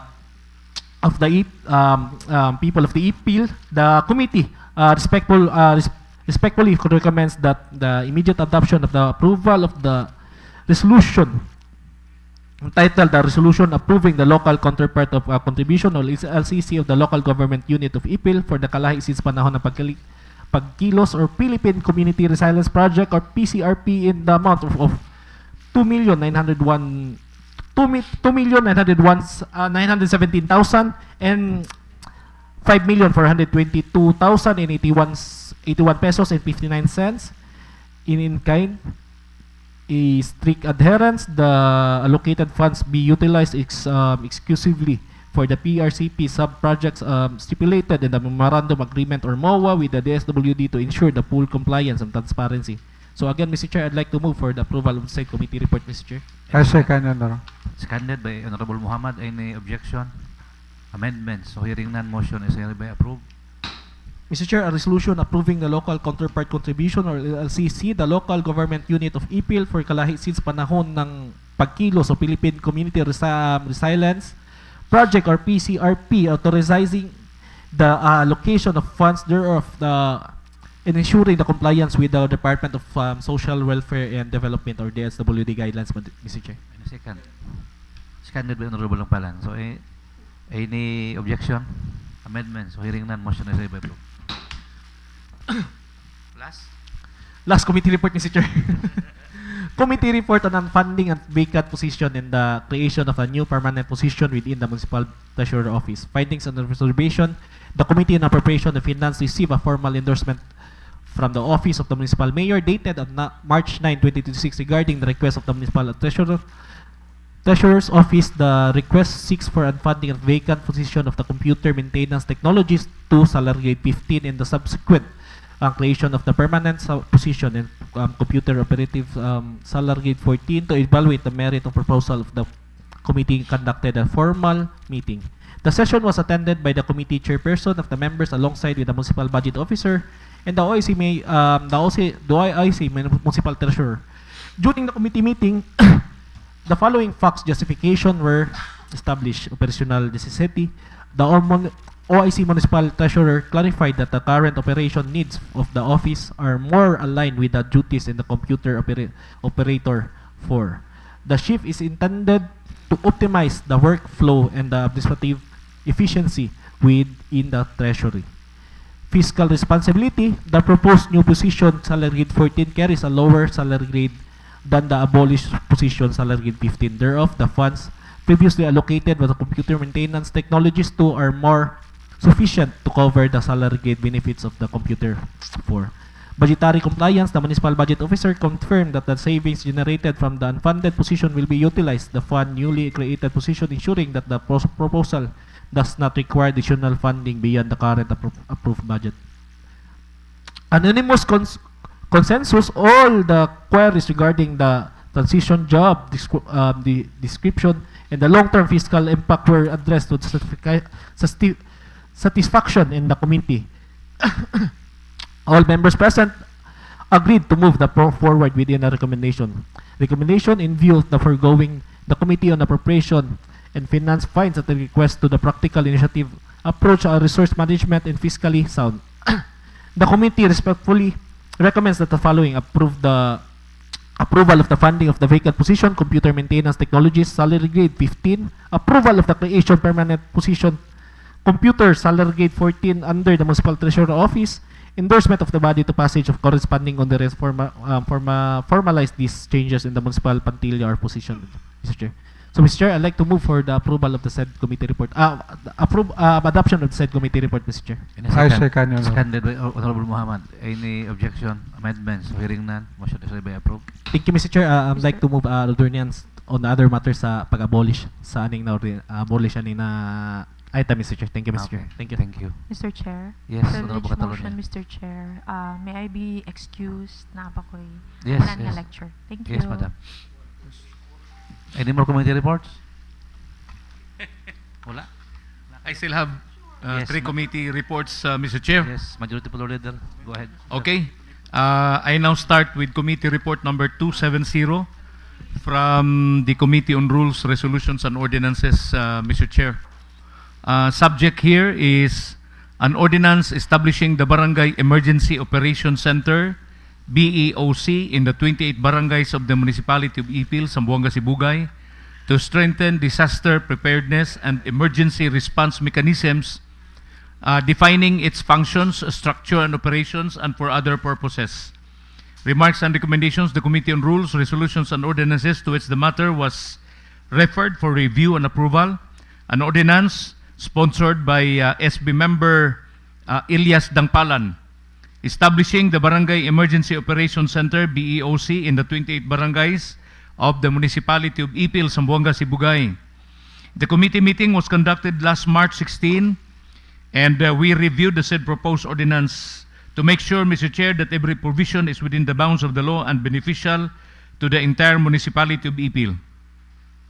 The BEOC shall serve as the primary facility for coordination, command, control, communication, and information management during disasters and emergencies at the barangay level. The committee, after a thorough review and evaluation, finds it in order and hereby recommends that the proposed ordinance be calendared for second reading in the next session. Motion to approve the committee report, Mr. Chair. Any second? Seconded by Honorable Sabijon. Any objection? Amendments? So hearing none, motion is by approved. Thank you, Mr. Chair. I now go to the next committee report. Committee report number 271 from the Committee on Rules, Resolutions, and Ordinances. Subject here is a proposed memorandum of agreement between the local government unit of Ipil and the Department of Education or DepEd for the implementation and construction of basic education facilities in the Municipality of Ipil, Zamboanga, Sibugay.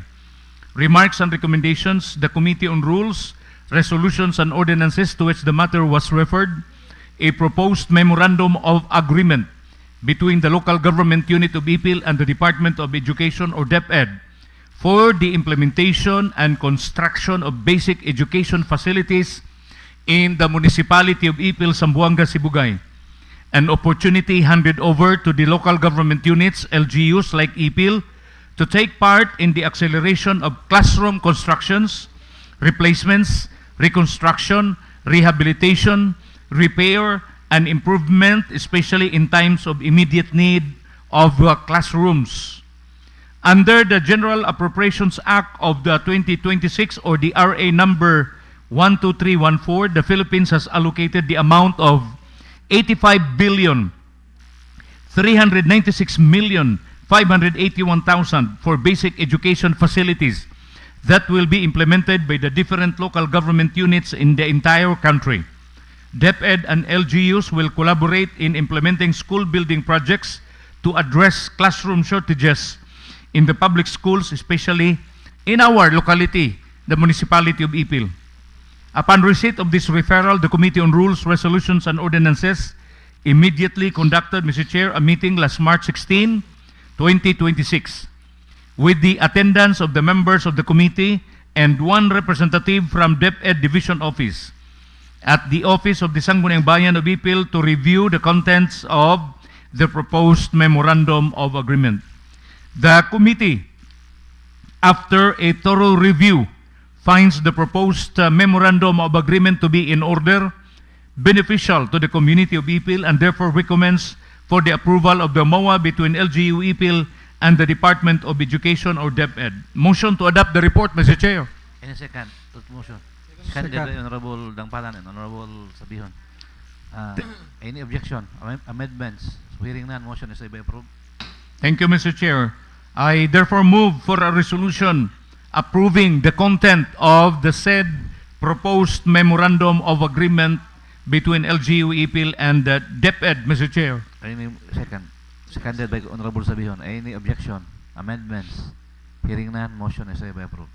Finally, Mr. Chair, I move for a resolution authorizing the local chief executive, Honorable Ramses Troy Oligario, to enter into Memorandum of Agreement with the Department of Education or the DepEd in relation to the construction of basic education facilities in the municipality of Ipil, Mr. Chair.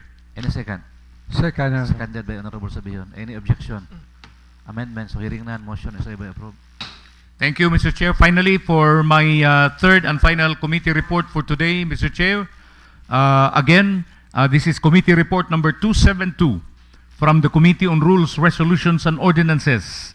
Our subject here, Mr. Chair, is a proposed Memorandum of Agreement between the local government unit of Ipil and the Department of Social Welfare and Development or DSWD in the implementation of social pension of indigent senior citizens in the municipality of Ipil, Zamboanga, Sibugay. Remarks and recommendations, the Committee on Rules, Resolutions, and Ordinances to which the matter was referred, a renewal of the Memorandum of Agreement or MOA between the local government unit of Ipil and the Department of Social Welfare and Development or DSWD, an important prerequisite in the implementation of social pension for indigent senior citizens, a program that has been implemented in the municipality of Ipil, Zamboanga, Sibugay in the past few years already. The national government has given the DSWD in partnership with the local government unit of Ipil a mandate to develop, administer, and implement the comprehensive social welfare and protection programs and poverty reduction solutions designed to uplift the living conditions of the less privileged senior citizens who are in dire need of government interventions. The senior citizens will continue to enjoy a monthly stipend amounting to 1,000 pesos purposely to augment the daily subsistence and medical needs of the said senior citizens. Mr. Chair, upon receipt of this referral, the Committee on Rules, Resolutions, and Ordinances immediately conducted a meeting last March 16, 2026 at the office of the Sangguniang Bayan, reviewing the contents of the proposed renewal of the MOA and to make sure that every provision is within the bounds of any law governing government disbursements.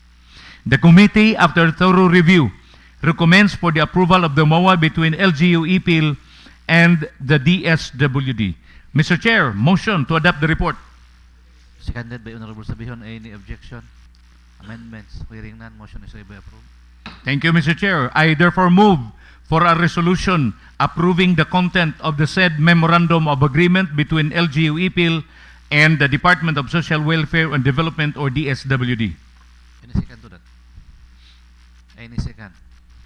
Seconded by Honorable Balan. Any objection? Amendments? So hearing none, motion is by approved. Finally, Mr. Chair, I therefore move for a resolution giving authority to the local chief executive, Honorable Ramses Troy Oligario, to enter into memorandum of agreement with the Department of Social Welfare and Development Office, or DSWD, in the implementation of social pension of indigent senior citizens in the municipality of Ipil, Mr. Chair. Any second? Ay kaduha. Seconded by Second, Honorable Sabihon and Honorable Muhammad. Any objection? Amendments? So hearing none, motion is hereby approved. Thank you, Mr. Chair. That's all for today's report from the Committee on Rules, Mr. Chair. Any other committee reports? Wala na? So let's proceed. Madam Secretary. We are now on the second reading, Honorable Chair. Item A, we have an ordinance establishing the municipal renewable energy development program, promoting the use of clean and sustainable energy sources, providing implementation guidelines and for other purposes, sponsored by Honorable Glenn Ayan Y. Sabihon. Yes. What's Mr. the Chair, I'd pleasure of like that ordinance be laid on the table and to be calendared the next regular session. Okay, the ordinance be laid on the table and schedule this on the next regular session. Item B, we have an ordinance prescribing the implementation of the Smart and Safe City program of the municipality, providing funds, therefore, and for other purposes, still sponsored by Honorable Glenn Ayan Sabihon. Mr. Chair, I'd like to lay on the table and to be that ordinance and be calendared in the next regular Okay. session, Mr. Chair. This ordinance must be laid on the table and schedule this on the next regular session. Item C, we have an ordinance institutionalizing the comprehensive nutrition program through integrated, strengthened, and sustained strategies to safeguard the nutritional well-being of the people of the municipality of Ipil and appropriating funds therefore and for other purposes, sponsored by Honorable Diane L. Catalunya. Considering na ay important nga gilakaw si Consul Dayan, so can we schedule this to the next regular session? Under item D, we have an ordinance eradicating and preventing mendicancy in the municipality of Ipil, providing appropriate programs and services for mendicants, creating the municipal anti-mendicancy task force, and for other purposes. This ordinance sponsored by Honorable Elias Dangpalan but still laid on the table pending the conduct of the public hearing. Still lay on the table, Consul Dangpalan. And sige, okay. Magpatawag na sa CLUP. Sige. Para isang kuwan na. One shot deal. Okay. Next. Under item E, we have an ordinance institutionalizing the Purok organizations in the 28 barangays of this municipality, defining rules, functions, and providing for other purposes, sponsored by Honorable Joel De Ebol. Considering that Honorable Ebol is kuan nga naglain do yung paminaw. So we will schedule this on the next regular session. Other matters, Honorable Chair. Other matters. Yes, Consul Sabihon. Pwede yun na. Konsong, unahon ako kwa. Dali naman kayo. Oh, sure. Okay. Yes. Other matters, Mr. Chair. These other matters is a request from the Office of the Mayor, ordinance abolishing the vacant position of the Computer Maintenance Technologies 2 Salary Grade 15 under the plantilla of the Municipal Treasurer's Office in the directing the reallocation of its appropriate funds for the future personnel requirements, Mr. Chair. Recess for 1 minute, Mr. Chair. Recess.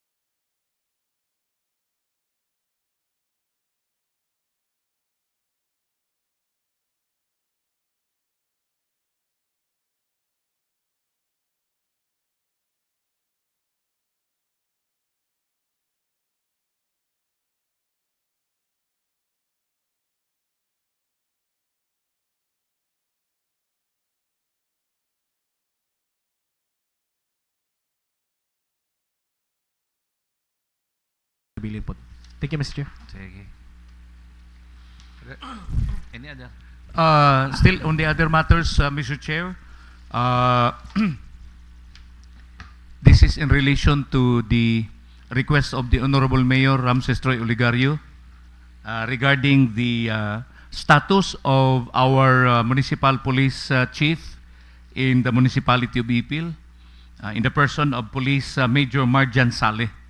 So actually, there is a request from the mayor for the Sangguniang Bayan to pass a resolution requesting the provincial command of the PNP to formally install our current acting municipal chief as the regular chief of police already, Mr. Chair. So with that, Mr. Chair, I therefore move for the urgency of this matter and request, Mr. Chair, from the office of the municipal mayor. Yes, and a second to the Second. urgency. So, any- Finally, Mr. Chair, I therefore move for a resolution requesting Police Colonel Bernard Dani V. Dasugo, the Police Provincial Director of the Province of Zamboanga, Sibugay, to formally install Police Major Marjan Saleh, the acting Municipal Police Chief, as the regular Chief of Police of the Ipil Municipal Police Station or IMPS. That's my motion, Mr. Chair. Any second? Second. Seconded by Honorable Langpalan. Any objection? Amendments? So hearing none, motion is hereby approved. Another other matters, Mr. Chair. Of course, this is in relation to our PNP applicant. I therefore move for a resolution, Mr. Chair, approving or endorsing Miss Caroline M. Taub of Barangay Sanito, Ipil, Zamboanga, Sibugay as endorsing to the PNP as police officers training applicant, Mr. Chair. Any second to that? Second, Your Honor. Seconded by Honorable Muhammad. So any objection? Amendments? So hearing none, motion is hereby approved. Thank you, Mr. Chair. That's all. Move to adjourn, Mr. Chair. Wala na. Second, Your Honor. Okay. Adjourn. Alas 2.